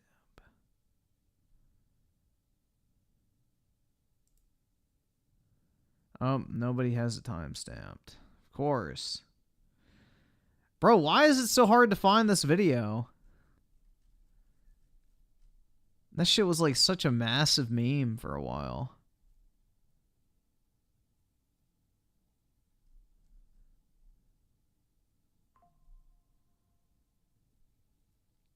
Hold on, maybe this is it. There it is. There it is, bro. We need that for when these guys start sucking off their favorite gaming company.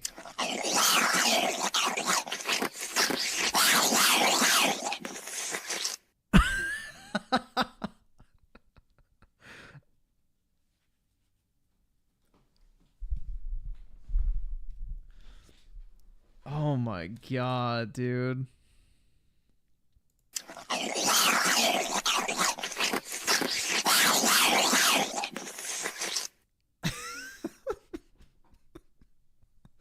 Bruh.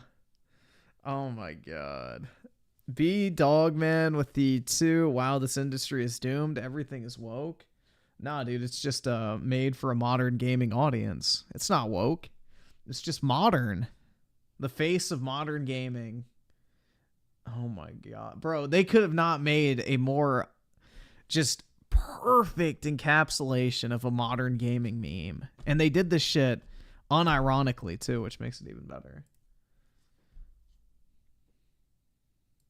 An extremely important tool when it comes to storytelling, and it's also an extremely important part of getting older. As you age, you're going to go through a metamorphosis, both physically and likely mentally as well. So, today I'm going to talk about my recent character growth. You see, my friends, I have grown, not in height, but in wisdom and experience, and I look back at the Charlie of old with disappointment that I could ever be so naive and short-sighted. 5, 6 years ago, maybe, I was a very outspoken advocate of digital downloads. I used to preach the gospel that physical media is a fossil, it's archaic, and we need to wash our hands of it and get into the digital age. Oh god, dude, he's changing his mind based on the Reddit opinion? I never would have guessed. And zeros are the future. Tangibility is cringe. How wrong I was. Those words are like venom leaving my lips now. In recent years, I sing a much different tune. I now believe physical media is more... Reddit was right, guys. Hold on. This is him to Reddit. Give me karma. Please. Important than ever, because we have seen time and time again the evils of not actually owning what you pay for. The reason I'm talking about this is because Ubisoft just went full mask off saying gamers need to get comfortable not owning their games. Fundamentally, that's kind of the point. Xbox has been saying this shit for the past 7 years, but I guess it's new. They were boiling down. Basically, he was saying that for subscriptions to truly take off, gamers need to be more comfortable not really owning their products. So I don't have a crystal ball, but when you look at the different subscription services that are out there, we've had a rapid expansion over the last couple of years, but still relatively small compared to the other models. One of the things we saw is that gamers are used to, a little bit like DVD, having and owning their games. That's the consumer shift that needs to happen. They got comfortable not owning their CD collection or DVD collection. That's a transformation that's been a bit slower to happen in games. As gamers grow comfortable in that aspect, you don't lose your progress. If you resume your game at another time, your progress file is still there. That's not been deleted. You don't lose what you built in the game or your engagement with the game. So about feeling comfortable with not owning your game. Obviously, this statement didn't land super well, just a full-blown faceplant, especially because it's coming from Ubisoft, which is a company that has a worse reputation than asbestos. Nobody really likes Ubisoft in the gaming community, so hearing them say this kind of shit definitely made it taste even worse. But it's also nothing new. It seems everything wants to trend towards subscription-based services, and it's also not even new in gaming to not actually own your games. Biggest example is Steam. When you buy a game on Steam, you don't own it. In fact, in your agreement with Steam, you even agree that if you break the rules with Valve and they shut down your account, you don't get your games back. You don't get refunded and you don't get the games anymore. It dies with the account. So it's not unusual in the space to not actually own your products, but Steam is just a really good service with it that most people have trust in. You know what people have no trust in? Fucking Ubisoft. But going beyond that for just a moment, I truly think it is vital to actually own what you pay for, like a physical copy of it. The biggest example I keep giving is SpongeBob SquarePants. If you wanted to watch SpongeBob SquarePants... Where's your wall of virginity, bro? Start to finish right now. You could. It's through streaming services, but you're missing the best episode, the Panty Raid, because it got censored and pulled from streaming services along with another episode as well. So if you wanted the complete SpongeBob experience, you can't get it through the official channels. Your only options are to either have the physical media on the DVD box sets for the seasons, or you pirate it. That's it. I'm going off a little tangent here. I'm taking a dusty little path down a dirt road, but this is something I've talked about a lot recently on stream. When Donkey released his video on all the streaming platforms that are popping up, which is becoming a huge headache because there are more streaming platforms popping up than there are stars in the night sky, you can't really get a convenient experience anymore because everything is so divided. The best example Donkey provided was for trying to watch the entire Pokemon series. You have to go to like 15 different streaming platforms back and forth, so like seasons 1 through 5 on one, season 6 on another, then back to that first one for season 7. You have to go to like a completely separate one for season 8 and 9, and then to the 5th one for season 10. Like, it's just all over the place, broken up like fucking Dragon Balls across the... Why the fuck would you want to watch the Pokemon series? Unless you hate yourself, but... Internet. It's becoming extremely expensive, extremely hard to keep track of what you can watch where. You have to be like Charles Xavier and Cerebro with all these different streaming services pop up just to connect the dots on watching a complete series or a complete series of movies because they're all over the place with different deals, leading to them being scattered like Horcruxes. It's a fucking nuisance. And it's significantly more expensive than if you had just bought the physical media. You could save so many doubloons if you just purchased the complete series of it physically and own it, actually own it. And in that situation, you don't lose access to it unless you misplace it or throw it in the trash or a burglar breaks in and steals it. They have to pry it from your cold dead hands to get your fucking complete Pokemon DVD set. But through streaming services, you are inevitably going to lose it because things come and go from streaming platforms every fucking day. So eventually, what you paid access for to get is going somewhere else, and you're probably gonna have to buy a subscription to another service to continue to have access to it. It super sucks. And if anyone's got their thinking caps on here, all roads lead to piracy here. I'm not advocating for piracy, mind you. I'm just saying it's a natural byproduct by offering such a dog shit service. It was actually Gabe Newell of Valve who famously said piracy is a service problem, meaning that if you're providing a bad service, it's going to lead to people pirating your shit because it's significantly easier than going through the proper channels. And that's the point we've reached. If you're trying to legally purchase things or go through the official means of getting it's hard. If you just pirate it. Let's correct that misconception very quickly. The Pokemon show has never been good, nor will it ever be good, because Ash is literally the most cucked character in all of TV, hands fucking down. Oh, he finally gets a good Pokemon? Oh, he releases it. Oh, he finally gets to challenge a gym? He gets his fucking ass beat because he doesn't know basic type matchups. Oh, you know, he encounters legendary Pokemon. Not a single fucking ball gets tossed in their direction. That guy is the biggest cuck fucking loser in all of fucking media. That show has never been and will never be good. I hated that shit as a fucking 5-year-old, and I hate it to this day. That shit used to drive me insane as a child. Because it's like, I would play the games, and I would encounter, like, good Pokemon, and then I'd see this fucking retard, you know, evolve his Pokemon and then release him. Like, what the fuck are you doing? Like, as a child, that shit pissed me off. I don't know, dude. Like, as a fucking 5-year-old, I knew that Ash was fucking mentally retarded. So, yeah, it's never been good.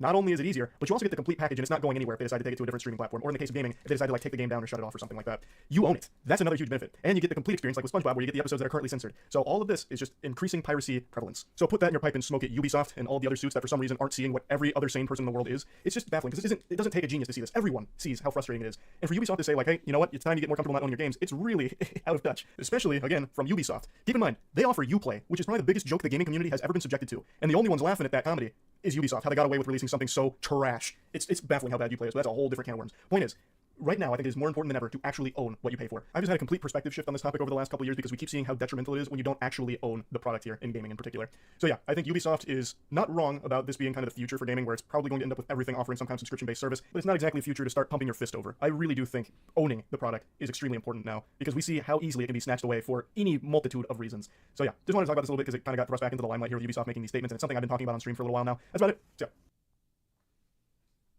What a insightful video. I feel like I learned so much. These video game companies need to be taught a big lesson by the customers. Anyone says something like this, stop buying games from their company and make an example out of it. That's right, Reddit. We're gonna do it.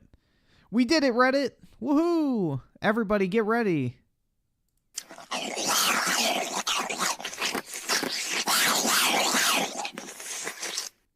It's starting to feel like corporate executive needs to get comfortable with not owning their heads. Oh, wow, dude.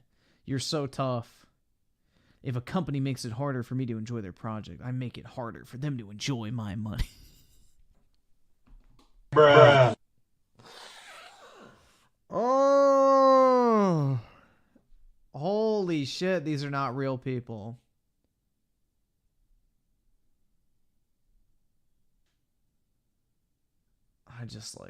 I'm so glad I'm not one of these faux consumer advocate types. I can't deal with those fucking retards, bro.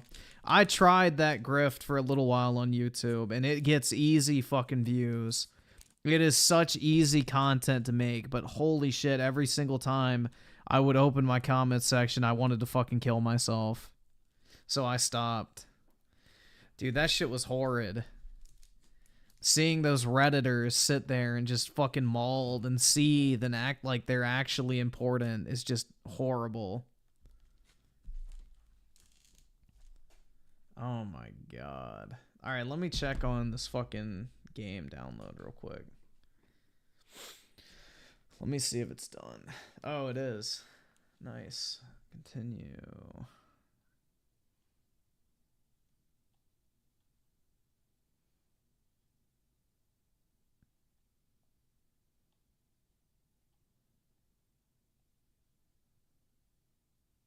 Alright, I think it's done. Yeah, Charlie got his Reddit gold for today. We did it, gamers. We defeated the evil Ubisoft. Yeah, so this 80 gig game, or whatever the fuck, took, I think, 30 minutes-ish to download. On Xbox, it probably would have taken like 2 hours. Xbox's download speed is fucking atrocious. Oh wait, is this the wrong version of it? I think it is. No, this is it. Last was remastered. Alright.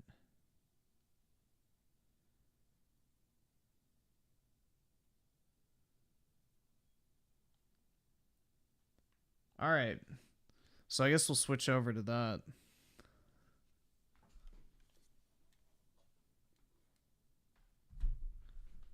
Since that is done downloading, let me get this ready. Oh wait, fuck, I didn't want to close out of that. Shit. Bitch. Let me find that tweet again. Shit, I need that. Oh my god, where is it? Is this it? Fuck.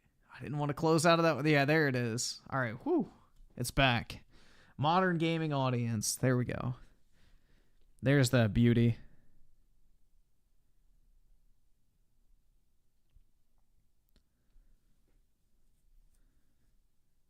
I can't afford this shit! I can't afford this shit! Let's see. Infamous Fool with the 5. I'm sorry, but Pokemon was mentioned.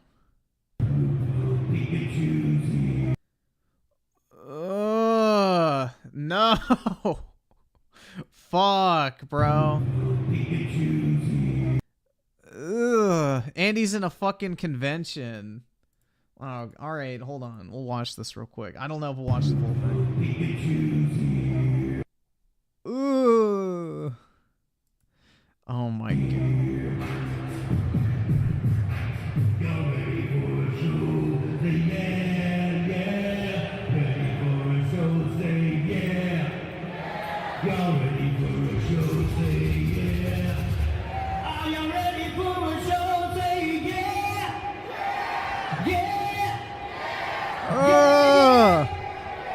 Well, yeah, I've thought about going to one of these conventions before to see if I could buy and sell some shit. I'm not going.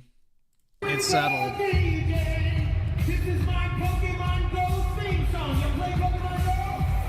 Pokemon Go to the polls.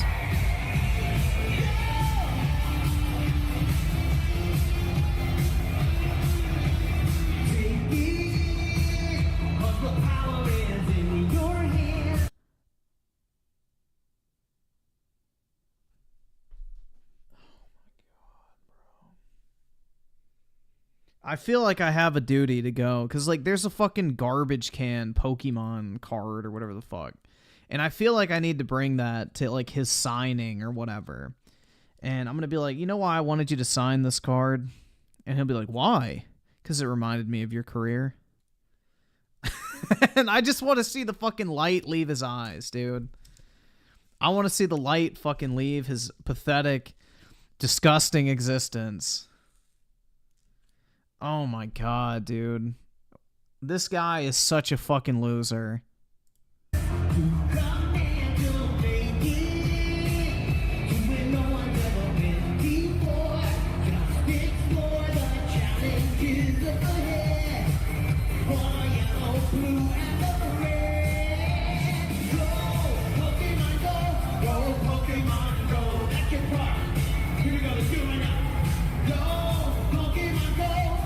I can't, bruh.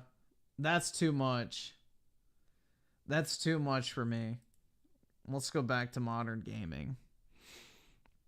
Holy shit, man. That is disgusting.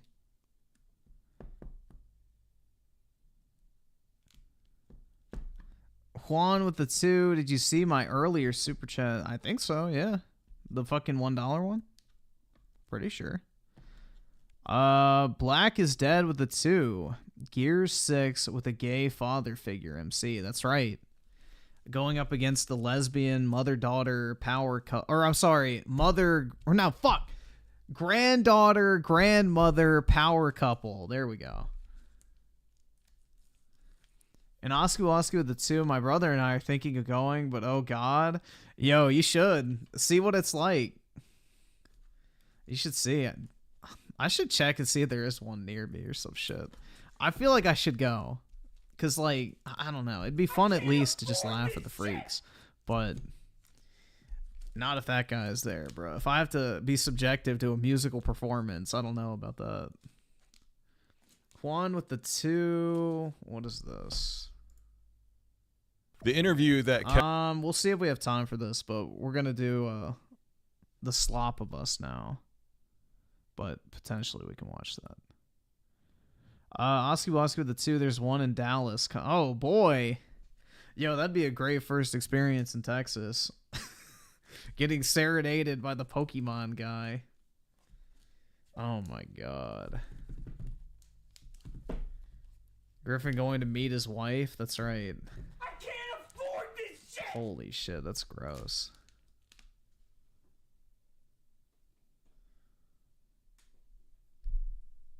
Do a vlog. Oh my god, yeah. Hey guys, what's up? Look at this fucking freak dressed as Pikachu. Only the costume's 2 sizes too small.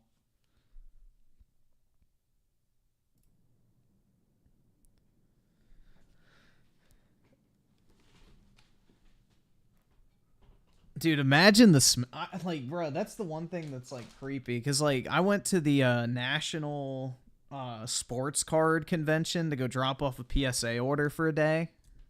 And bro, the smell in there was gross. It was absolutely gross.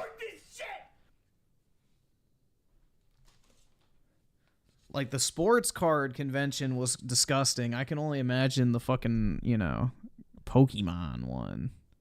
Dude, I should have hit him up and be like, yeah, I'm an influencer and I'd like a VIP pass to your Pokemon convention so I can meet and greet the singer of the Pokemon theme song.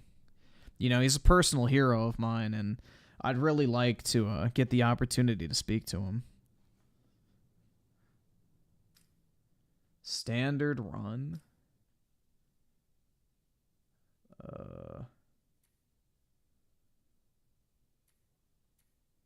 Yeah, I'm just going to play on light, bro. Why would I want to have a challenge? Oh, look at this shit, dude. You have to... Yeah, Joel's the last character you unlock. Progress Jesse's challenges to unlock Tommy.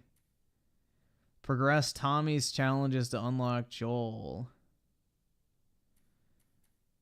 I'm surprised they don't make you start out with the trans character.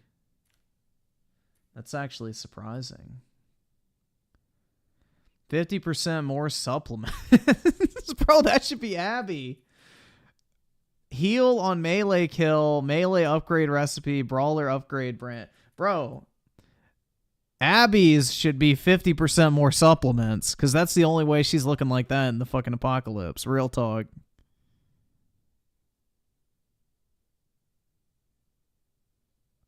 Oh my god.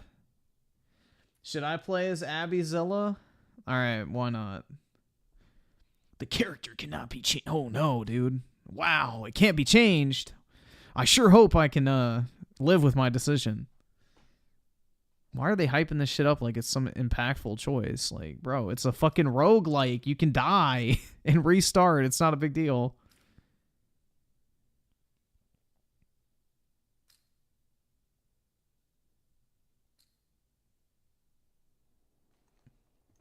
Okay.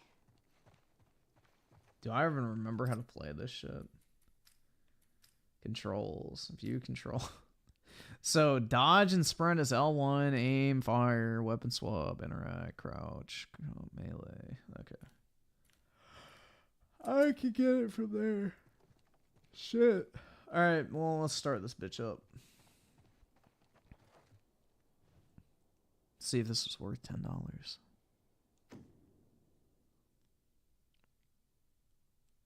Yeah, I'm playing with one hand right now. And remember, guys, you have the vibration capabilities in this new version of it. So I can always go back and replay the Abby and whatever dude's sex scene and let the vibration, you know, pleasure me while Abby's pectoral muscles jiggle from the, I guess, backward thrust.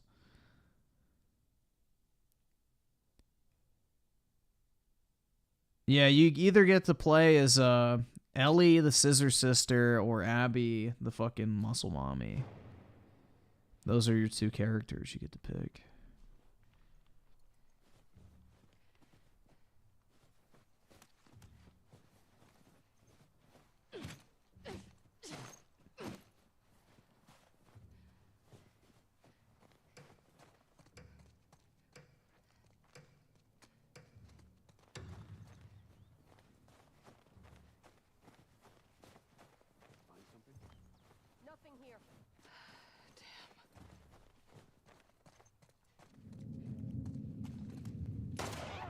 What?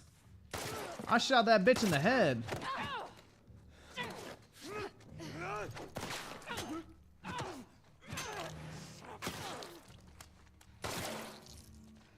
All right. Yo, quit copying what I said, Abby. You dumb slut. Oh, yeah.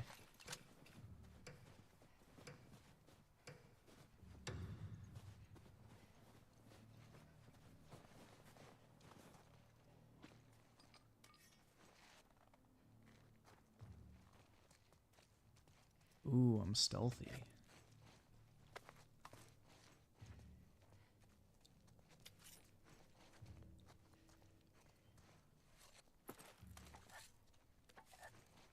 What is the button to, like, use your survival sense or whatever? I don't remember. Uh-oh, guys. Here we go.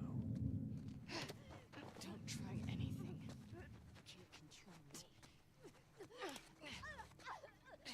Yeah, get choked out, slut. I can't afford this shit!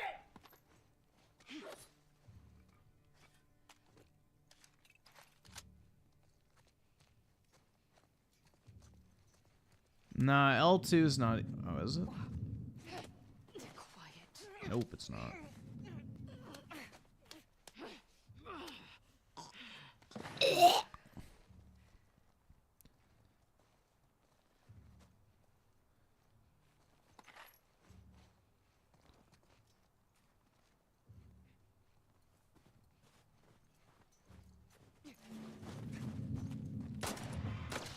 Oh my god, bro, I can't fucking aim with a controller.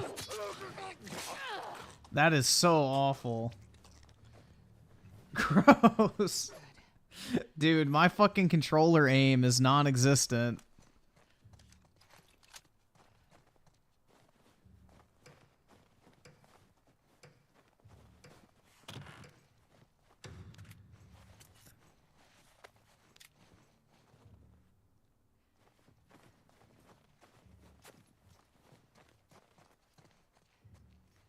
What was that? More shit.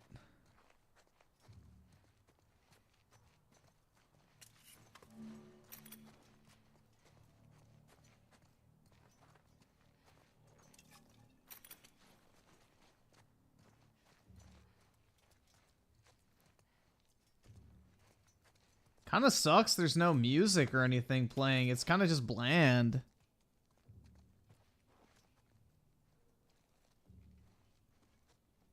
I definitely need some sick tunes to kill people to. Like, this kind of...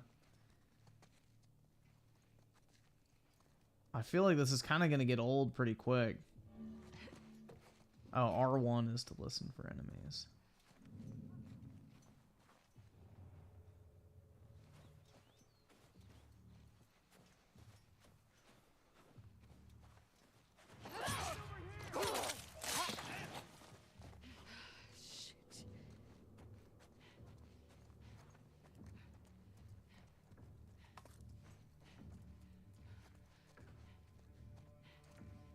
Where'd she go? Caught you.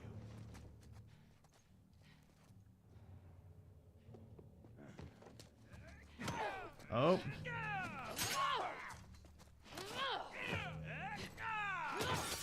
Abbyzilla smash! Yo, why is there meat? What the fuck? I thought we were in the apocalypse.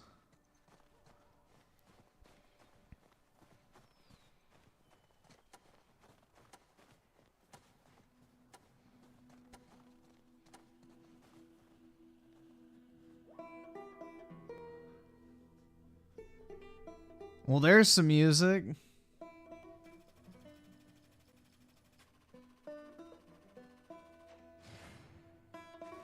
A bee? Uh-oh.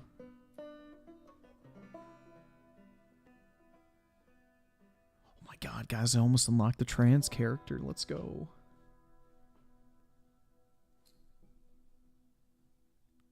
Ten out of 10 masterpiece.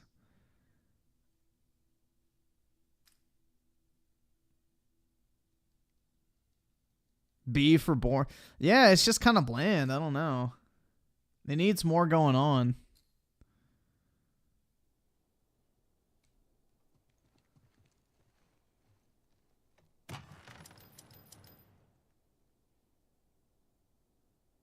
$40 supplements.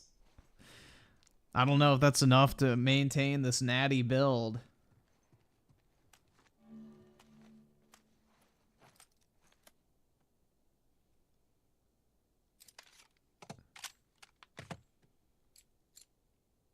Recoil, fire.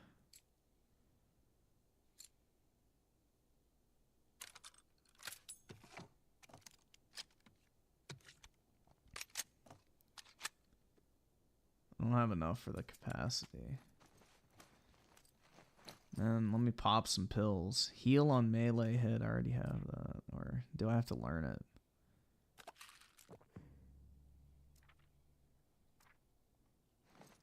Okay.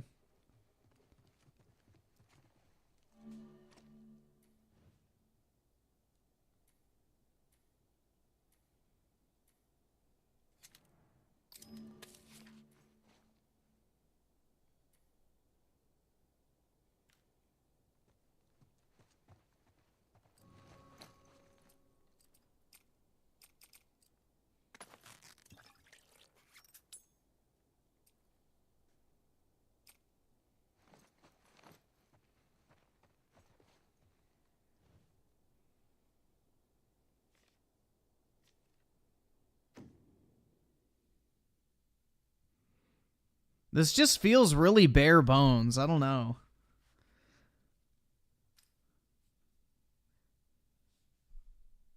No, I'm not on the easiest difficulty. I'm on like 1 or 2 below it. I don't fucking know.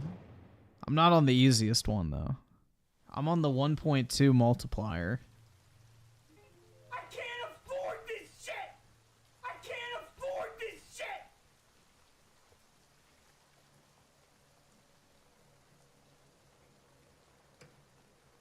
Oh, I have my trans ally with me. Respect trans kids, affirm trans rights, stand with Ukraine, Black Lives Matter, trans visibility is valid.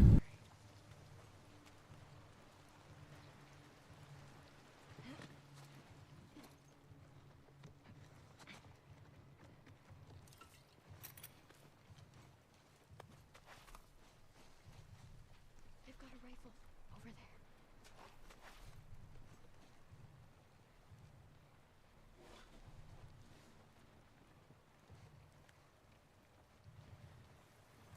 That's right, man. But gosh dang it, I've had so much fun playing it.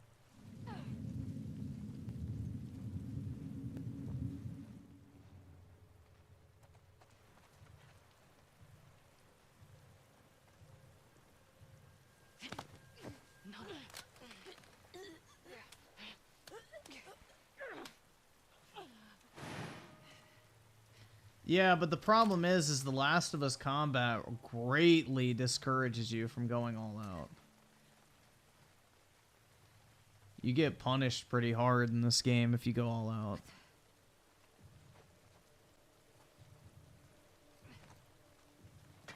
They've killed Maggie. Yeah, she's a dumb... Guys, flush them out. Yeah, fuck you, Maggie.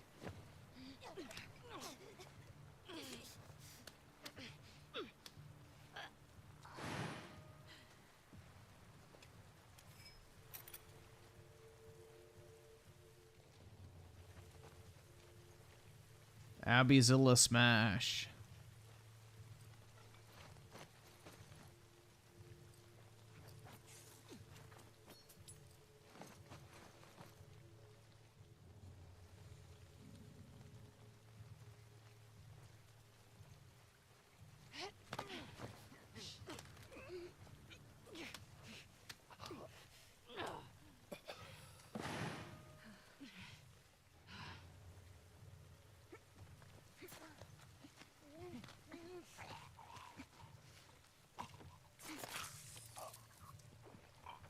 Hell yeah, my trans ally saved me.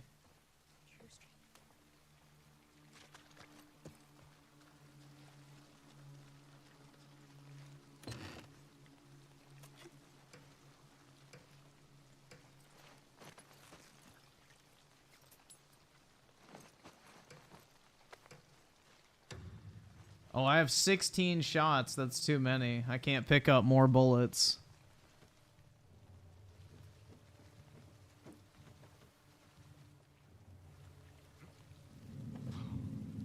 The only survival... Well, I take that back. There's other survival games that limit your ammo.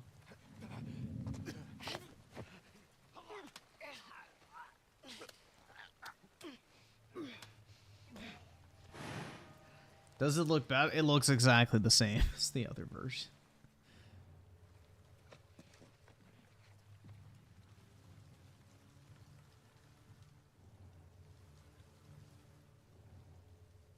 She's got on her Patagonia jacket. I don't think I can climb through that window.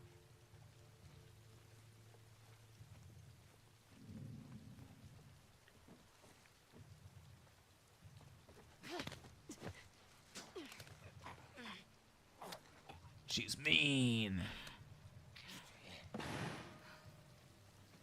Yeah, I need more supplements. That's what I'm fighting for, guys.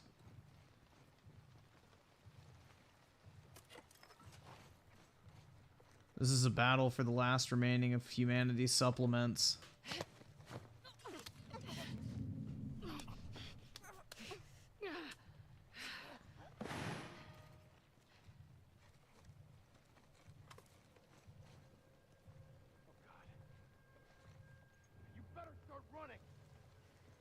Cause I'm coming.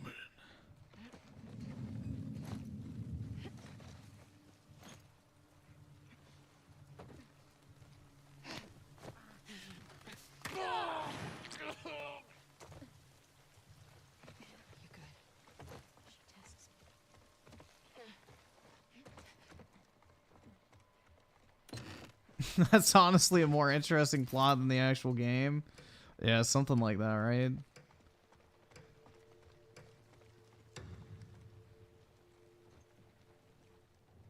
Yeah, Abby can't squeeze through this gap. Oh wait, yeah, you have to press X to squeeze through gaps. I forgot about that in this game. Everything is so, like, on rails.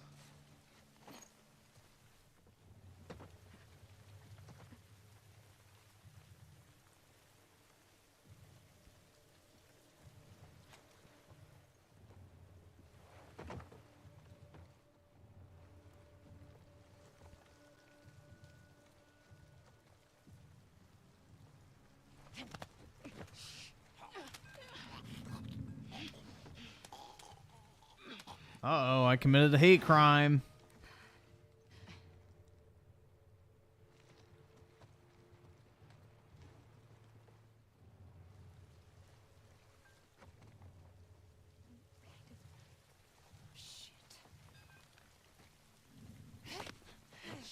Can I actually take her gun? Probably not. Nope. Why can't I pick up her gun? She literally had a rifle. I don't have a rifle.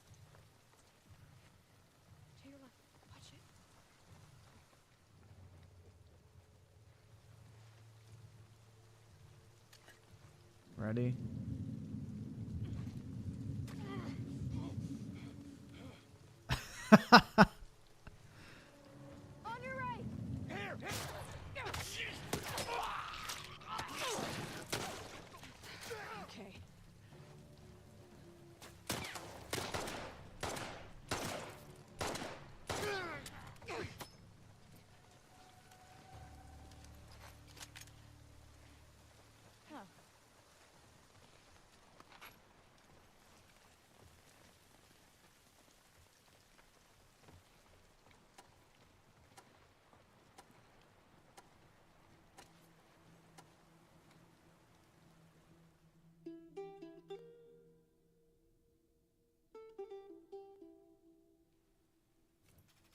No offense, Griffin. It's not you, but this is genuine. I don't take offense to that.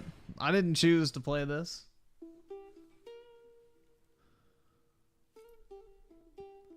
It's all good, man.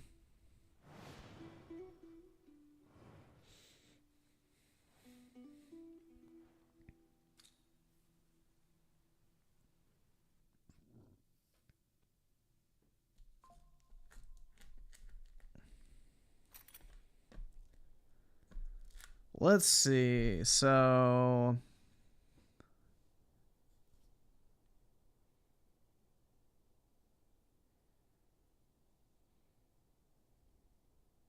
Bill Hurt with the 2. Joel has a resistance to melee. Bro, you need to learn how to spell melee. Come on now. It's not Molly. Isolar with the 5. Yeah, cycle through any characters. I have no idea how it works yet. An FBI with the 2. Is Neil going to be in season 2 so he can bang Abby? Nah, she looks too much like a woman in the show. With the 3, with the 2, with the 1. You're broke! You're fucking poor! An Isolar with the 2. Play Oski's Mario tracks then. And Oski will Oski with the 2. Enjoy. I'm guessing that's what it is.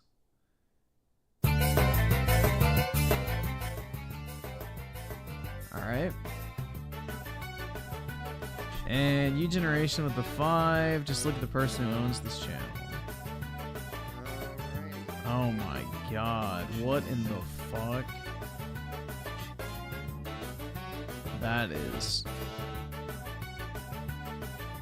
Red Pagan Corner. Oh my god.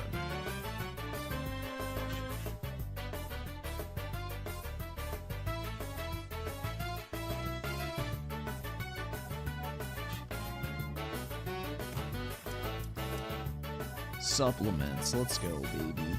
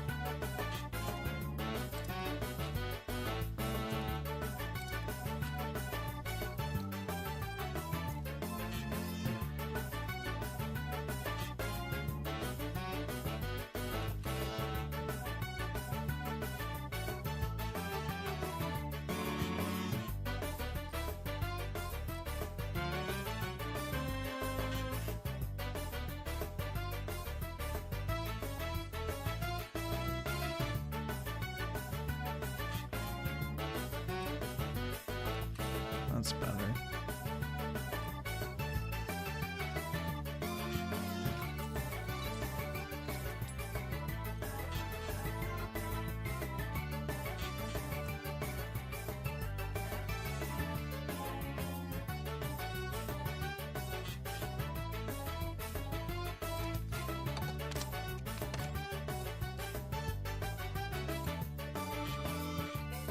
Yeah, I still don't have enough fucking parts.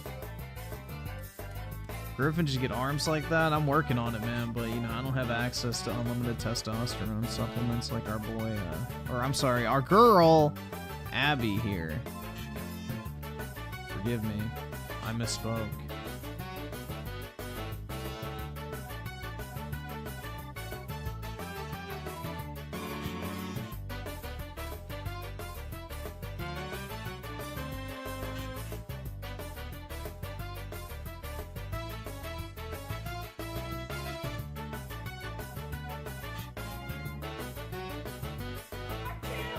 I don't really want to fight the infected, but I guess I have to.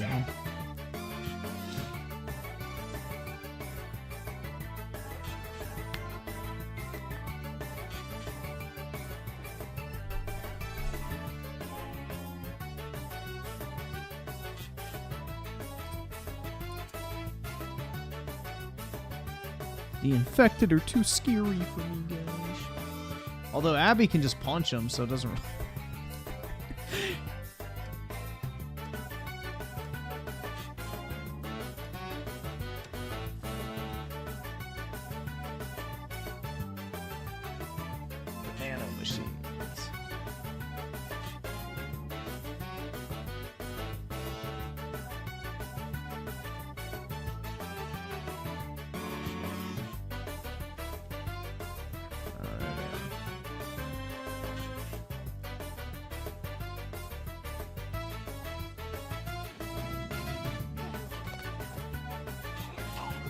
Yep, choke out a zombie, because that's how that works. Zombies need oxygen.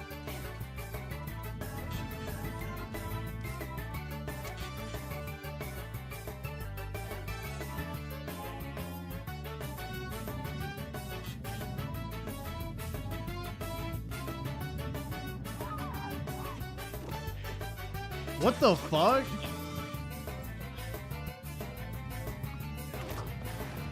Y'all saw that, right? I choked him through the glass.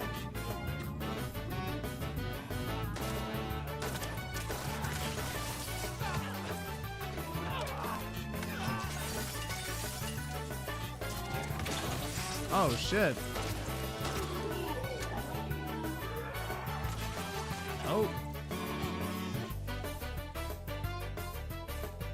He was busting all over him. What the fuck? Alright, where's that chest? Not Abby's.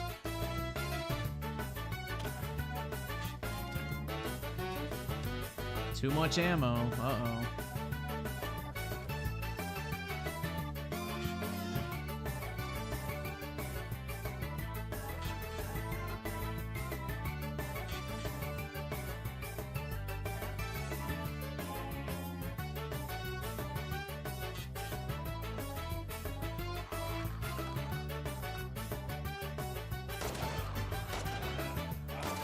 How'd that not hit?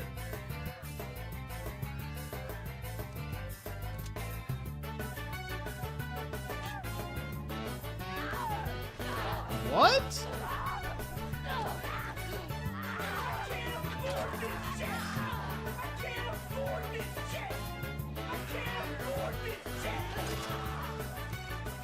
Abby smash!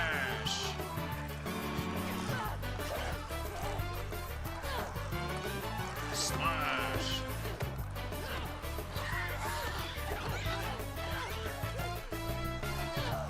You ain't shit, bitch!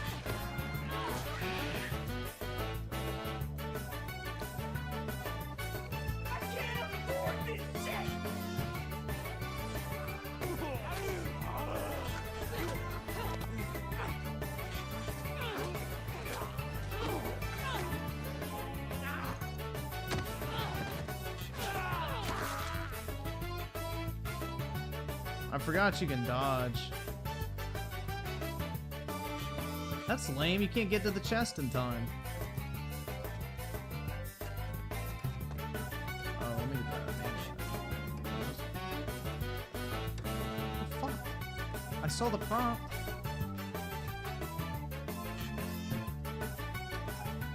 He was through the stairs.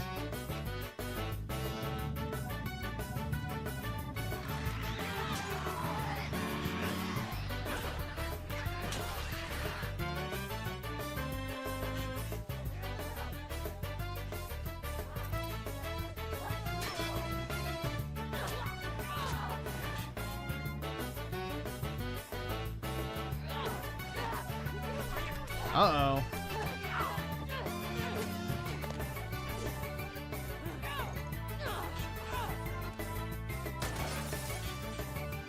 Bruh, my controller aim is horrid. Ugh.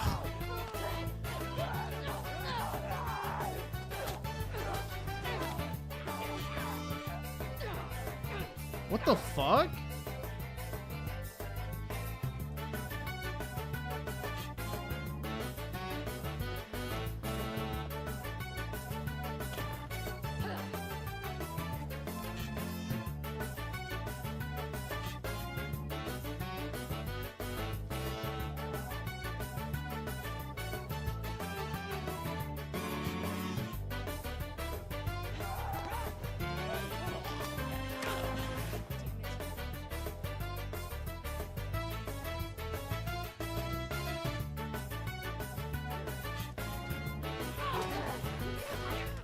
Oh, come on, bruh. Abbyzilla could beat the shit out of this fucking little simp-ass bitch. Alright, well, there we go. Yeah, only 16 bullets. It's stupid. Makes no sense.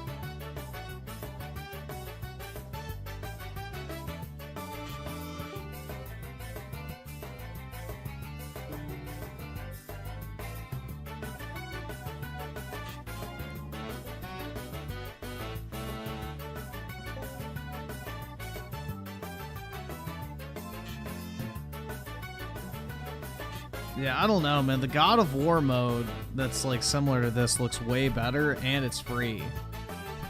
This shit ain't worth $10 if you ask me. I don't know, like, just play through the campaign at this point. Like, there's not even a lot of enemies. Like, it's not even, like, super fast-paced or anything. It's, like, just slow. I don't know. I feel like the regular game had more, like, fast-paced combat encounters.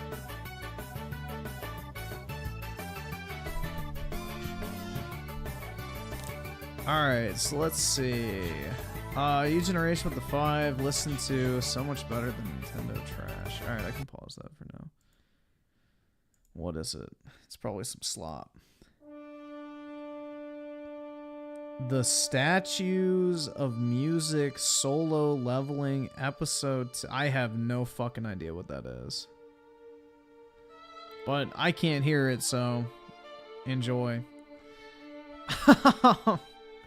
Oski Woski with the 5, mute U Generation. And then we got U Generation with the 10, mute Oski and his ult. Alright. We got a mod fight. Put user in timeout. Okay. Then Oski with the 5, mute mute U-Gen when he's back. Then U Generation with the 5, mute Oski's other ult as well. And Oski Boski with the 10, mute U Generation for 10 minutes. And 2023 Perfect Dark with the 5. They somehow made a wave mode boring and slow. All these load screens can literally be a cutscene. Someone out there spent full price for this mode alone. Yeah, I don't know, man. This mode ain't it, bro.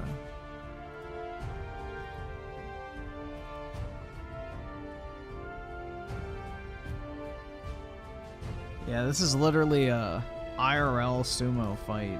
The mods are going at each other.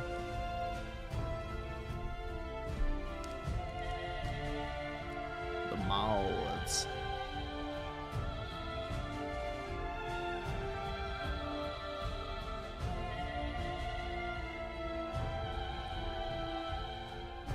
Alright.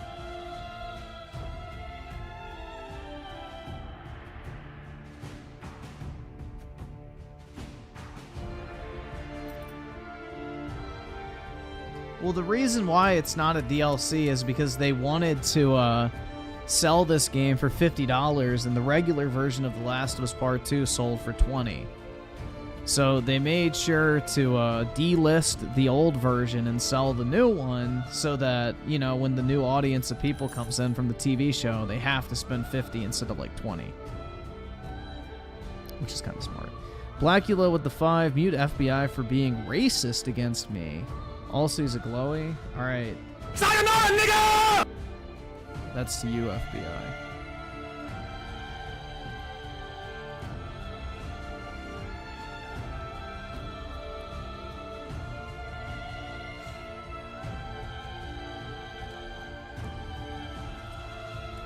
Alright, well now I can at least upgrade the capacity and I can pick up more than 16 shots.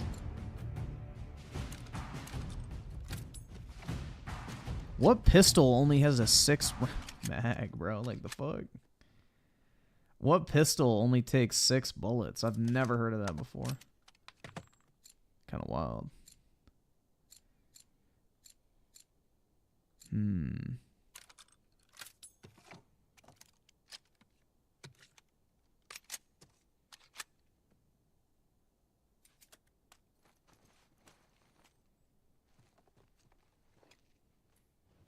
It's kind of lame you can't pick up, like, actual fucking weapons either.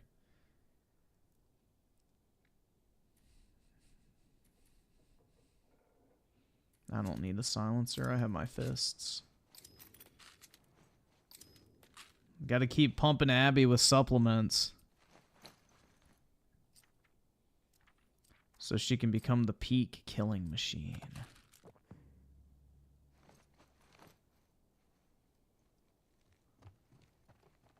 California compliant mag. There you go. Absolutely. Yo, let's fight. Yeah, the rewards are way better on this one.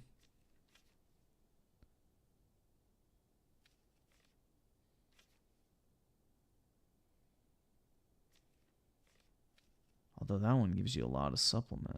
It doesn't really matter.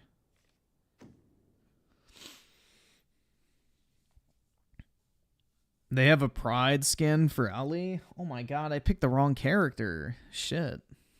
What a shame.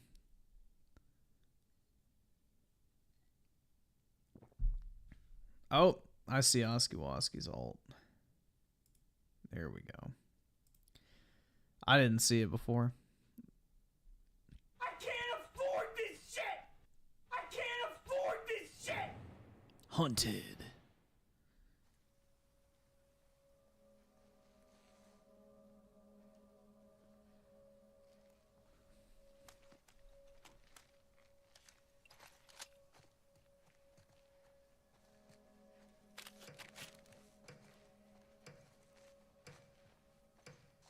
Oh, I remember this mission from the game. I didn't like it. Although it was pretty actiony. So what, I just have to survive?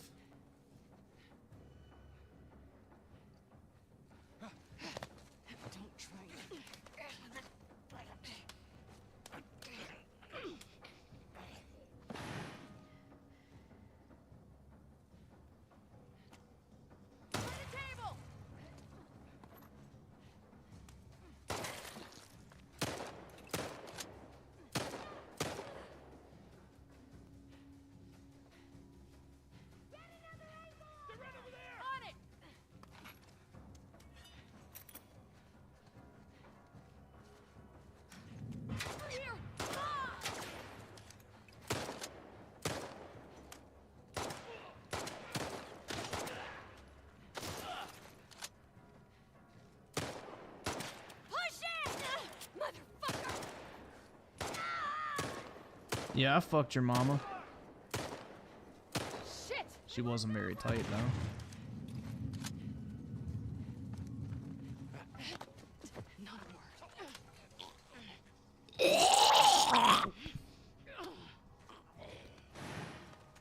Well, this is a much more interesting, like, variant of, like, the waves. They can't have gone far.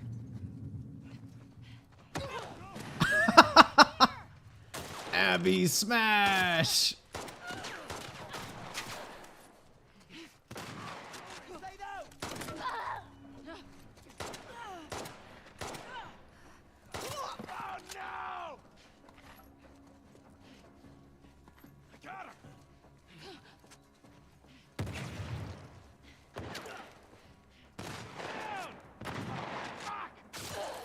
Oh. Dude, the fucking FOV is horrid. Oh, I'm just gonna survive.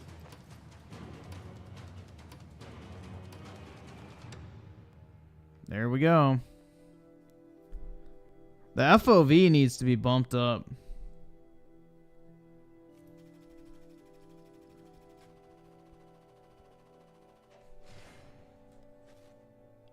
Secret admirer with the 2. It's me, Oskiwaski. Mute me. Waste Eugen's money. All right.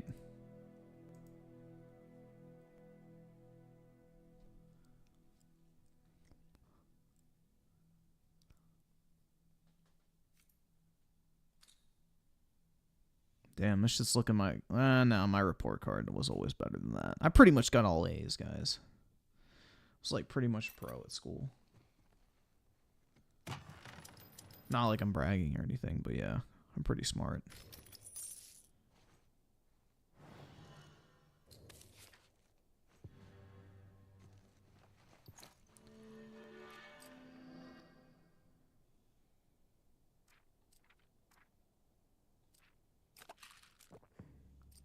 Gulp.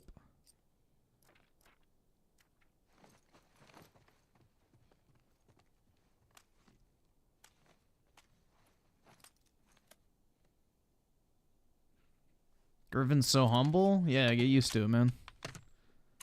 I'm like the nicest guy you'll ever meet. If only, like, you know, the girls would give me a chance, dude. I'm really a great guy once you get to know me. Yeah, I'm playing one of the greatest video games ever created. Ooh, Encounter Unknown. Oh, let me see what's in the fucking Walmart of gaming here. 15 for the fucking flamethrower. The flamethrower's not good. I mean, I guess I can get it. Why not? I don't need ammo. I have too much ammo half the time. Weapon cross slot.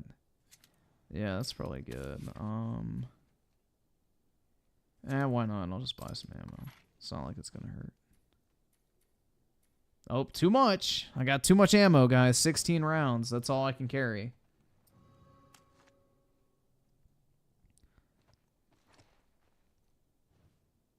I guess I could use that for the bloater boss fight. That would make it easy. Yep, only 16 shots and I have a 10-round mag. Can't even carry 20 rounds. Like, shit's crazy, man.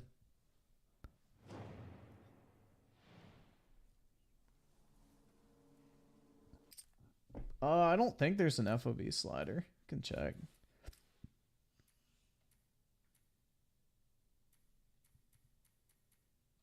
Ooh.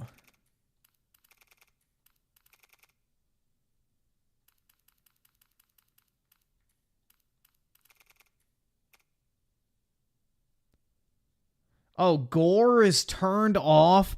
Bro, are you shitting? What type of pussy whipped shit is this? Gore is turned off by default? What the fuck is the point of that?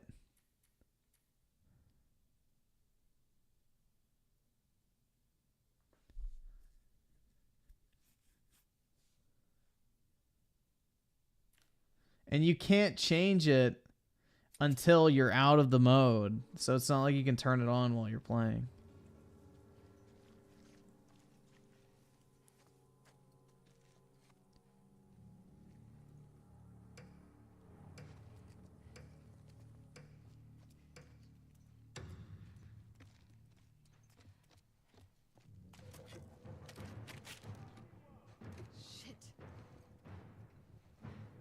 The Wildlife Federation.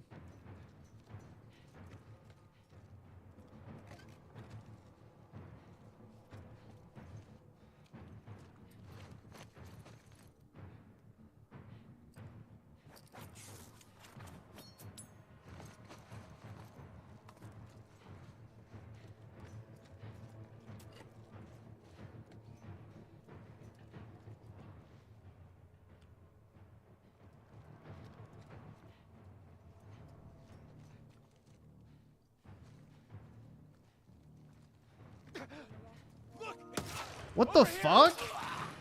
I was spamming the fuck out of square, bruh.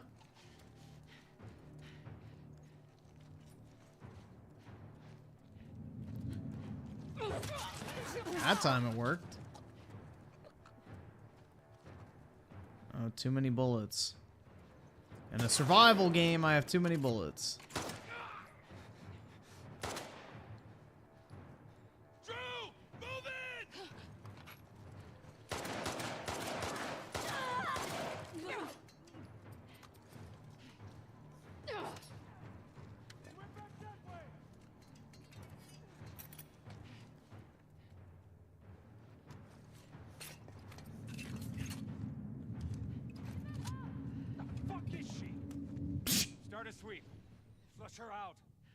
I love how you can't pick up their weapons, though. That shit's so obnoxious. Answer me. Drew? Drew?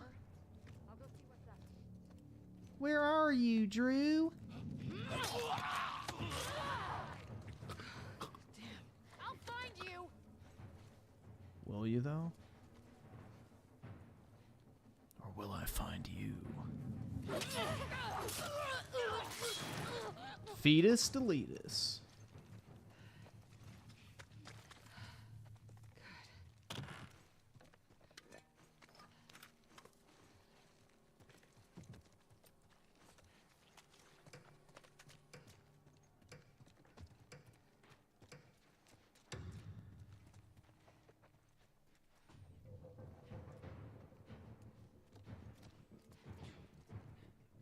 Yeah, I wish I could find a girl like Abby. But unfortunately, you have to wait for one to come to you.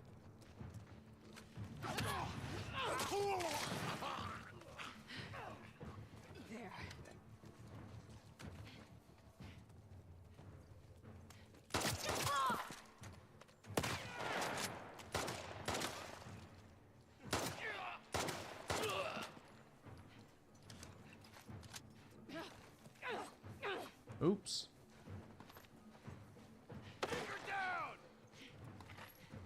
She ducked over there.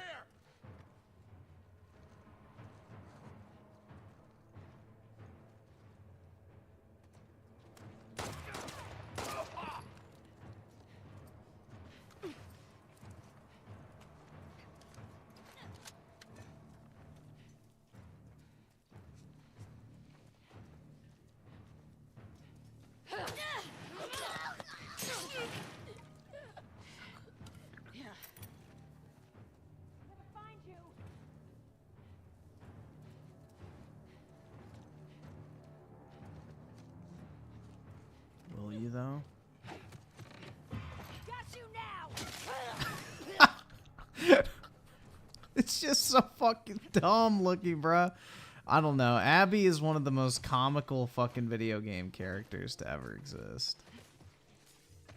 Easily.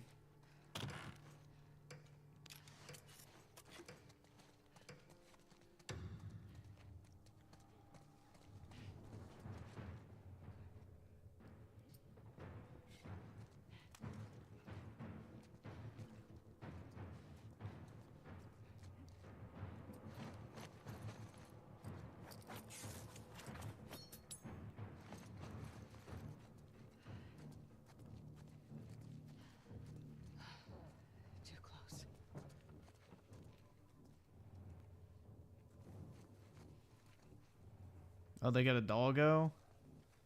I don't want to kill the pupperino, dude.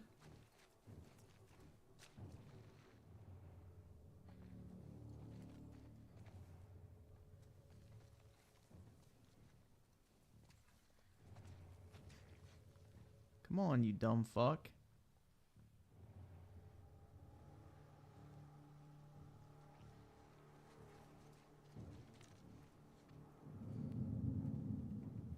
Can I not go through that?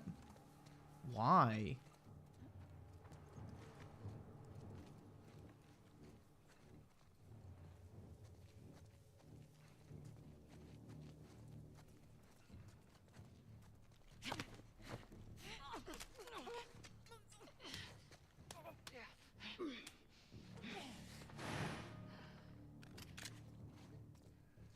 Oh, that's way better.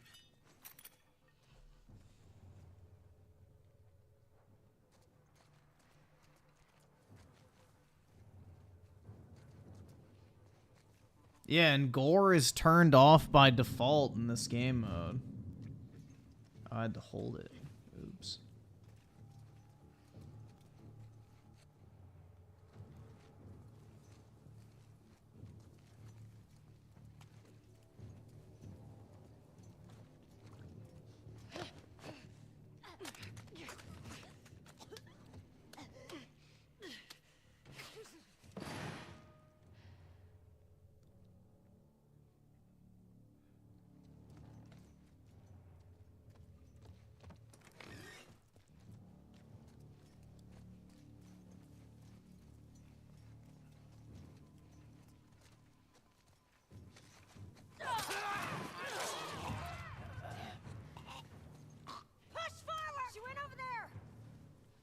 Can they not come through this? Are you fucking shitting me? They can't come through the fucking fence. How did she go? Search this place. Don't let her escape. All right. 10 out of 10 game design.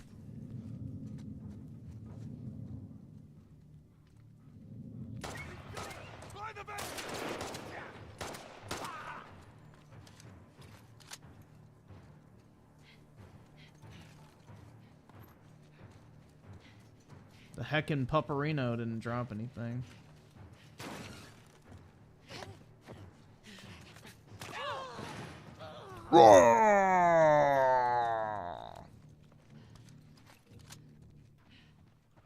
Abby smash.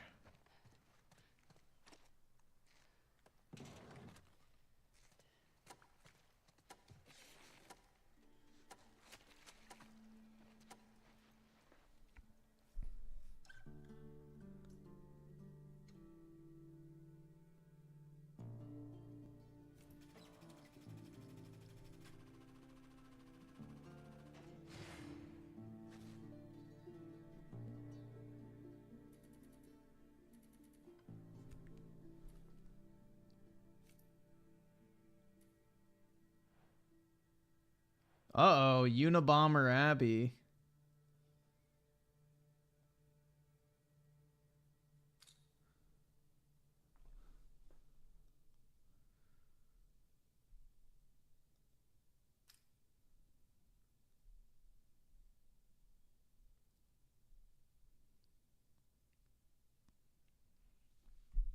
Oscar with the 2. Enjoy. All right.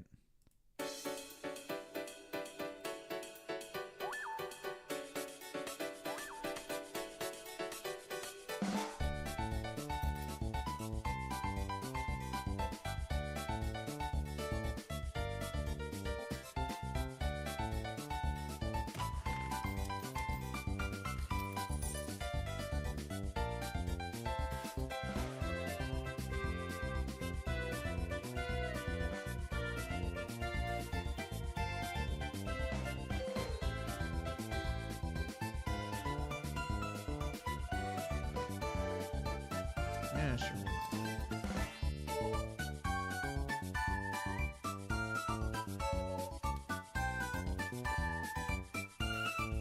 Wow, that was terrible.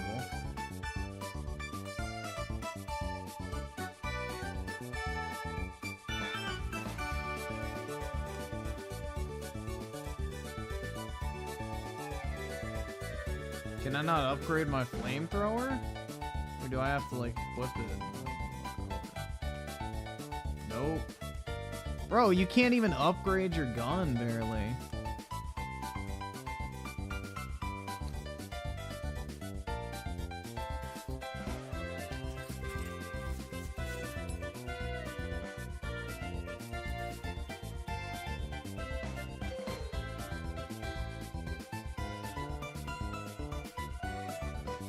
Alright, well, I guess I'm done.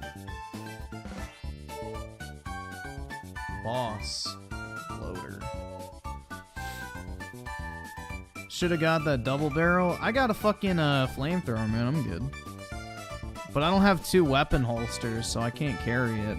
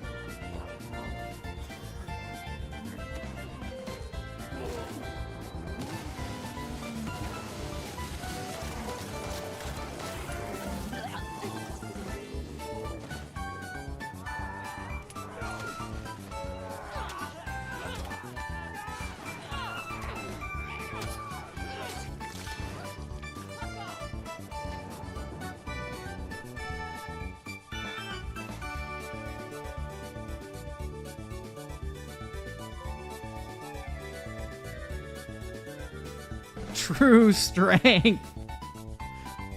I got an S tier rating. Hell yeah, dude.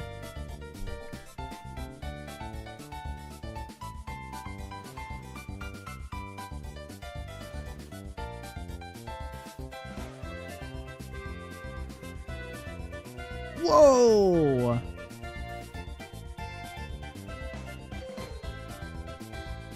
Vintage Naughty Dog.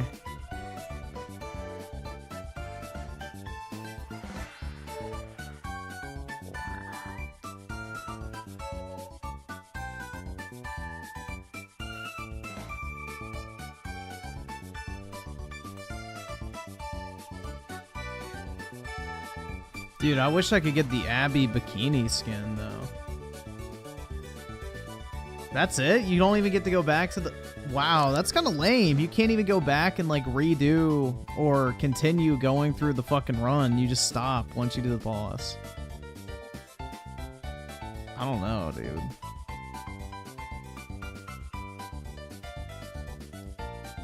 So what? Standard run? Custom? Let's do a custom list. Mechanics.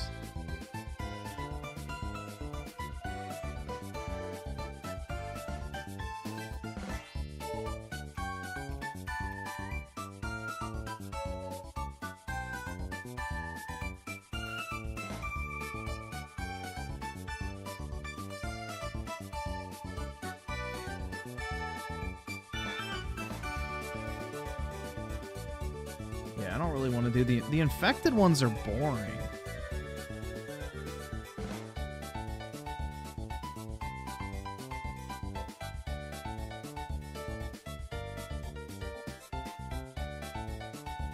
I don't really want to deal with dogs.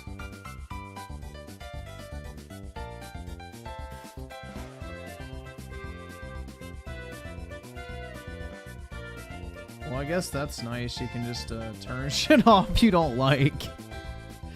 The infected ones are boring compared to the people, because at least the people shoot at shit.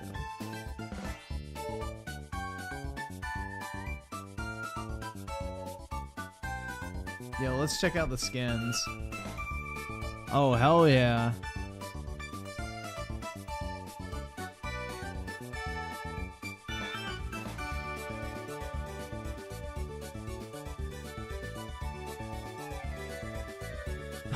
Twisted Metal? Yeah, that's probably the sexiest one, bro, because you can see your fat pectoral muscles. Sorry.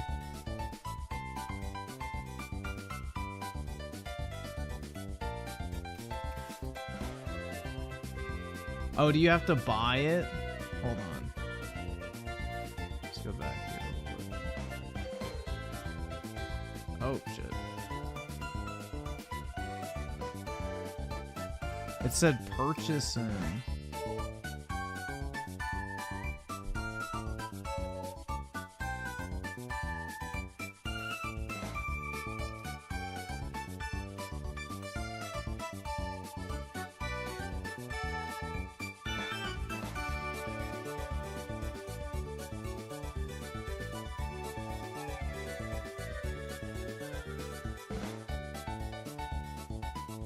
Let's see. Oh, you can't see the fucking skins of people. Yeah, I was gonna see if she had the Jewish skin, but let's see if she has a trans skin. Nope, no pride skin. What about Ellie? Oh, there it is. Oh my god, are you fucking shitting me? That is hideous. Killzone, Mortal Kombat, Destiny, Death Stranding. That's a fitting matchup. That is just foul looking, dude. The astronaut.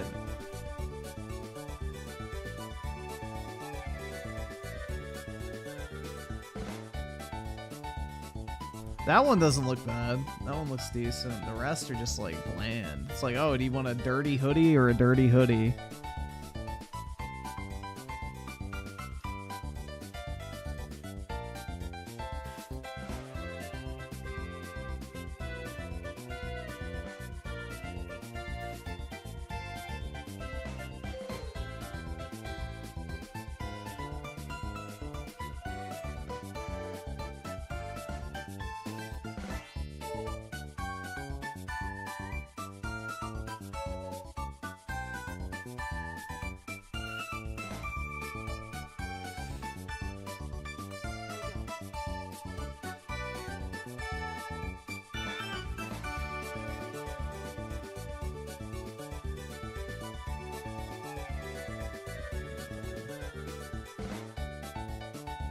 Oh shit, never mind. It is already on.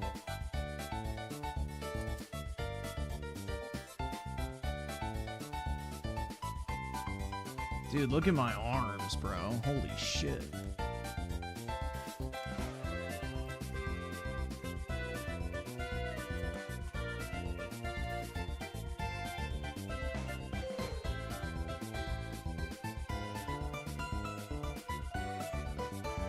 Yup, you can play as the pregnant chick.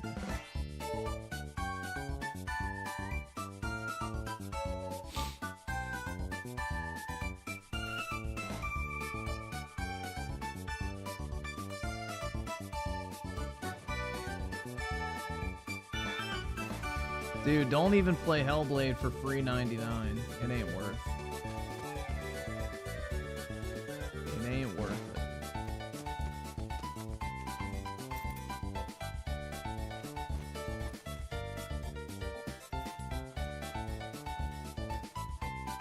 This reminds me of that mission in Uncharted 3 where you're in the container yard in like fucking Somalia or whatever.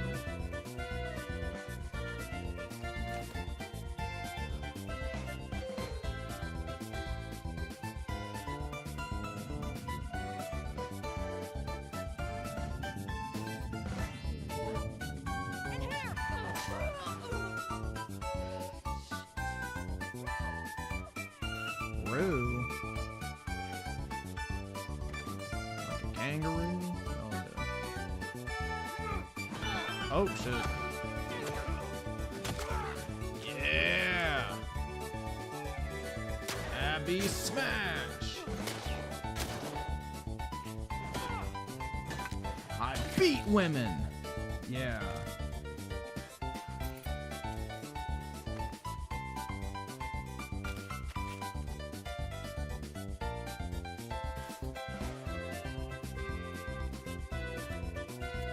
Why is there even a workbench in here? Yeah, I eat bullets for breakfast. Real talk. I need some duct tape. There we go. Can I do it? Nope. Not enough duct tape. Never enough. Wait, that's duct tape right there. What the fuck?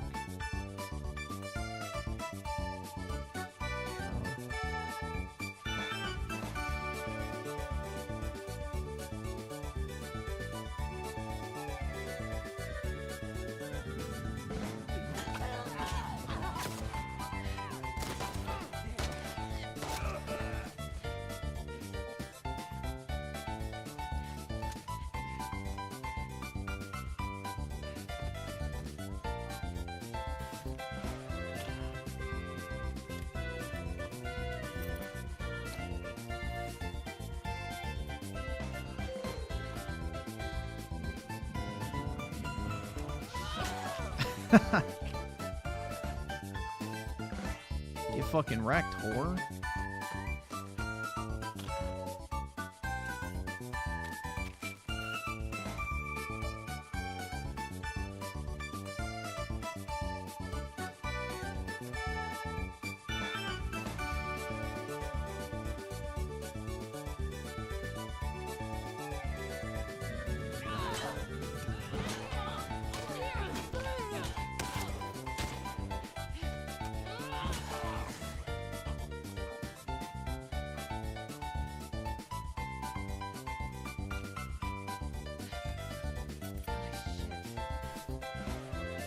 Holy shit.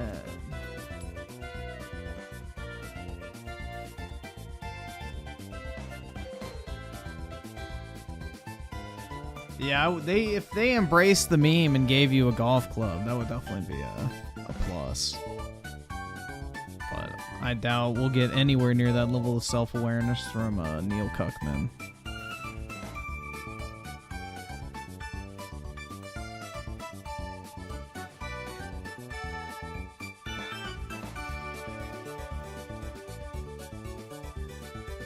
Does this song, it's like a 30-minute extended version. Here, I'll just put it on something like...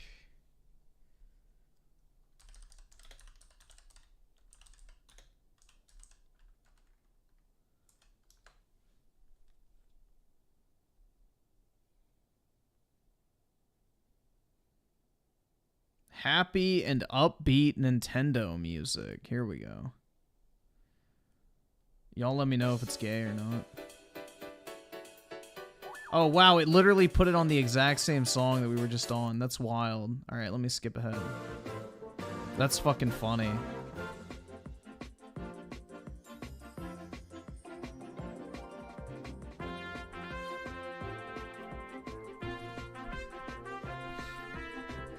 You don't get Dina until you play as Ellie.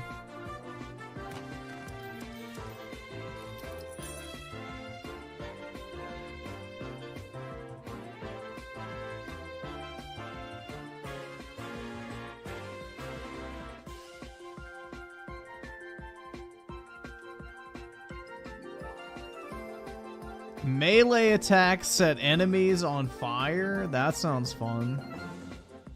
Oh shit, I didn't upgrade!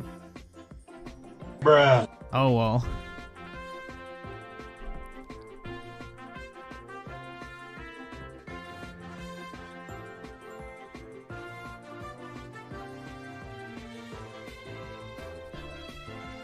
Oh well. Oh shit, I got the fucking Chinese woman with me.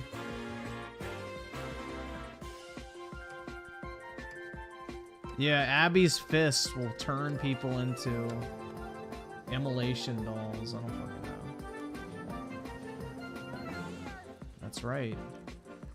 And I know you're here. You're the one who should be scared.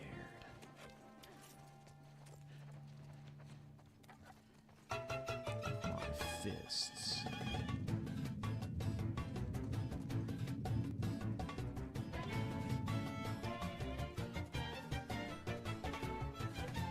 Where are they? Oh, there we go. Alright, ready, guys? Let's light this bitch on fire.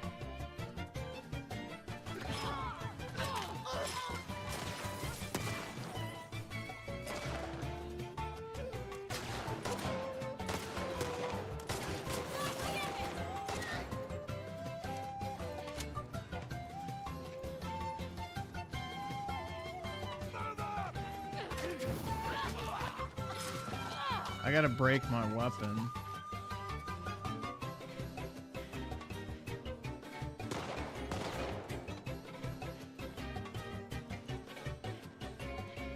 Yeah, I'm playing as my ideal female body type, guys. Abby is my type. I dream of one day having a muscle mommy that rivals her.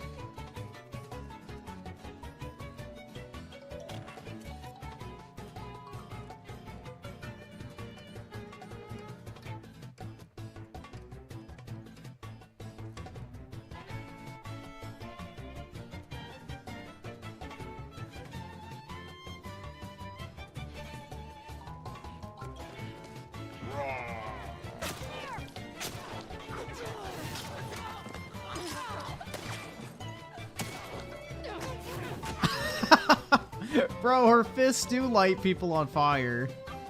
That's fucking weak.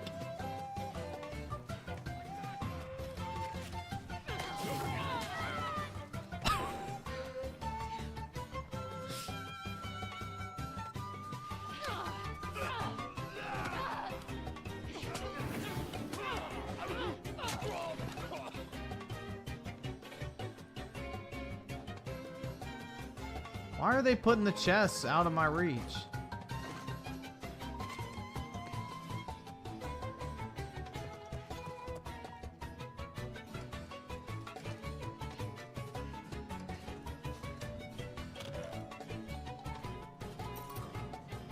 Alright, I need to craft. Actually, yeah, I do need to for that challenge so I can get a new skin.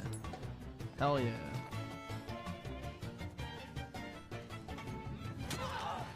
Dumb bitch.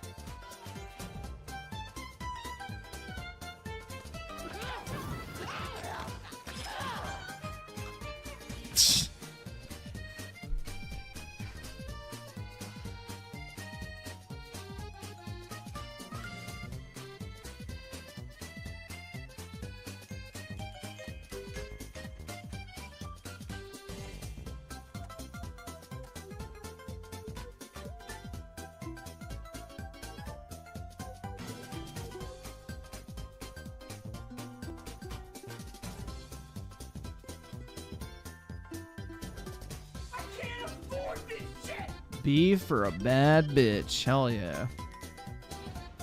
Yeah, I got the Abby Unabomber skin.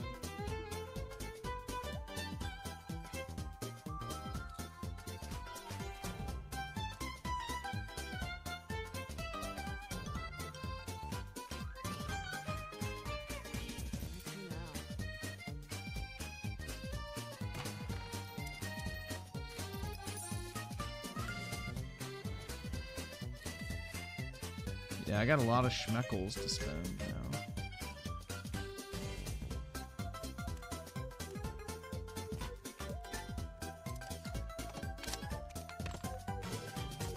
Dude, they should have given that Dina chick some Khazar milkers, though, real talk.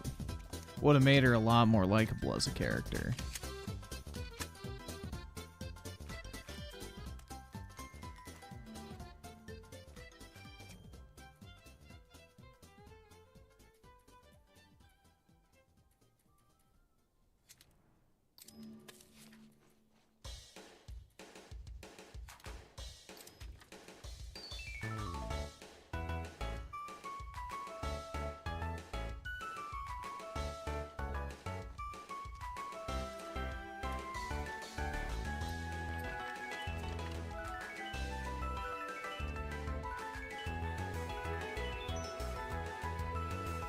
Yeah, she is attractive in the show. Same with Abby's character, dude.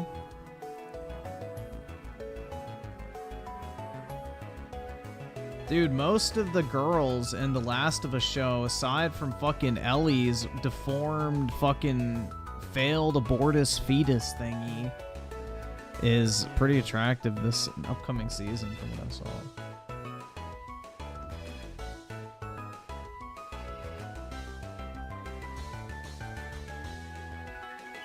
Dude, they should have given Abby a Kratos skin. That shit would have been fucking funny. That shit would have been actually a pretty cool reference.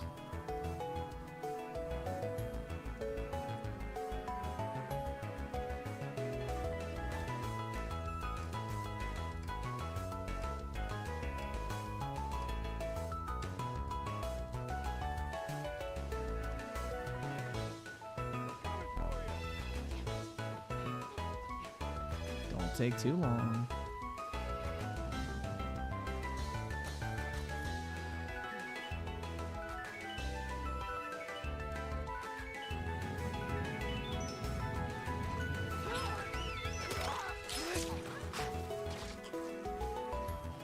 Uh-oh. They're going native on my ass.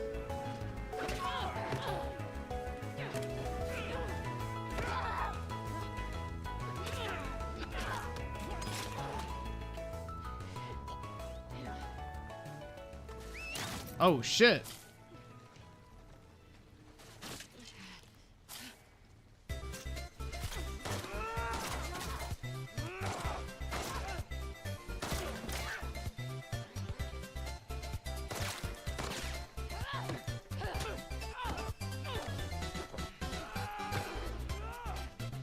Uh-oh.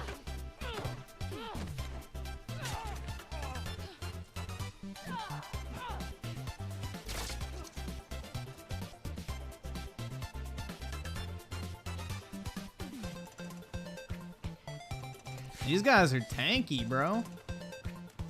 Why is Abby's fists not working like they should?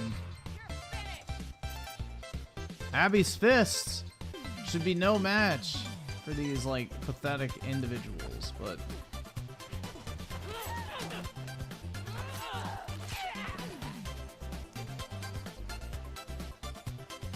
They nerfed my fists.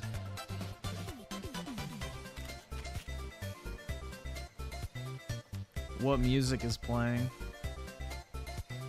Petal Meadows. I don't think I've ever used that.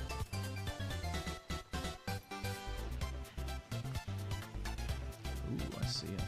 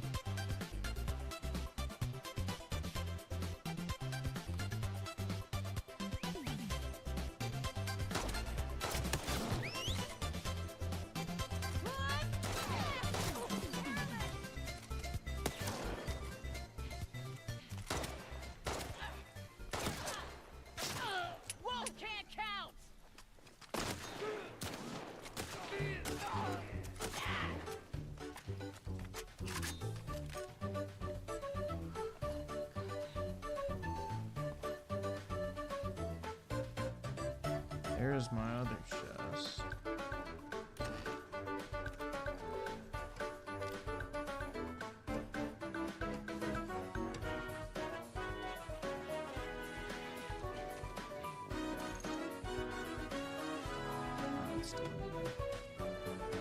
Of course, I can't reach it.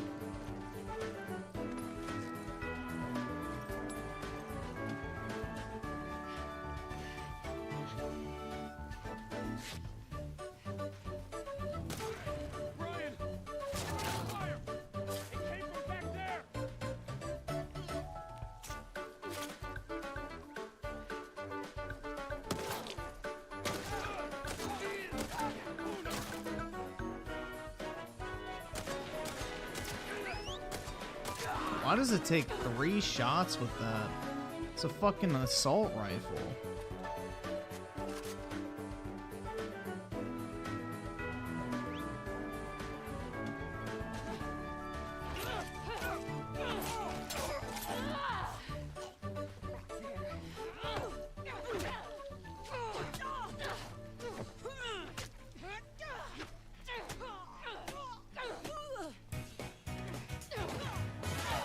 Yeah.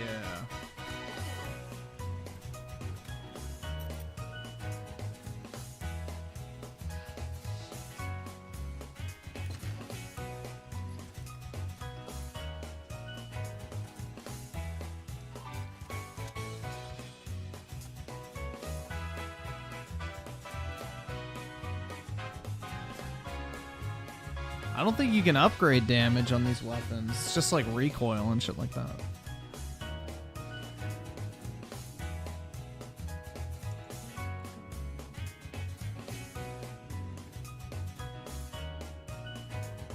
Oscar the 2, if you want the playlist, just let me know. Alright, man. Let's see. What did I get?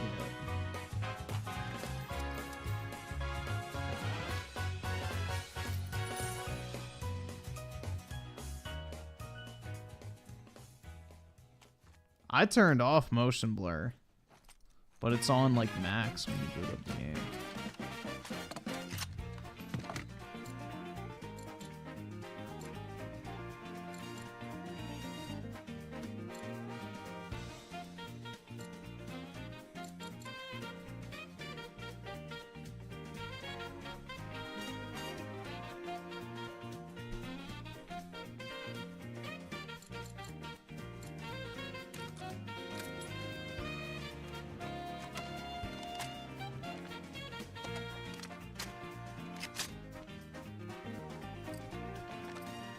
Yeah, well, this game has motion blur and film grain, so.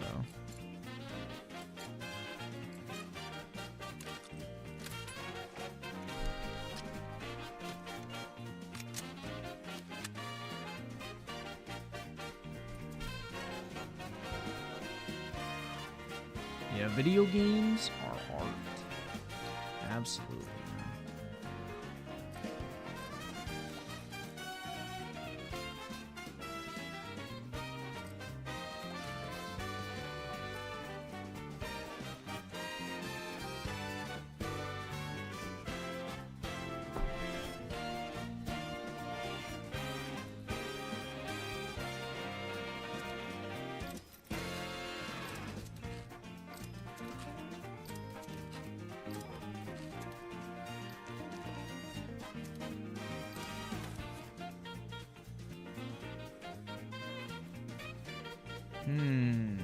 I may keep my rifle.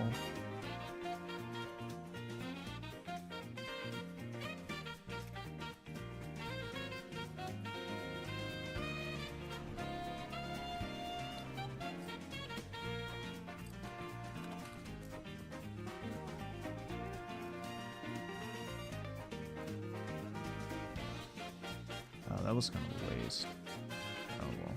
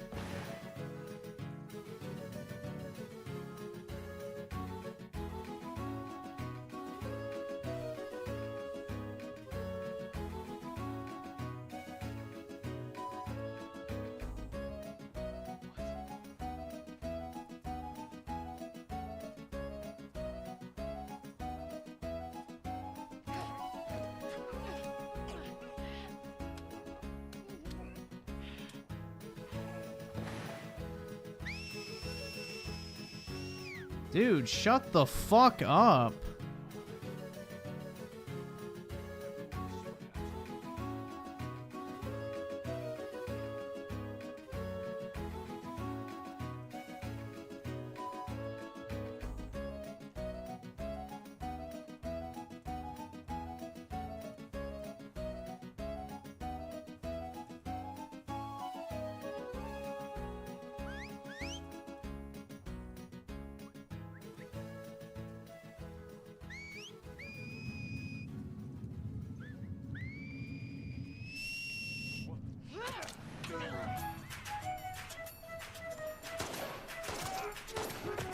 What the fuck?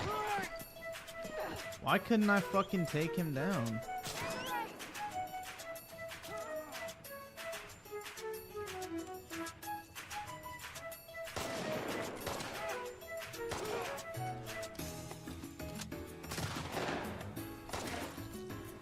There we go.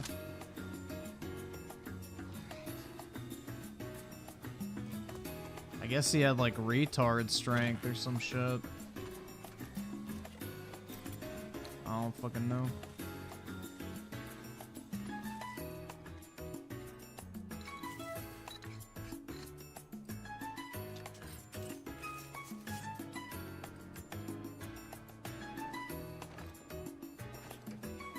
Oh shit. I fucking hate how it does that, man. You craft something and then it automatically equips it. That's really irritating. That fucked me up during the main game too.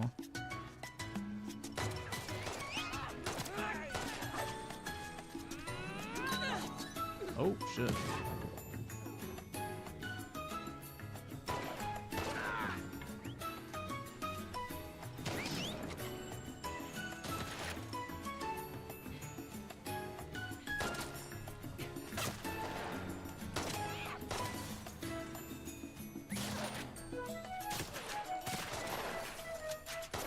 God, my controller aim is so bad.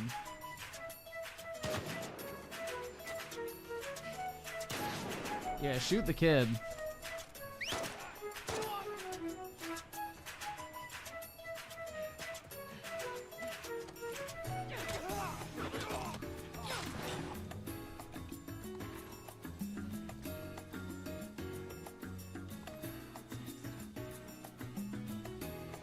Oh, shit. Come on. Where's that box? There it is. And not Abby's.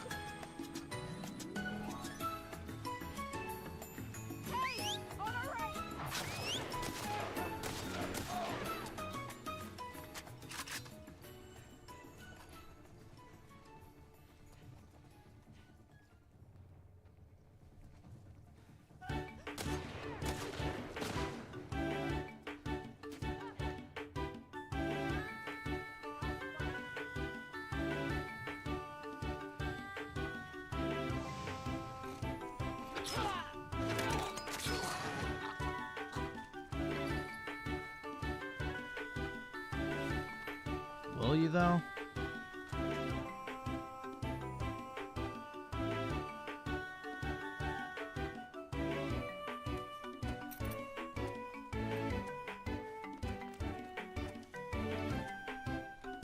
I couldn't pick up that item.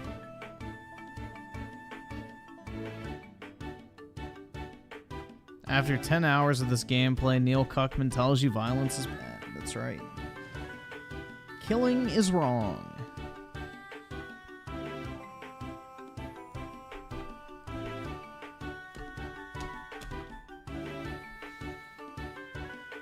Violence is never the answer, guys. It's better to just talk it out.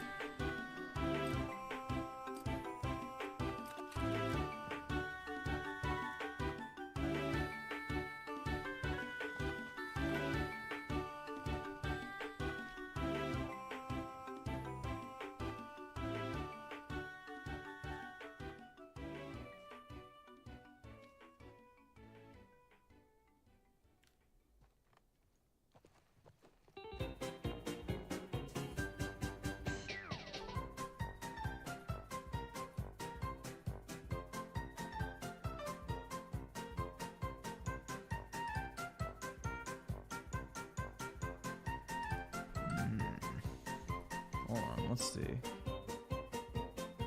Minecraft. Oh, shit.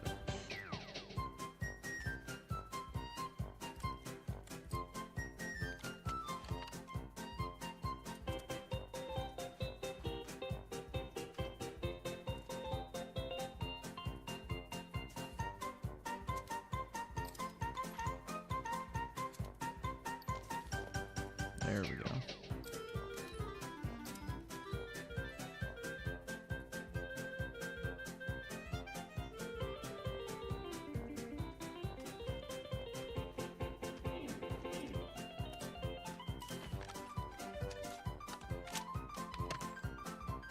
Game so good you fell asleep, yeah. It's just really slow paced, man. I don't know.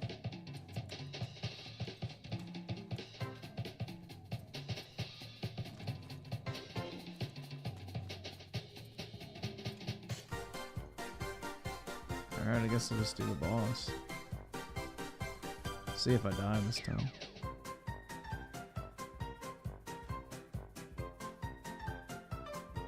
Can I not do it?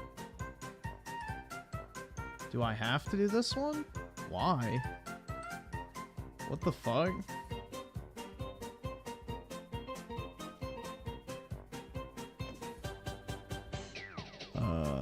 Okay.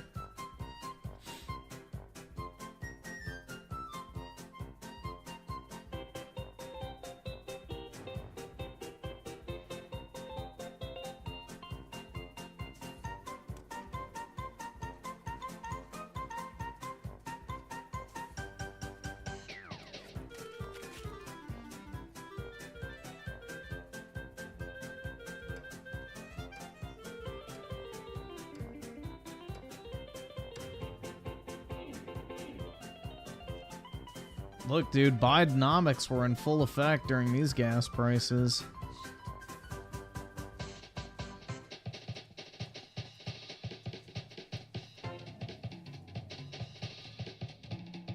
Dude, I fucking hate these native fuckers. Like, why do I have to keep fighting them? They're irritating. See, like, that shit's an obnoxious mechanic.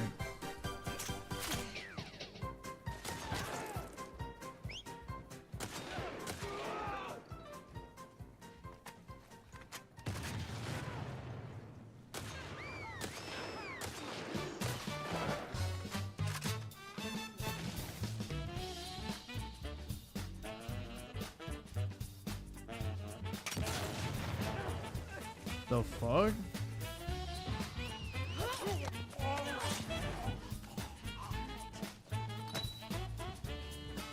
Oh, that's right, they blow up.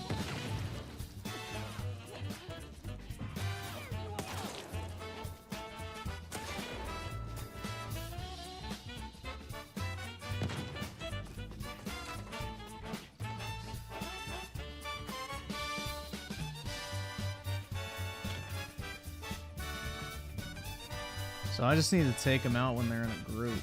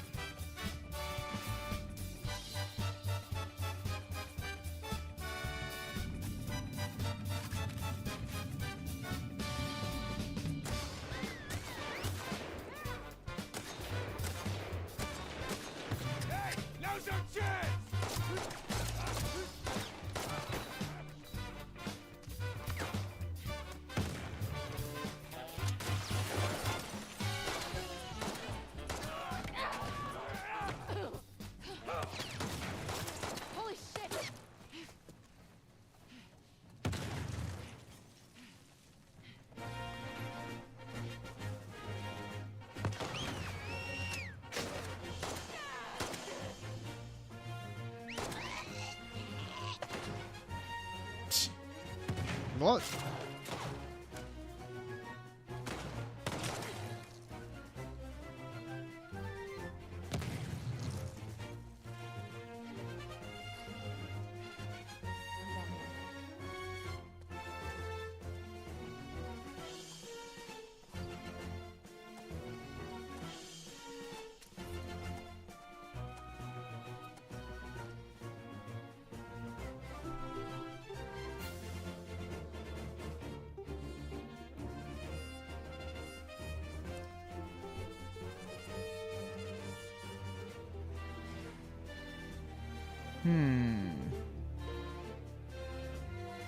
Bill Hurd with a 5 just for PlayStation. Do you think Helldivers 2, Stellar Blade, and Rise of the Ronin makes it a big year for PlayStation? Not really. I think Final Fantasy VII Rebirth is bigger than all those games combined, honestly. That's the biggest game for PlayStation this year. It's kind of lame, but Sony, I don't know what the fuck happened. During the PS4 generation, they were kicking ass putting out shit. Now it's they can't get their shit together, it seems like. They're pulling an Xbox right now.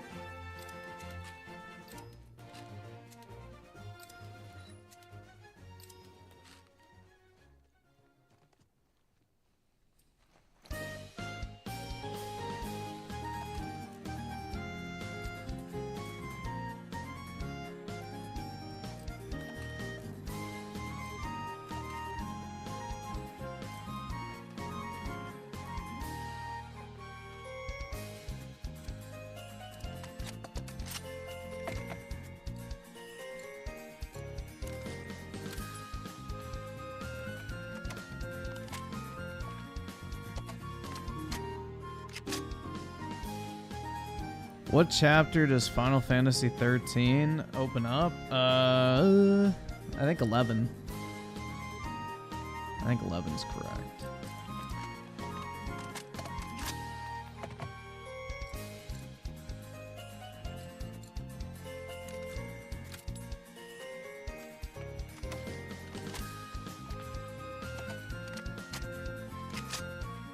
Yeah, Avowed does not look good in my opinion. It looks pretty bad.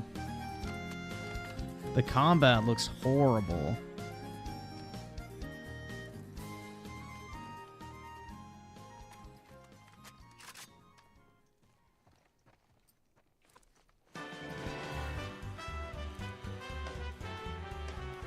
Let's see if I have enough ammo.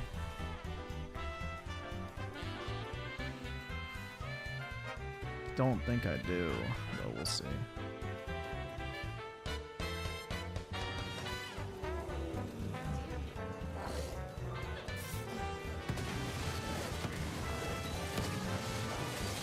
Okay, that did not do anything.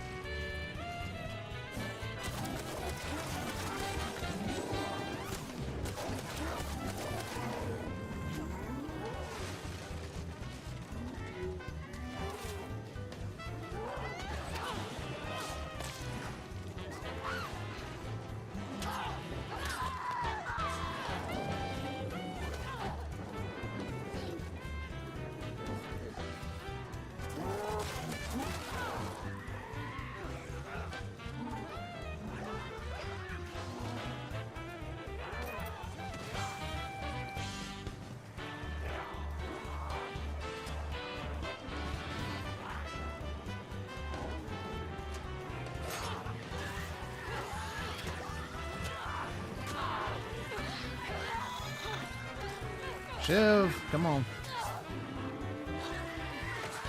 Yup, shit. Oh well.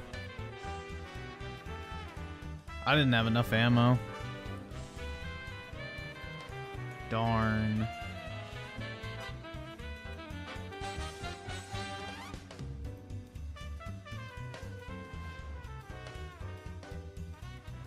Oh well, I got my Abby skin.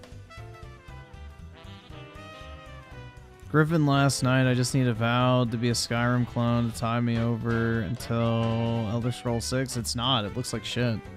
Skyrim looks way more advanced, and it came out fucking... what? 13 years ago. Skyrim's combat looks better, and it released 13 years ago.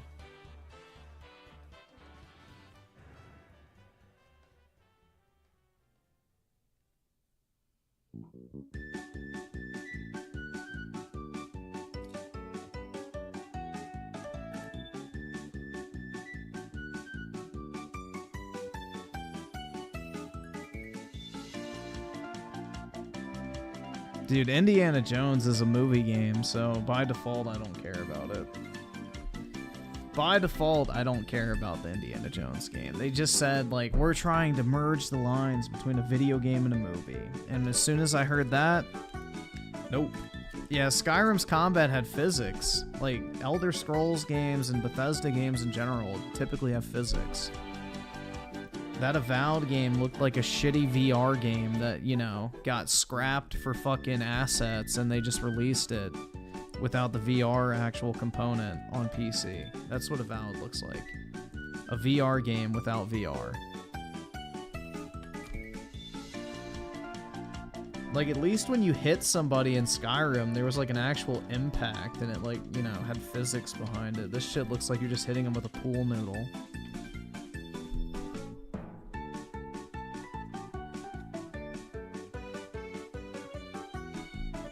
Yeah, do I still have that modern audiences thing? Yeah, there you go.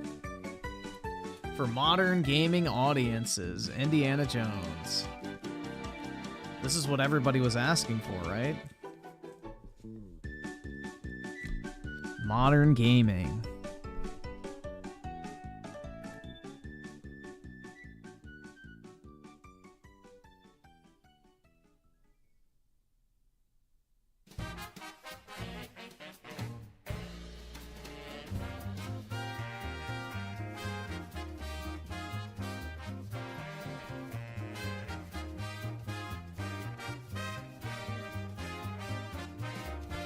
Bethesda is dead? Something like that.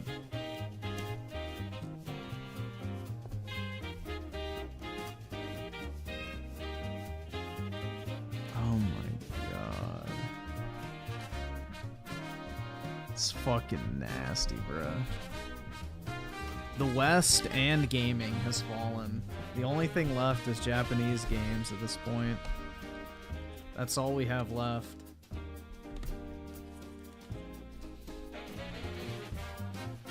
All we have left nowadays.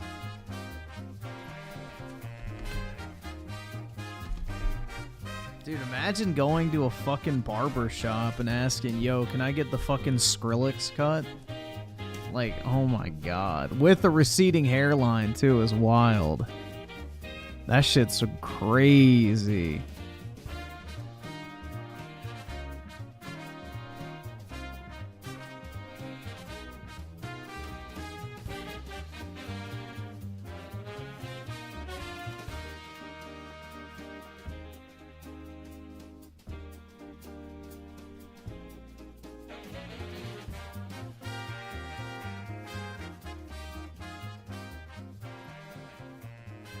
This is the epitome, guys.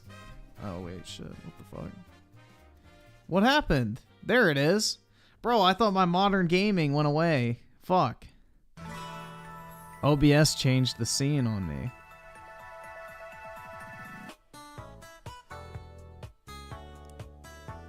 How much for me to get that haircut? More than you can afford? I'd have to grow out my hair for a very long time, and I'm not doing that.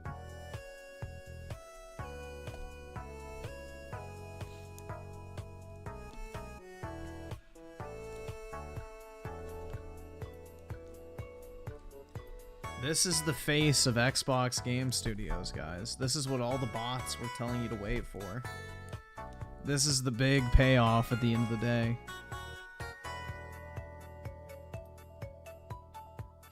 Where is that from? It's from the Indiana Jones reveal today from the Xbox event. This is the lead writer of the game. That's the lead writer for the new Indiana Jones game.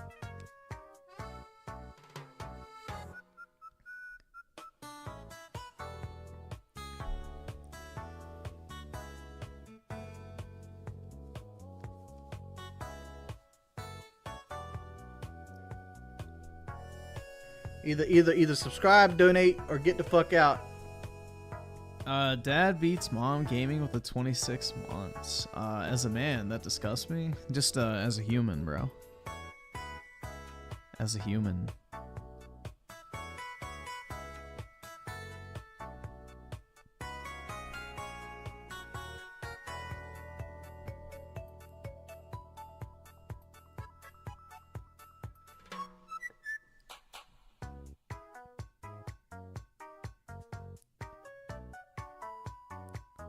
Dude, Harrison Ford was right, though. He never gave a fuck about any of his roles, and, you know, that's smart.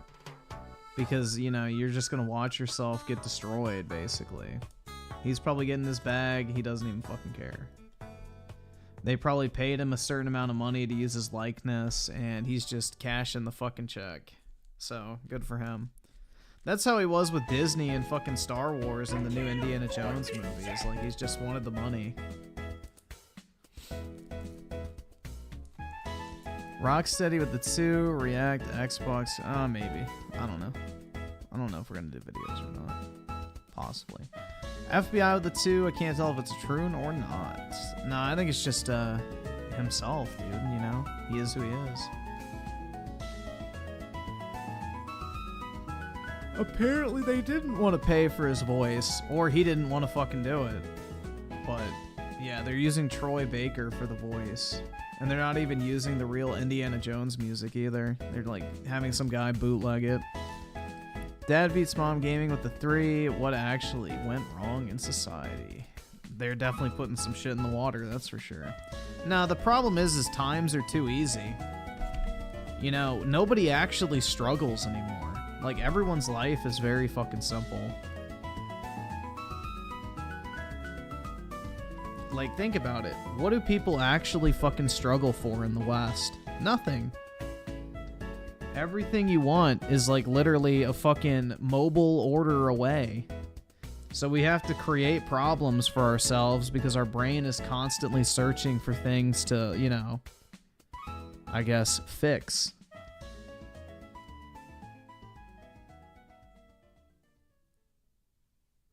Our brain doesn't do well when we have nothing to worry over, so. Majora Jeff with the 2. Wait, hey, how was the Xbox? It was horrible, man. It was really boring. It was like 45 minutes of like office tours. Like, that's being generous. It was really bad.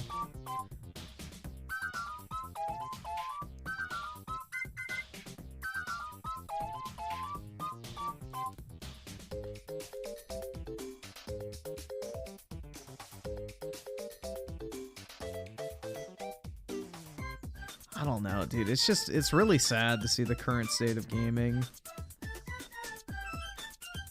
It really is sad.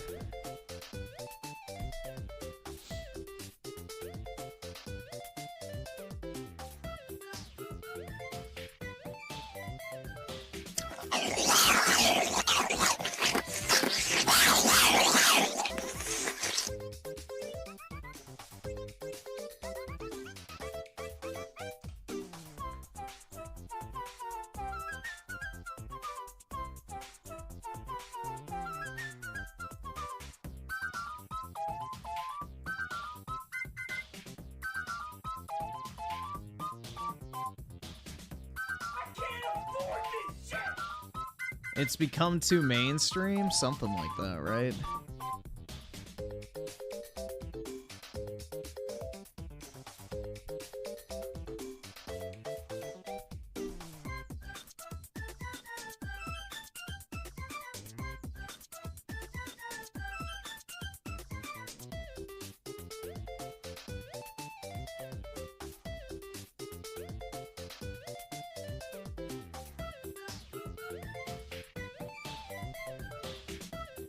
FBI with the 2 this guy's parents should have done what Wings does. Uh-oh.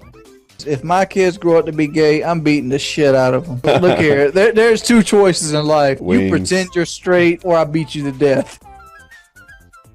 Extroverts hate video games? I don't think so. Why would an extrovert hate video games?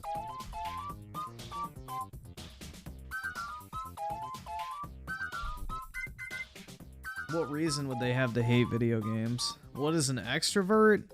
Basically someone who's very outgoing and enjoys like socializing, and an introvert's somebody who's more reserved and keeps to themselves.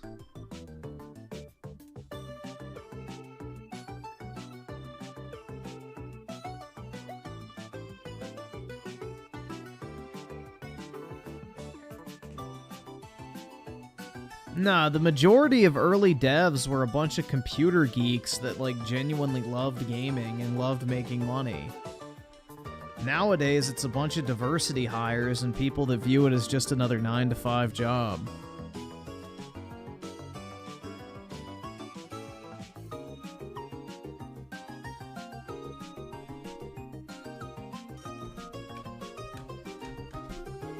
Yeah, I'm an introvert and I'm nice and quirky, guys. I let it define me.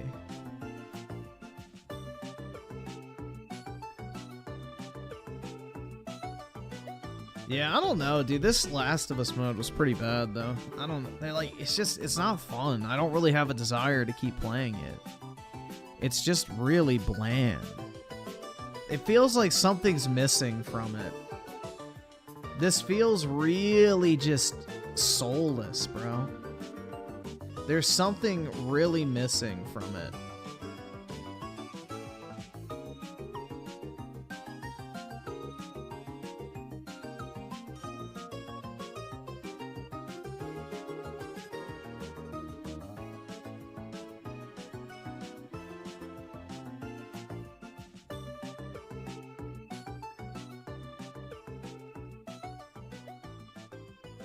A golf club? Yeah, something like that. Yep, they just took the remainder of factions and shit this out, is my guess. They took the only salvageable aspect of factions.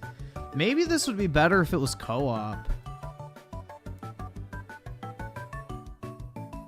This shit would probably be better if it was co-op, but I don't, it really feels like something is missing from this. Like, it's just really, really bland. Like, the God of War mode actually looked pretty interesting, I must admit, because it's like, it cuts all the fucking filler shit out. This just like, I don't know, there's something really missing here. Like, the campaign feels more action-packed and, like, exciting. And this is literally supposed to be, like, a pure gameplay mode, which doesn't make sense. Yeah, and the fucking God of War one was free, right?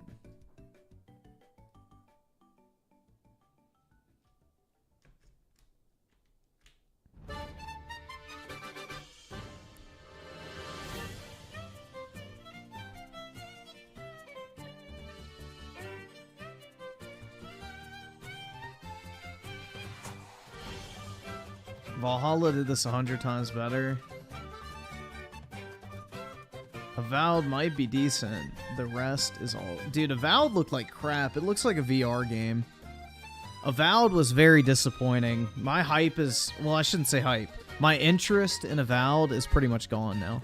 That was like the one game I was possibly looking forward to from Xbox this year. It looks so bad. Like, the fucking dialogue was horrible. The fucking combat looks clunky and slow. The enemy AI looks terrible. Like, there's just something really bad. Like, it's just... there's something really missing from that game. It just looks like soulless slop right now. And when they pointed to Fallout New Vegas as innovative gameplay, I was like, are you fucking shitting me? Fallout New Vegas barely has playable gameplay. That game is horrible.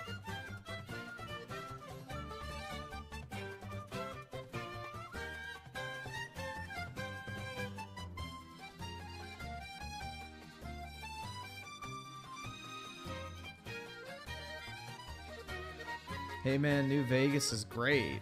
Yeah, story-wise, but not gameplay-wise. None of the Fallout games are great gameplay-wise. Fallout 4 was playable, but it's not good. It's the better of the franchise when it comes to gameplay, but it's still not very good. Just like Starfield, the gameplay in that game does not feel great.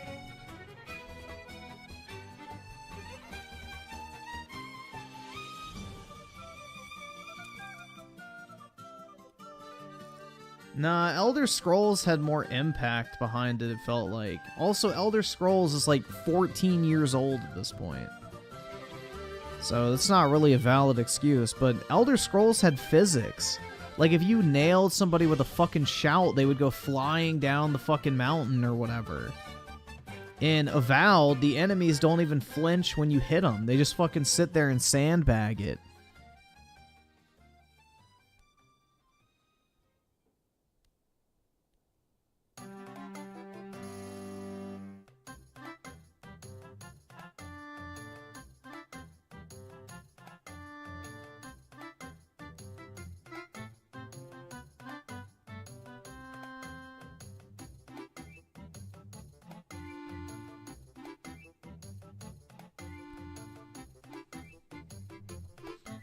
Tell you what, I guess we'll do one more video, and then I may go ahead and make a video on that Xbox showcase thingy,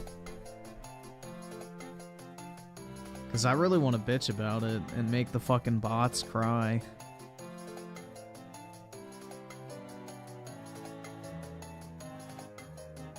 So let's see if a certain individual is uploaded. I had a feeling. All right. I had a feeling.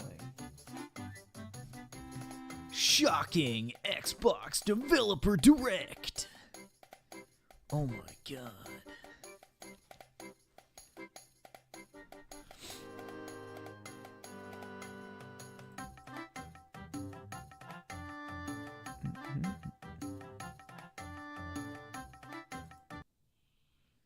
Alrighty.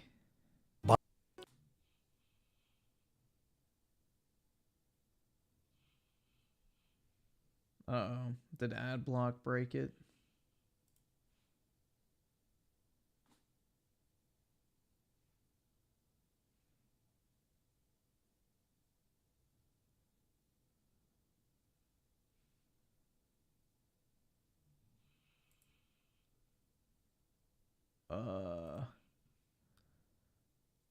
Did it? The Xbox Developer Direct for 2024 just showed us 5 games coming to Xbox this year. Our history untold. Avowed. Don't watch Synthetic Man. His latest video was not that entertaining. What was his latest video? From Obsidian Entertainment, Hellblade 2 Senua's Saga, a secret revealed Xbox game, and finally, Indiana Jones. And now we know that Xbox is going to have a great Dragon's Dogma 2? What, was he just talking about it or some shit? I don't... Wait. Yeah, I'm guessing he didn't get it early, right? He was just talking about it? He was talking about Dragon's Dogma. Okay. 2024. And him being hyped.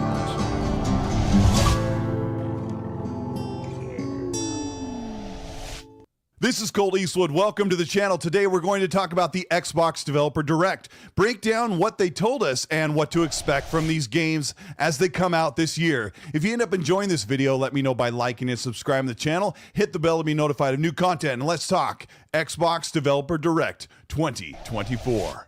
Indiana Jones from Machine Games has been a long-awaited Xbox title to be revealed, and the visuals from this studio did not disappoint. The very first takeaway that everyone was waiting for is Indiana Jones is in first person. This is a controversial decision, as most games in this genre are more attuned to be in the third person, but there's actually something missing as you enjoy a game in the first person perspective that you don't get in a third person game. But what's that? Indiana Jones is a mix of first-person combat. What is missing from playing a game in third person versus first person? That's stupid as hell. And interaction with puzzles, and is actually the correct choice with a third-person camera for Indy's rope swings and climbing around ruins and obstacles. We'll finally get interactive puzzles that we saw from Skyrim and other games like Tomb Raider and Uncharted that we will interact with in the first person. And the third person cinematics shows... Does Colt not realize that Skyrim was in first person? ...us a 38-year-old Indiana Jones voiced by, believe it or not, Troy Baker. Some of the combat tropes oh my god, of dude, I can't believe that Troy Baker is voicing a video game character. That's never happened before. And hand-to-hand combat with the revolver and the firearm and the whip come into play as Indiana Jones can use this whip to take down enemies, distract them, or even pull them in for quick takedowns. The game is set to have us globetrot across different ancient ruins and locations across the world called the Great Circle. Indiana Jones is coming out in the fall or late 2024 and did not have a release date, but Machine Games has really stretched their creative muscles here, showing a fully high-quality rendered world that captures the wonder of the game and the exactness we expect from Harrison Ford's Indiana Jones. This game takes place between Raiders of the Lost Ark and the Temple of Doom. Indiana Jones and the Great Circle is coming to Xbox and PC in 2024. And yes, it's exclusive. It'll probably get delayed. Avowed takes us into the living lands with varied biomes and a whole new revamp. Why didn't they put fall 2024 if it's not going to get delayed? It's going to come out in 2025. Because like all the other games said like fall 2024 or whatever. This one said fucking just 2024, which means it's probably going to get delayed. My guess. Combat system and interaction system that was refined over the past year from Obsidian Entertainment. The combat consists of melee combat, parries, and fast reaction to systems that let you quickly swap between guns, melee, new wands, and allowing the player's creative on-the-fly combat strategies to change with moment-to-moment varied enemies that use shields, wards, or magic to face off against. This game is very disappointing. Like, my interest in it is completely fucking gone at this point. Your increasingly powerful character as you level up your preferred build in this RPG. Avowed feels like Hogwarts meets Skyrim with wards, defensive and offensive spells, all driven by... Dude, Hogwarts had fucking great... Like, this is the thing with Hogwarts Legacy, man. The gameplay for that game is fucking good. No, this looks nothing like Hogsnort's Legacy, bro. Hogwarts Legacy has actual, like, really good combat. A wand that has seemingly replaced the hand spells we saw last year, to visually show the element equipped so you can attack enemies strategically. There's bow and arrow or overbearing the lighting is. The lighting in this game looks fucking horrible. Lock firearms. The firearms can be dual wielded to make a kind of character to strike from a distance or get in close with magic and melee weapons, but always giving you the choice to use them all on the fly. Dual wielding pistols or wands is available if you want to hit enemies before they can strike back. The rendered lighted landscape and interiors look rich and immersive without looking fully realistic. Visuals look like a modern Skyrim mixed with stylized fantasy RPGs, with some impressive interiors and areas that remind you that Obsidian Entertainment is a AA studio with impressive games that can rival AAA. That said, Obsidian is a AA studio now? In what fucking world is Obsidian a AA studio? Just because they make AA quality games with a AAA budget doesn't make them fucking AA, bro. Just because they have crappy graphics or refuse to fucking update their, engine or mechanics to their games and they feel dated does not mean they're a fucking AA studio. Bill Hurt with a 5 hot take. I don't think Kingdom of the Crystal Skull is all bad. No, I didn't mind that movie at all. At the beginning is great, in my opinion. Had a nice send-off for the character at the end. Yep, and then Disney brings him right back and ruins it. Typical Disney fashion. But yeah, I didn't mind Kingdom of the Crystal Skull. I thought it was fine. Even Star with the 2, Xbox exclusive while I play it on Steam/PC, by the way. Nah, bro, that's the Xbox ecosystem. Duh. Avowed does just like if a game comes to PlayStation, all these fucking bots will be like, well, that's the Xbox ecosystem now. Oh, man. Yeah, it's always shifting the goalpost. Doesn't look like the most impressive rendered game you'll see in 2024, but there is a charm here that Obsidian does so well. The combat and interactions are all in first person with procedurally programmed facial animations and lip syncing for voice characters and character models that are not eye-meltingly impressive for 2024, but the variety of races and creatures you'll encounter will ramp up that immersion of living. They showed 2. Timothy Marco with the 5, Hog Snort's Legacy had crazy ragdoll physics where you could juggle your enemies. Avowed is nothing like that. Exactly. And it had super fast-paced combat, really cool dodge and block mechanics, great, you know, like you mentioned, juggling with the spell chaining. Yeah, no, Hog Snort's Legacy actually had really fun gameplay. Living in the world. Avowed looks on par with the Outer Worlds in excitement and expectation, and if their Pillars of Eternity games set the bar for RPGs, Avowed will be an impressive, immersive game to come out in fall 2024, as long as it doesn't get delayed. Hellblade 2 Senua's Saga is set for May 21st this year, and is a shorter narrative experience similar to the 5 to 8 hours of Senua's Sacrifice from 2017, but has a more fully fleshed out story beats, cinematic moments, and narrative-driven encounters with allies and enemies across a 10th century Iceland set during the slavery of the Vikings. Hellblade sets a solid framework rooted in history, accented by the madness that comes with Senua's mental and emotional breaking point across evil that pours into her eyes and into her mind. Combat has been fully improved with much more depth and hostile battles that will Speaking of Hogwarts Legacy, J.K. Rowling confirmed that Griffin is gay? No, I told her that in good faith. Feel harrowing and edge of the knife. Immersion and realism has been pushed to the limits, with the game looking more like a fully featured film series than a video game. Hellblade will likely offer a cinematic 24 FPS 4K mode. Deep down, Griffin loves Hellblade. Oh yeah, man. With uncanny realism and likely a performance mode for fans that prefer 60 FPS on Xbox Series X and PC. Oh, he's setting himself up for failure. It's not going to be 60 FPS, buddy. Hellblade is coming out May 21st, 2020. It's not going to be 4K 60 FPS, buddy. 4. Aura History Untold is an impressive showing for any 4X fans and is only coming to PC this year, with the release for Xbox consoles set sometime in 2025.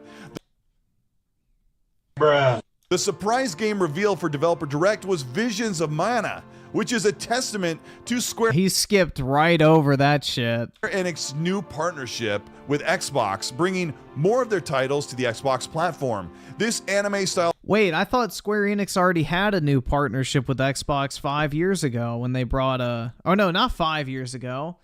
8 years ago when they brought Final Fantasy 15 to the Xbox. You guys remember that new partnership that they had?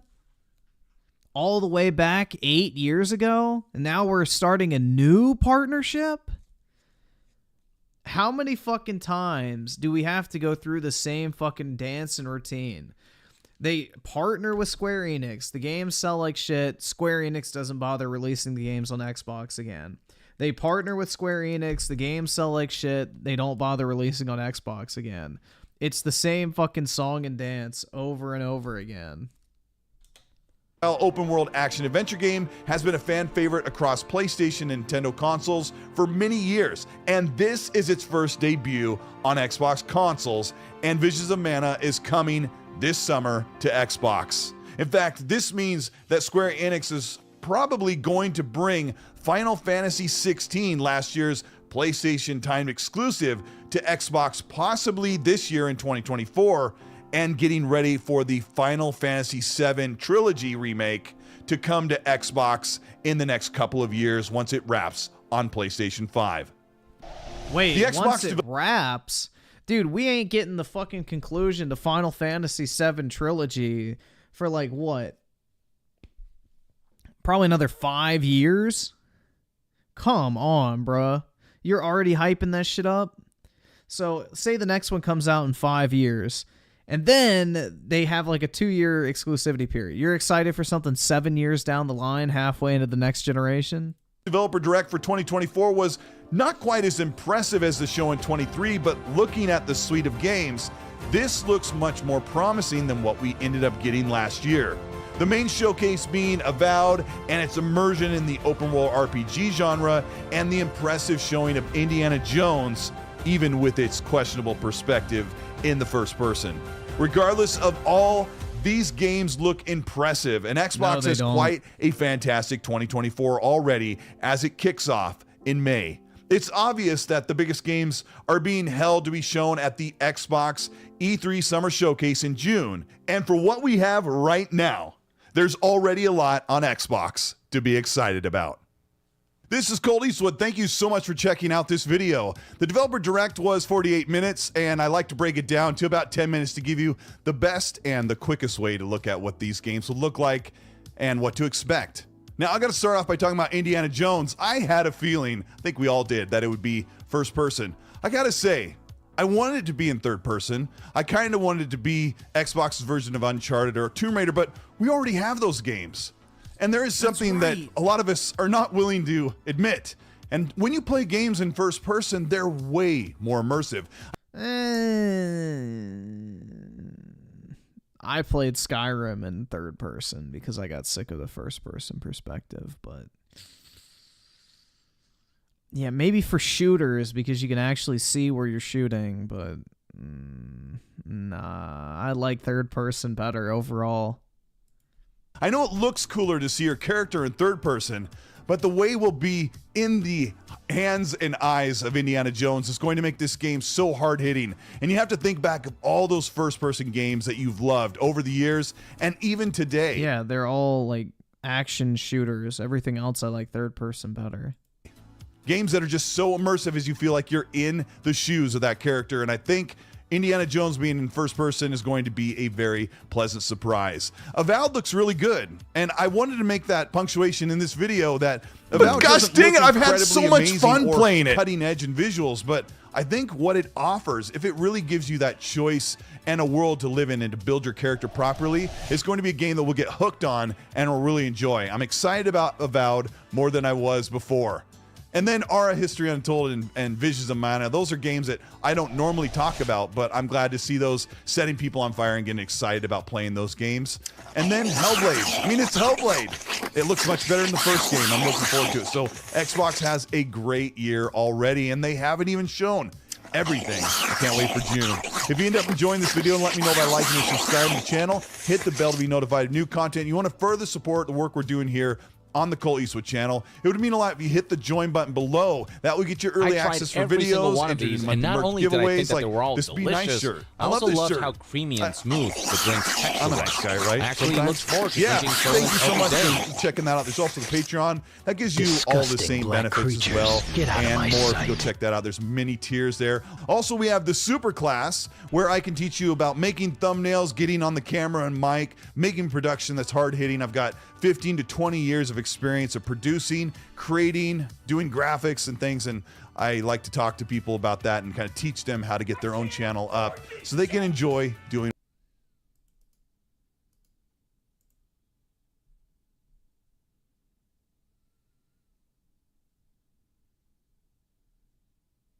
Gonna play the interview that Keffels had with Chris Chan. Oh, most of it was nonsense. A Keffels Chris Chan interview? Oh my god, the smell. And Chris Chan made 0 sense. But when Chris Chan was asked about what happened with his mother, I almost lost my mind. Anyway, let's get into it. Skip it up and down up. So if you don't know Chris Chan, they are one of the most, arguably one of the most. It's a guy. Chris Chan, is a man. If not confirmed, one of the most documented people on the internet. I always remember Chris Chan before they transitioned, when he was a dude, singing Boyfriend Free Girl, with a skin-tight shirt on, with a Sonichu pendant on, and he was serious. He was like, here are my conditions and requirements, and I'm going to sing a song. Hopefully this brings in the women. And then there's his dad, God rest his soul, who came in when Chris Chan filmed their house, which was one of the worst hoarding houses I've ever seen, and said, I'm cutting it down! Meaning the internet, because he wanted his son, Chris Chan, to get the videos down because he was afraid that the county was going to have the house condemned, which if the county did have the house condemned, I wouldn't have blamed them. Keep in mind later on, Chris Chan, when they were living with their mother, because their house was so full of crap that a coffee pot, they had to have it in a weird spot, and it ended up causing a fire. These type of people are too afraid to fucking misgender someone because their fucking ultra lefty audience will crucify them.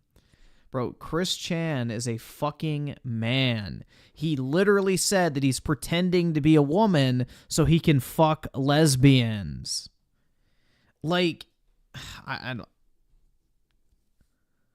Oh my god, bro. I just can't. We live in a fucking clown world.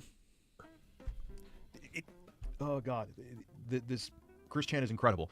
Anyway, Keffels, who has had plenty of controversy over the past year and change, that's not what we're here for, interviewed Chris Chan, which is, it's tougher to get an interview with Chris Chan almost than it is with DSP. Actually, no, but it's tough. But she got one.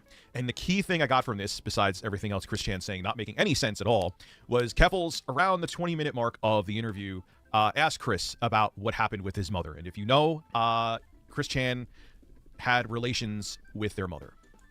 That's the best way I could put it without this video getting taken down, okay? Chris Chan was in jail for 2 years because of this, and Keffels asked about it. And here is what Chris Chan had to say. I want to ask the hard question now. This is the hardest question that I had planned for the interview, and I'm just saying this ahead of time. But from what I understand, you were an inmate at Central Virginia Regional Jail from August 2nd, 2021 until your release on March 27, 2023 on charges of incest. Those charges were dropped in August of last year. Now, people have seen all of the criticisms made about you. They've gone through the court documents, they presented it all over the internet, in the news, etc. But what I've never seen about this side of the story is how this all played out from your own perspective. And I was wondering if you could tell us all how that happened. Of course. Hand over heart, and hand above truth, and only the truth. So anyway, so what essentially happened, just get this out of the way, as I mentioned in the earlier video, just there never was anything like that happened between Barbara and I, period. Now, between the months... Dude, look at the soulless, like, just dead fucking eyes of Chris Chan. He is creepy to look at. Which Barbara and I sold on, all we did was just talk. And just, I got to know her a little bit better in her past, okay? Like, just like her father had passed... Dude, he's like fucking demonic looking. He doesn't have a fucking soul, you can see. Died and fell off this... He has those, like, awful soulless eyes, bro. Way back in the day, and her brother Stanley was the one that found him, and then just essentially told the rest of the family. That was just one story, for example, but it's just helping Barbara feel a little better in her later years and everything. All right, just talking, you know, helping her to go back to her history, revitalizing her brain cells and everything. Chris, there is writings from you and audio messages that were recorded of you talking about you, like, I can't even say it without throwing up, but I'm gonna try. Foreplay with your mother. You went into details. You're guilty. Chris, you're guilty. You did it. It came out of your own mouth. You could plausible deniability. And it probably came out of the top of his dick, too. Hand on your heart or hand on that Sonichu pendant that has seen better days. You don't want to know where that Sonichu pendant has been. I'm not joking around. But you did it. You admitted that you did it. The reason that you're not in jail now is because they don't think you're mentally competent to understand the full scope of what you did. But I don't even know if I agree with that, because there's this clip of Chris where someone super chatted Chris while they were live streaming and said, we know what you did. And look at his face. Take a look at this clip. It's I'm not even trying to be melodramatic. It's chilling. Dude, a grown man with blue fucking hair and a boob job is already chilling enough. Season new overlay, whatever that means. Oh, I'll watch guy because it's on now. Oh yay. Hi.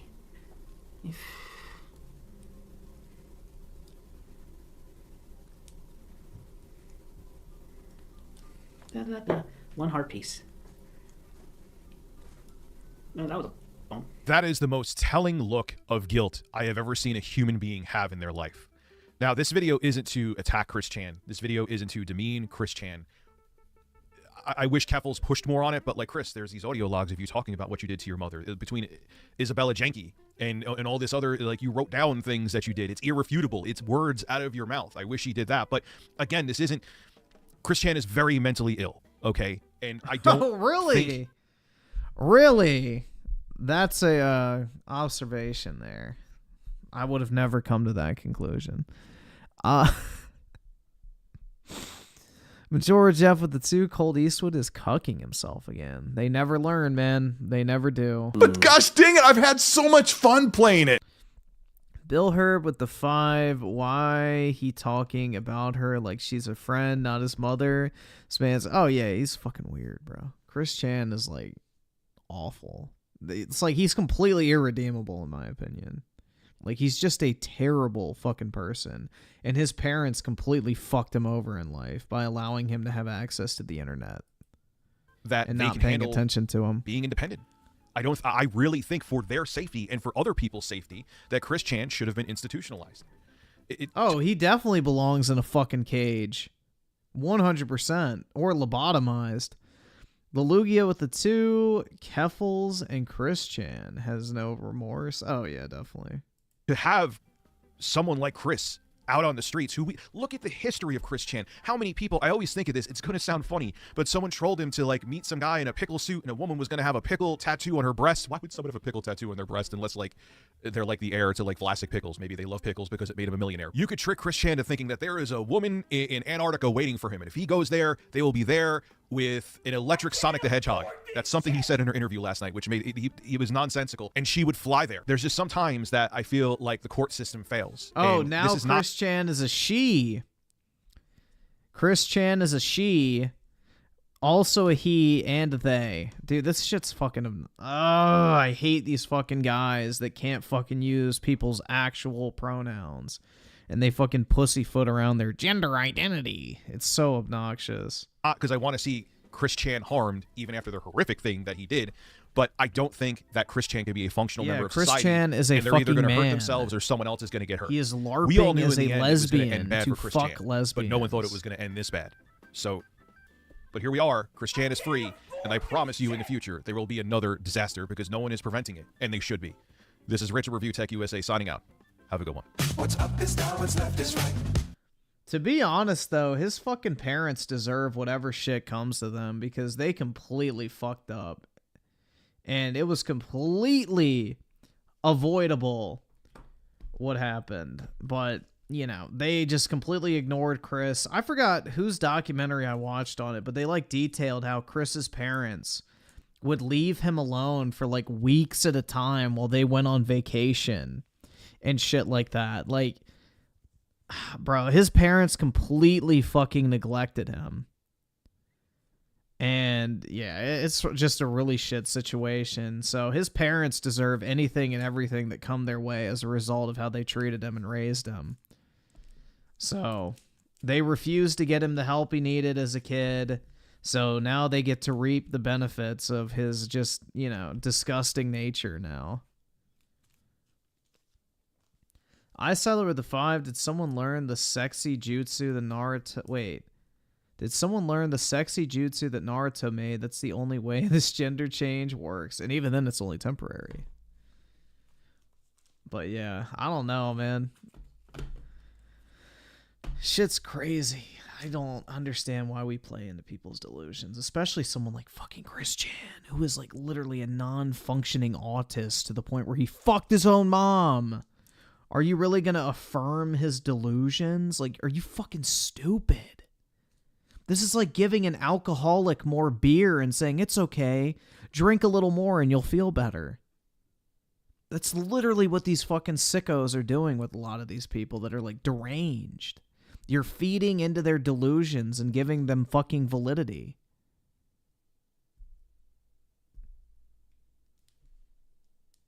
It's like insanity, bro. It's like telling a fucking heroin addict who's recovering to go shoot up. It's fucking wild. You're like literally trying to kill them. I can't afford this. You're literally trying to kill them. Feeding into Chris Chan's delusions is literally fucking killing him. George F with a 5. How does his parents go... Wait. How does his parents going on vacation made him... Because he was like an insanely non-functioning autistic child, and they would leave him home alone with nothing but the internet. So like when he was 8 years old, he would just be left alone in the house by himself for like weeks on end. And they were like insane hoarders and everything.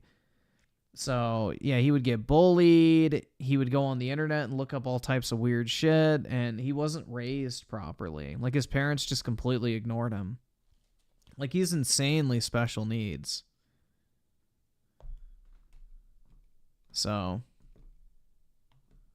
U generation with the 5, mute Brit. She made fun of the Cowboys. Yeah, that's because she can't have one.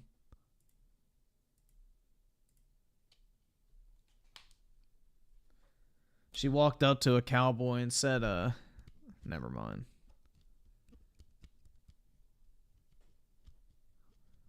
She walked up to him and just said, yeah, I want to save a horse. Can I ride you instead? And they're like, yeah, not in this life. You break my back and the horse. I can't afford this. It's the football team. I know. Chris Chan's parents are an example of why certain couples don't deserve kids. I don't know, man. But it's a perfect example of why, you know, it's important to raise your kids.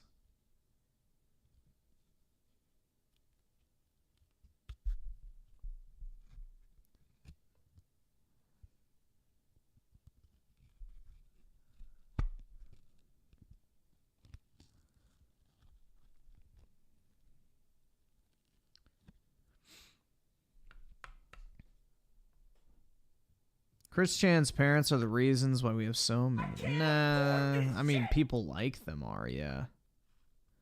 Like, some people just refuse to face the reality that their kid is, like, mentally fucked. I don't know, man. It's bad.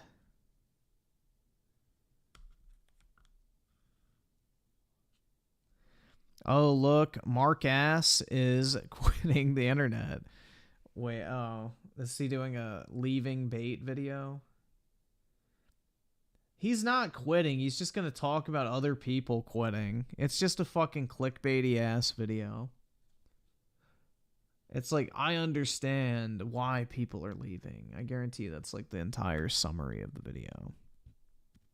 It's just generic fucking content.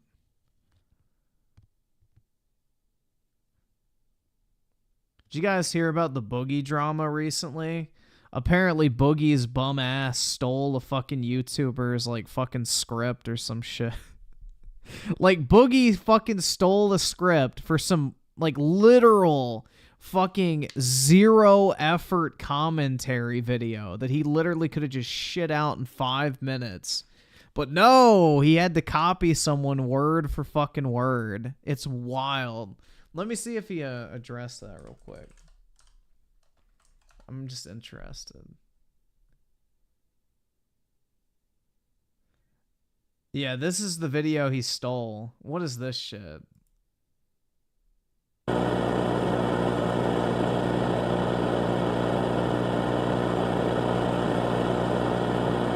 Clickbait. He's counting down his current weight loss. Probably, man. That's probably what that is. But yeah, this is the video that he like fucking jacked from somebody. That's it, like the title said. It's a 7-minute video too, so it's like he didn't even make it to the fucking mid-roll ad point. His girl cheated? Actually or fake?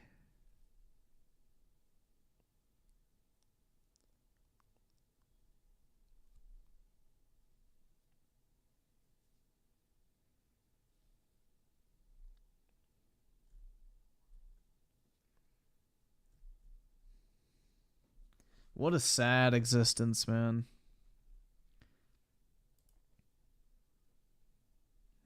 Thank God everyone didn't turn out like Boogie.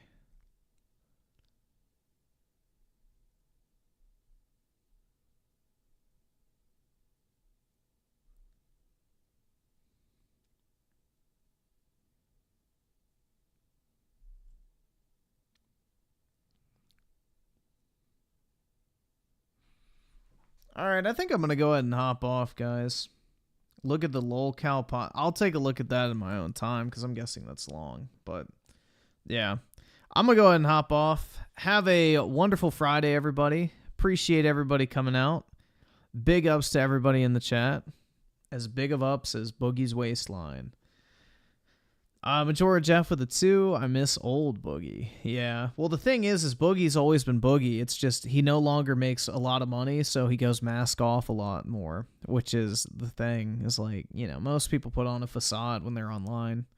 They're not actually who they present on camera, and Boogie's a prime example of that. But anyway, have a wonderful weekend, everybody. I will see you all tomorrow. Have, you know, a good old time playing The Last of Us, whatever the fuck mode. I already forgot the name of it. Or the Pokemon with Guns ripoff that's releasing today as well. So have a good one, everybody. I will talk to all of y'all later. Peace out.